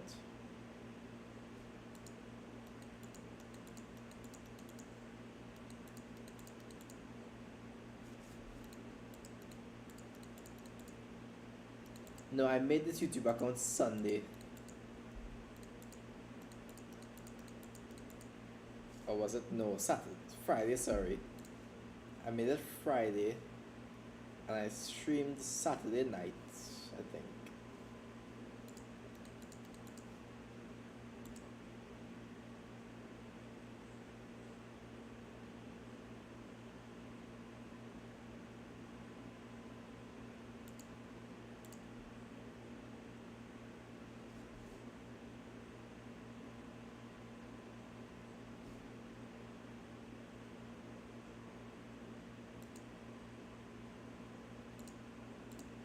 Yeah, I didn't know YouTubers make you wait and stuff to do all that.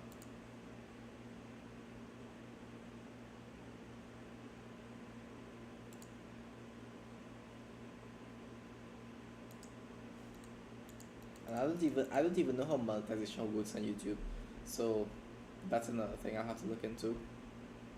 When I get 10 million subscribers. Yeah. Nah, that would be hell.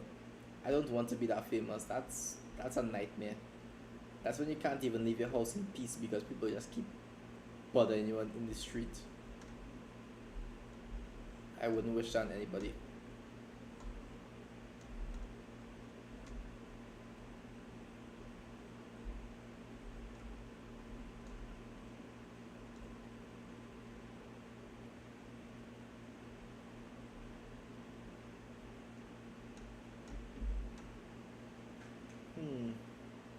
I kind of want to read this Godhood story, Interesting. Yeah, that's true. That's when you can just afford to, never talk to anybody else again in life. I'm clearing off this. Not really this. That's when you could buy a private island and just never be bothered. Just the dream, right? I wanna just have a cool dark room where I could write and not have to interact with anybody ever again. That's the goal.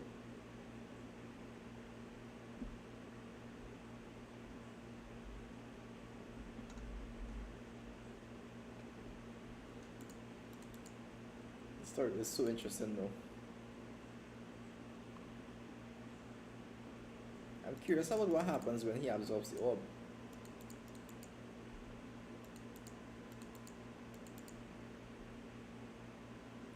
Power Stone, right?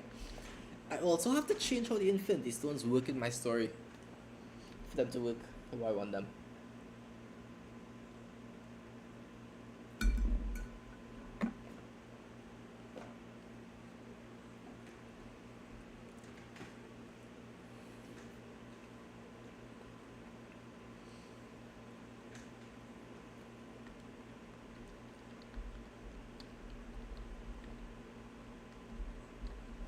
Okay, this is a problem too.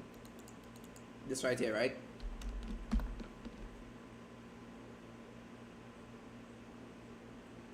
This is a problem you run into in third-person books.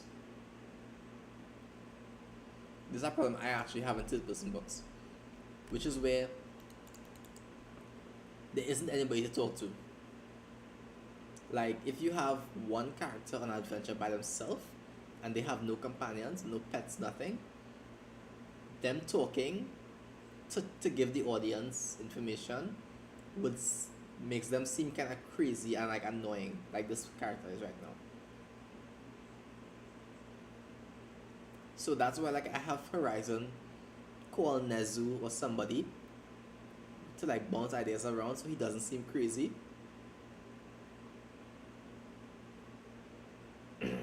Or like in my fairy tale book, I'll have him journaling, right? Because he has these journals for his magic and adventures, right? So as he's writing, he's speaking out loud. So he's not crazy. He's not crazy. He's journaling everything. That way the audience could get exposition without me having to stop and be like, yeah, he's thinking about this and this and this and this and this. And it also gives you some characterization. Because first person stories are all this. It's all exposition, right? From a character. So it lets you know what the character is like very easily. And it feels natural because you signed up for a first person story. But for a third person book, it's way more difficult to get information across without the character being annoying because of this. Which is probably why this person gave them an AI. Right? I assume it's why he gave him an AI. Yeah. And he did it up here well. Like this up here, he did good. Like in this part, you can't see my mouse. That's why I'm doing this, right? But down here, he should have also had the AI talk.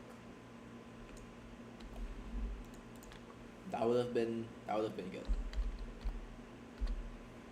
But yeah, if you wanna not have a character look like a psycho and give your audience exposition, give them like an AI companion, a journal, a dog, anything.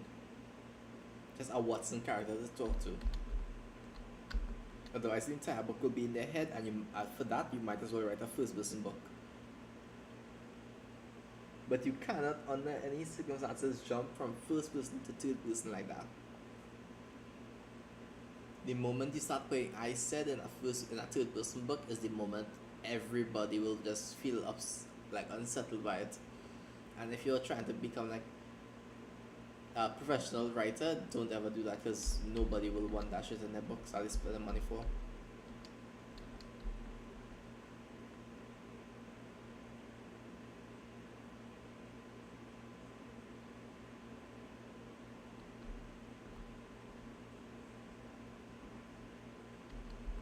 Okay, he already has Celestial Fire.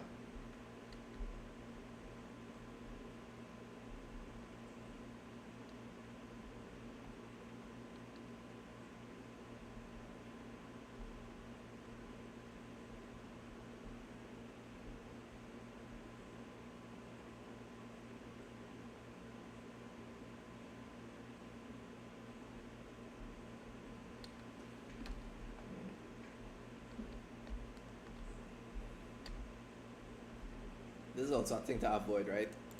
So I'm gonna do it side by side, right? Where's my thing? Okay. Here and here, right? Which one of these looks more palatable, right? Which one of these looks more intimidating, I should say? It's definitely this one, the one to the right. That's because when you have massive chunks of dialogue, kind of like a barcode, humans, well, not just long paragraph stuff, right? But like, readers, first glance, they don't see the words, they see the space between the words. So having dialogue like this is why I started with dialogue actually. Having dialogue on your first page allows you to have a lot more white space like this.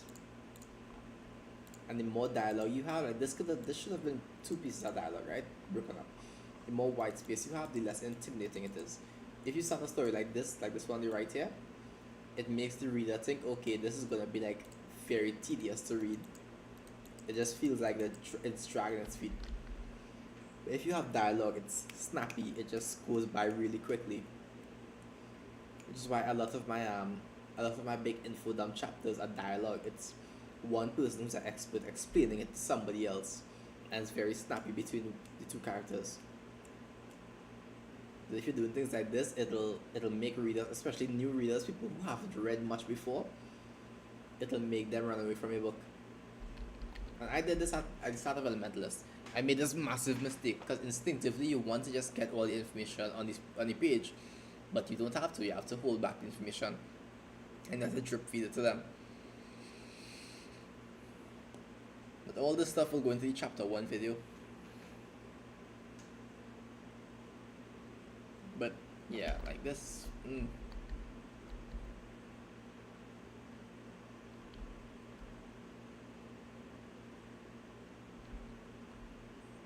Yeah, but I mean, this is chapter 1, so it probably gets a lot better as we go on.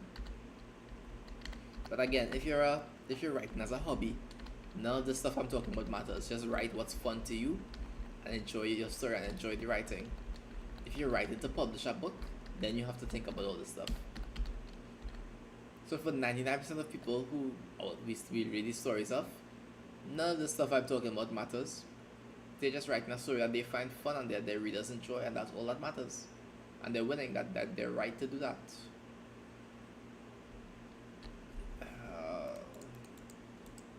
Yeah, too much, bro. Too much talking.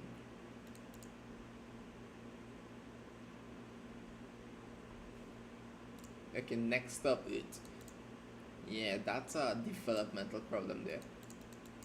So a big reason why the Guardians of the Galaxy movie was such a big hit is because people were sick of all the Marvel movies being on Earth. Okay?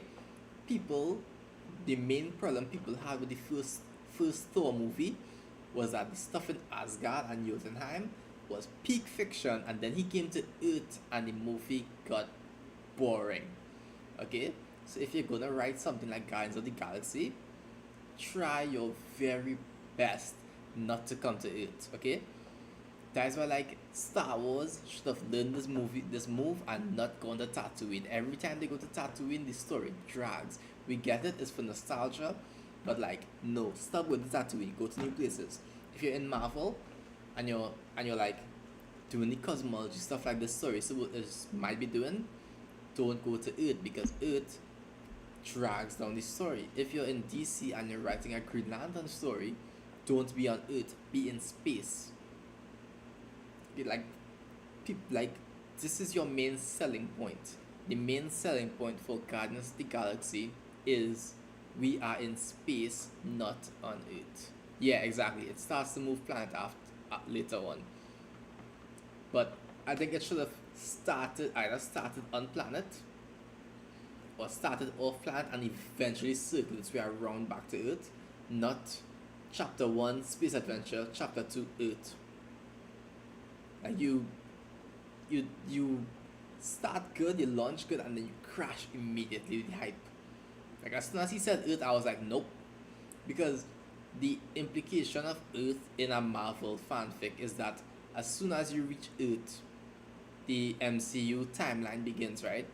As soon as you reach Earth, people are expecting that the 2012 attack on New York happens, the Avengers happens, all this happens, and your character is just gonna be along for the ride. But no, you wanna. Yeah, I know Kamatash and Wakanda, that's why he's going, right? But the implication from like a fanfiction reader's mind isn't that. The implication for most people is that, okay, we're going to Earth, which means the story is about to start, which means the MCU events are about to kick off. Like, Hulk and Abomination are gonna fight, Thor is gonna get on Earth, Loki's gonna attack, all this stuff.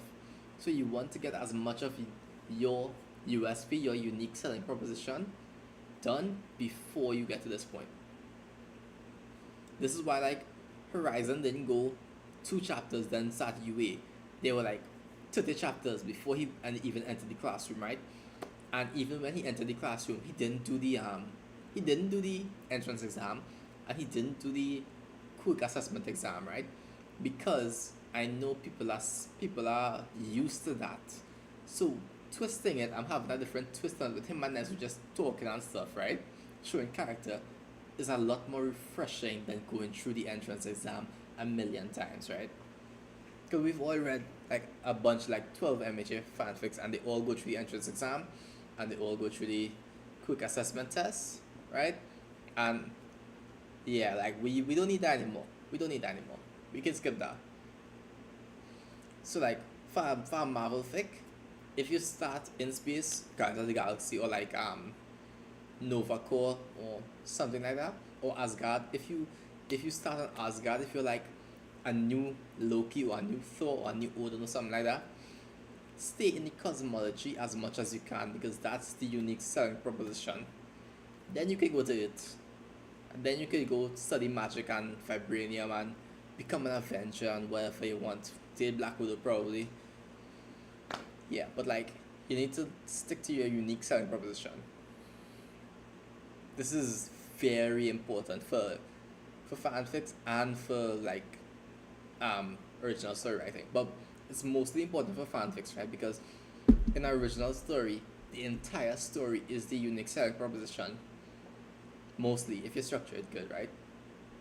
If X-Men was like its own story, then the entire story would be like mutant human conflict, right? Yeah, I know the Avengers movie hasn't started yet, but I'm saying the implication from people who've read other Marvel fanfics before is that once a character touches down on Earth, they're gonna start doing like MCU related stuff. But you wanna have like some cushion before or after that, right?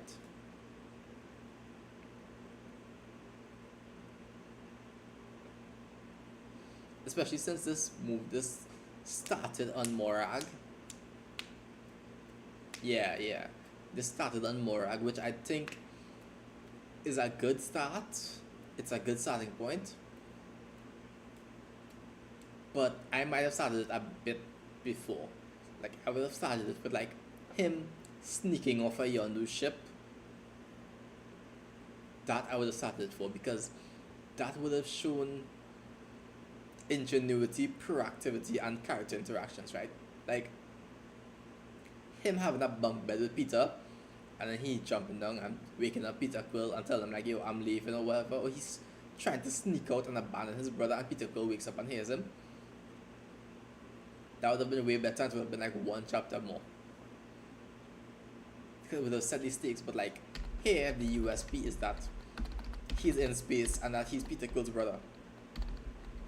Peter Quill hasn't even shown up yet. And I'm guessing like it'll be like chapter 5 or something before he leaves Earth.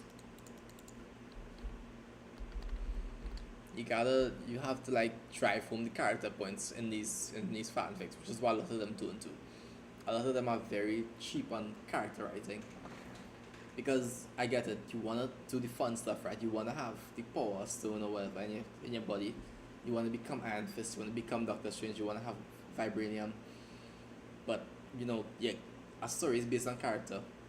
So you can have a fun fanfic, no character, but you can't have a great fanfic. He hasn't seen Peter yet, and they're twins.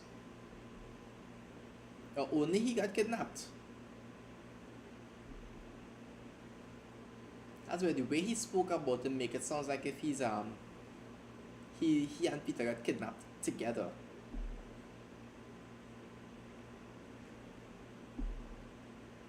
But still, like what I said, still should.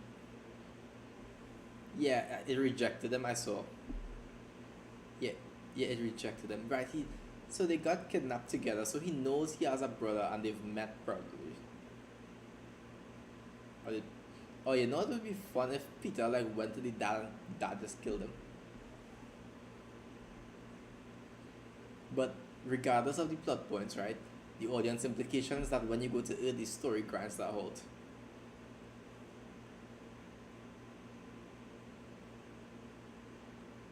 Yeah, yeah, that one meant like he abandoned the Ravagers, yeah, and he left Peter there. So that was talking about like Peter could have seen him sneaking off, and they had a talk, and he's like, "Why you abandoning me?" the Ravagers, and like then he's like, why you abandoning me? Because you weren't even gonna wake me up and we'd run away together. And he'd be like, the ship only big enough for one person, you know, blah blah blah blah blah. That's all we needed, and we would have cared so much more about this dude. But right now, all he is a dude who has the Power Stone but can't use it. Yeah, time travel stuff. Most professional writers can't even like pull off a time travel plot good. I dread to see what a fanfic writer will do with a time travel plot. Like I took my time when I was pun intended by the way. I took my time when I was figuring out how to do Infinity War and Endgame in my Marvel fic. I really painstakingly plotted out the whole timeline before I even thought about how they would undo the snap. Because the snap will happen, but like, how are they gonna undo it?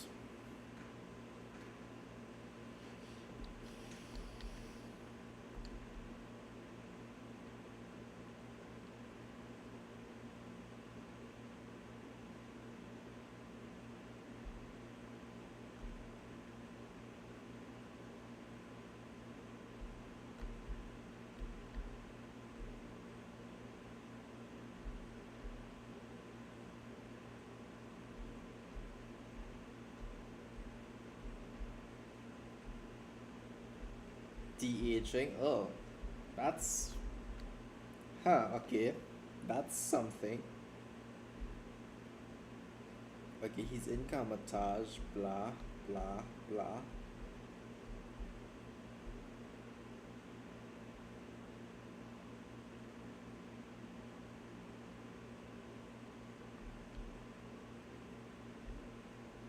Yeah. Classic main character who's a isekai. Learn magic, find dad, kill dad, help the, keep the it in one piece, prevent us from getting first and profit. Okay.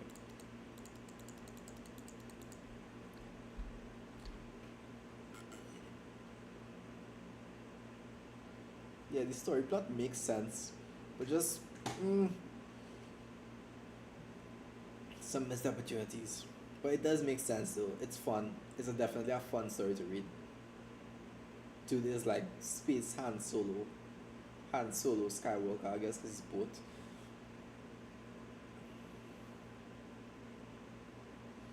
De-aging is always an iffy one though, when you do that in a book.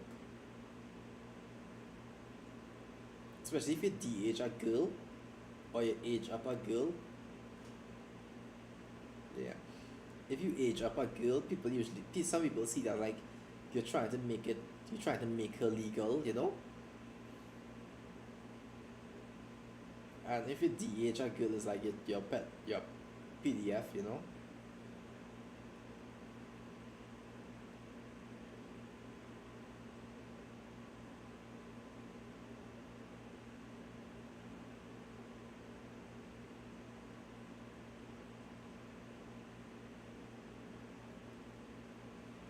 I don't know, some of these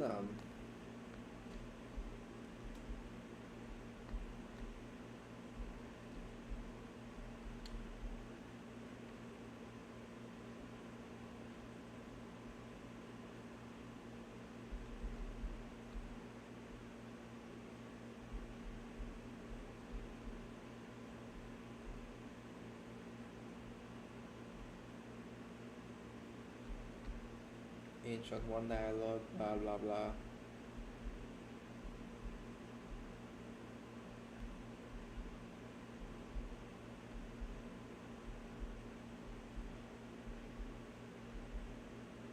Yeah, the Marvel cosmology is dog shit, honestly. Like in Marvel, literally, if it didn't exist, there'd be no problems.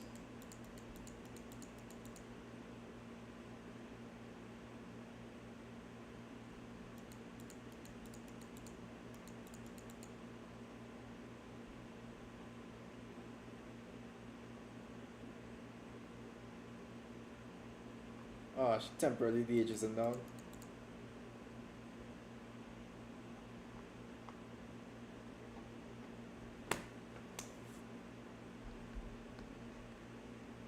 But yeah, the story is definitely fun though.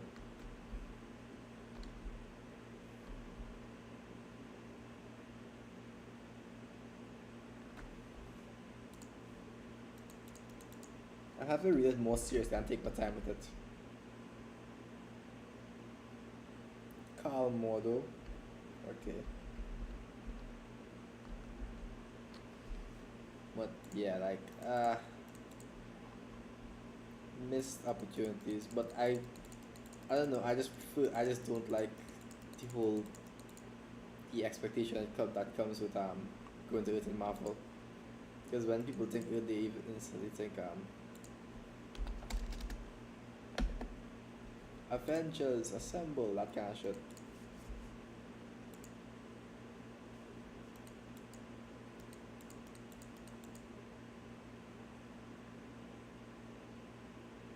Time is it? Okay. I think I'm gonna stream for like 5 more minutes maybe. The last couple, to see how the quality jumps up. I'll read the very last one. Chapter 20. Oh, then he's in Asgard, okay. I figured.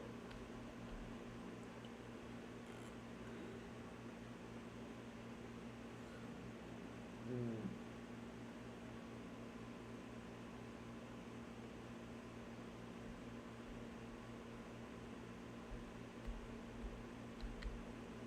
Eternity brought into this universe.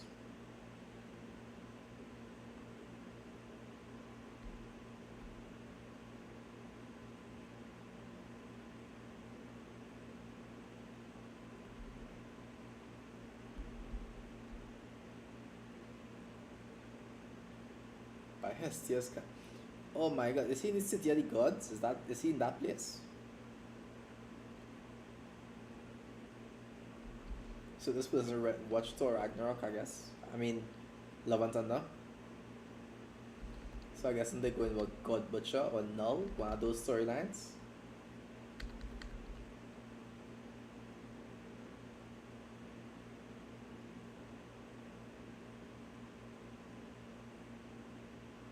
Stop brooding.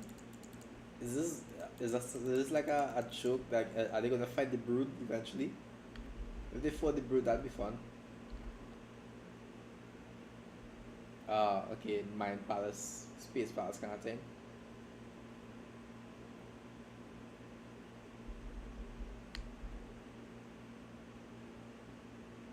Yeah, that's also a cliche in these things.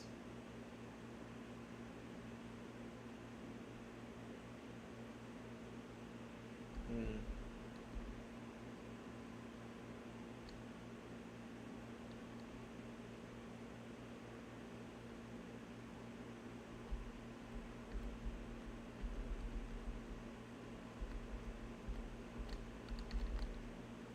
Okay, wow.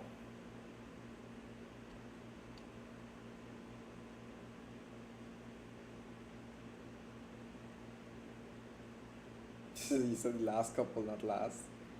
I'm just checking the writing quality, not really the story much.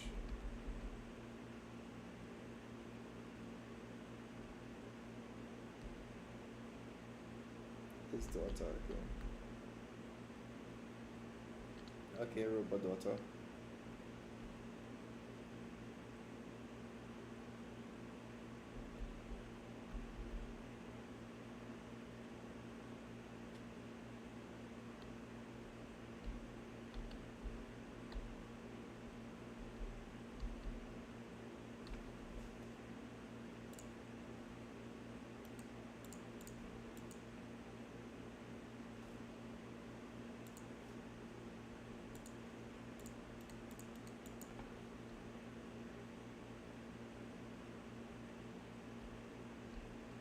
The writing has definitely gotten better.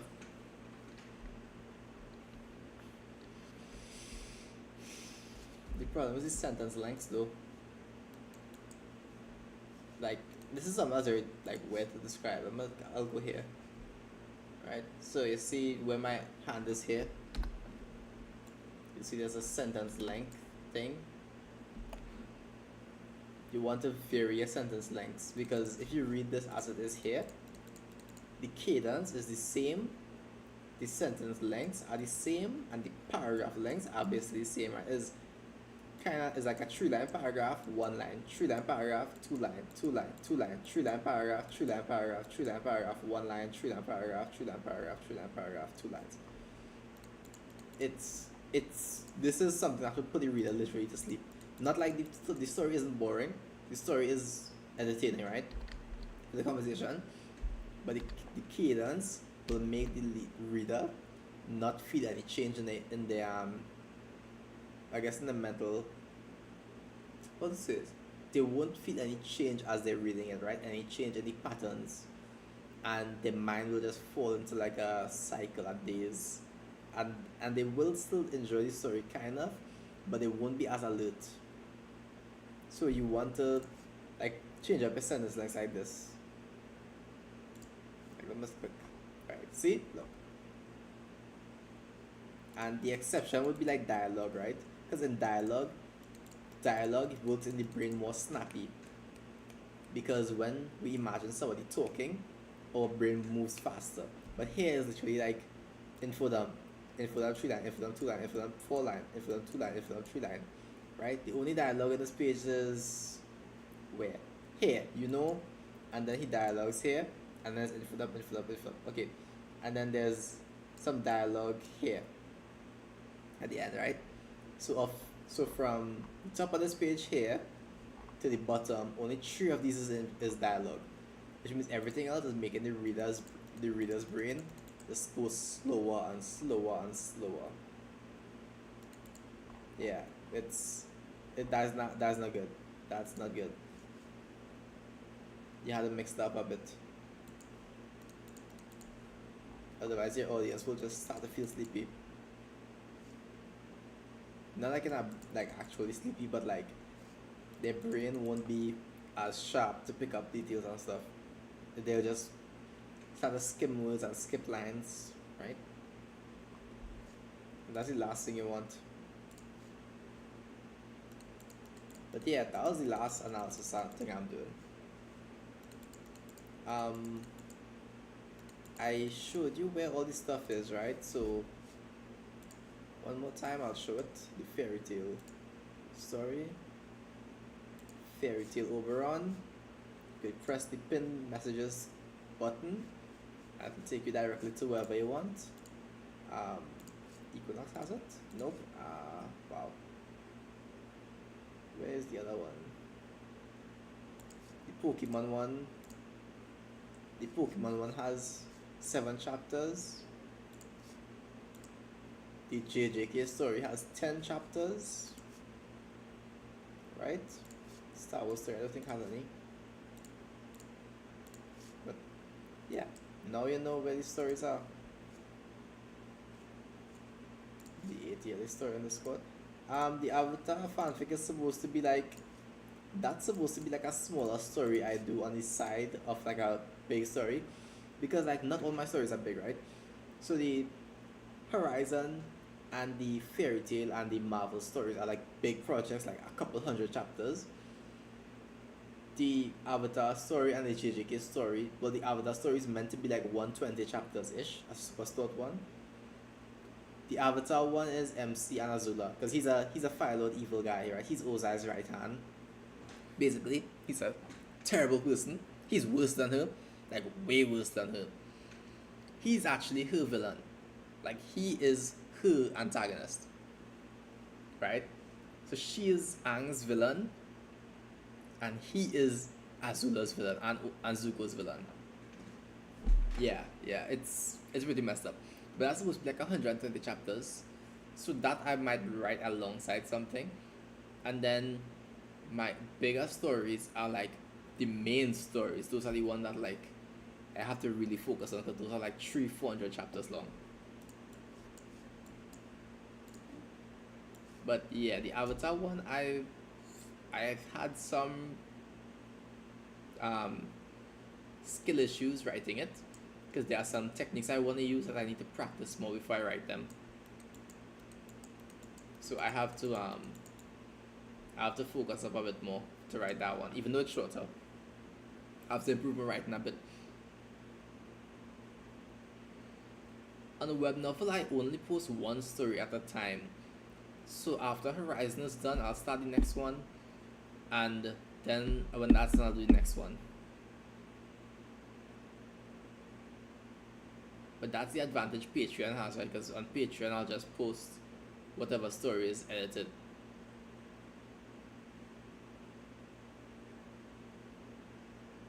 Because I mean, I do want people to go to my Patreon, but eventually everything will be on Webnuffle. Eventually everything will be free and available to everyone. So at no point will it be like you can't read something forever. It'll just take a bit more time.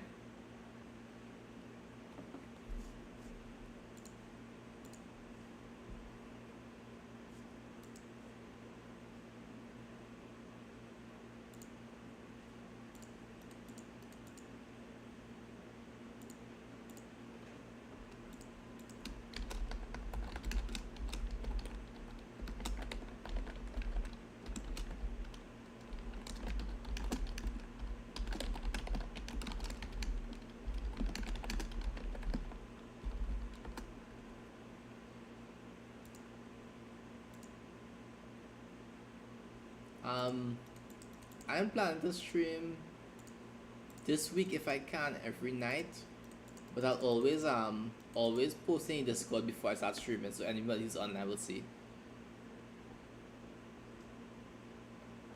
But I'll be streaming for like Christmas and things because I have nothing else to do.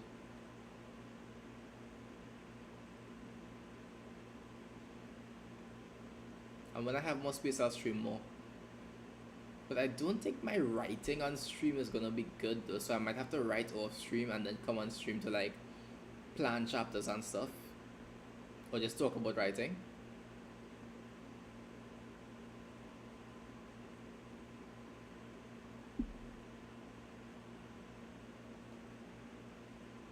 Hey, somebody else joined this stream.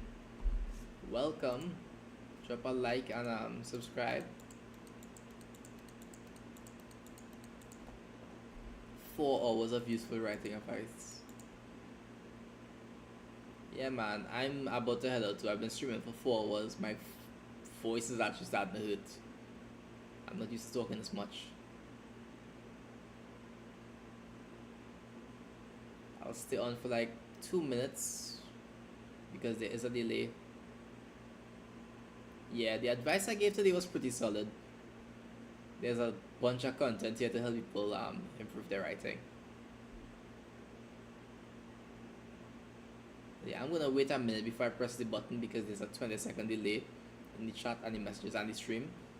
So in case people wanna say anything or you wanna say anything, I'm gonna wait a minute from now. Yep, 2 a.m. here. That's left to right. And figure out what I'm doing for 2025. Thanks, man. I hope you enjoy these stories. Have a good night.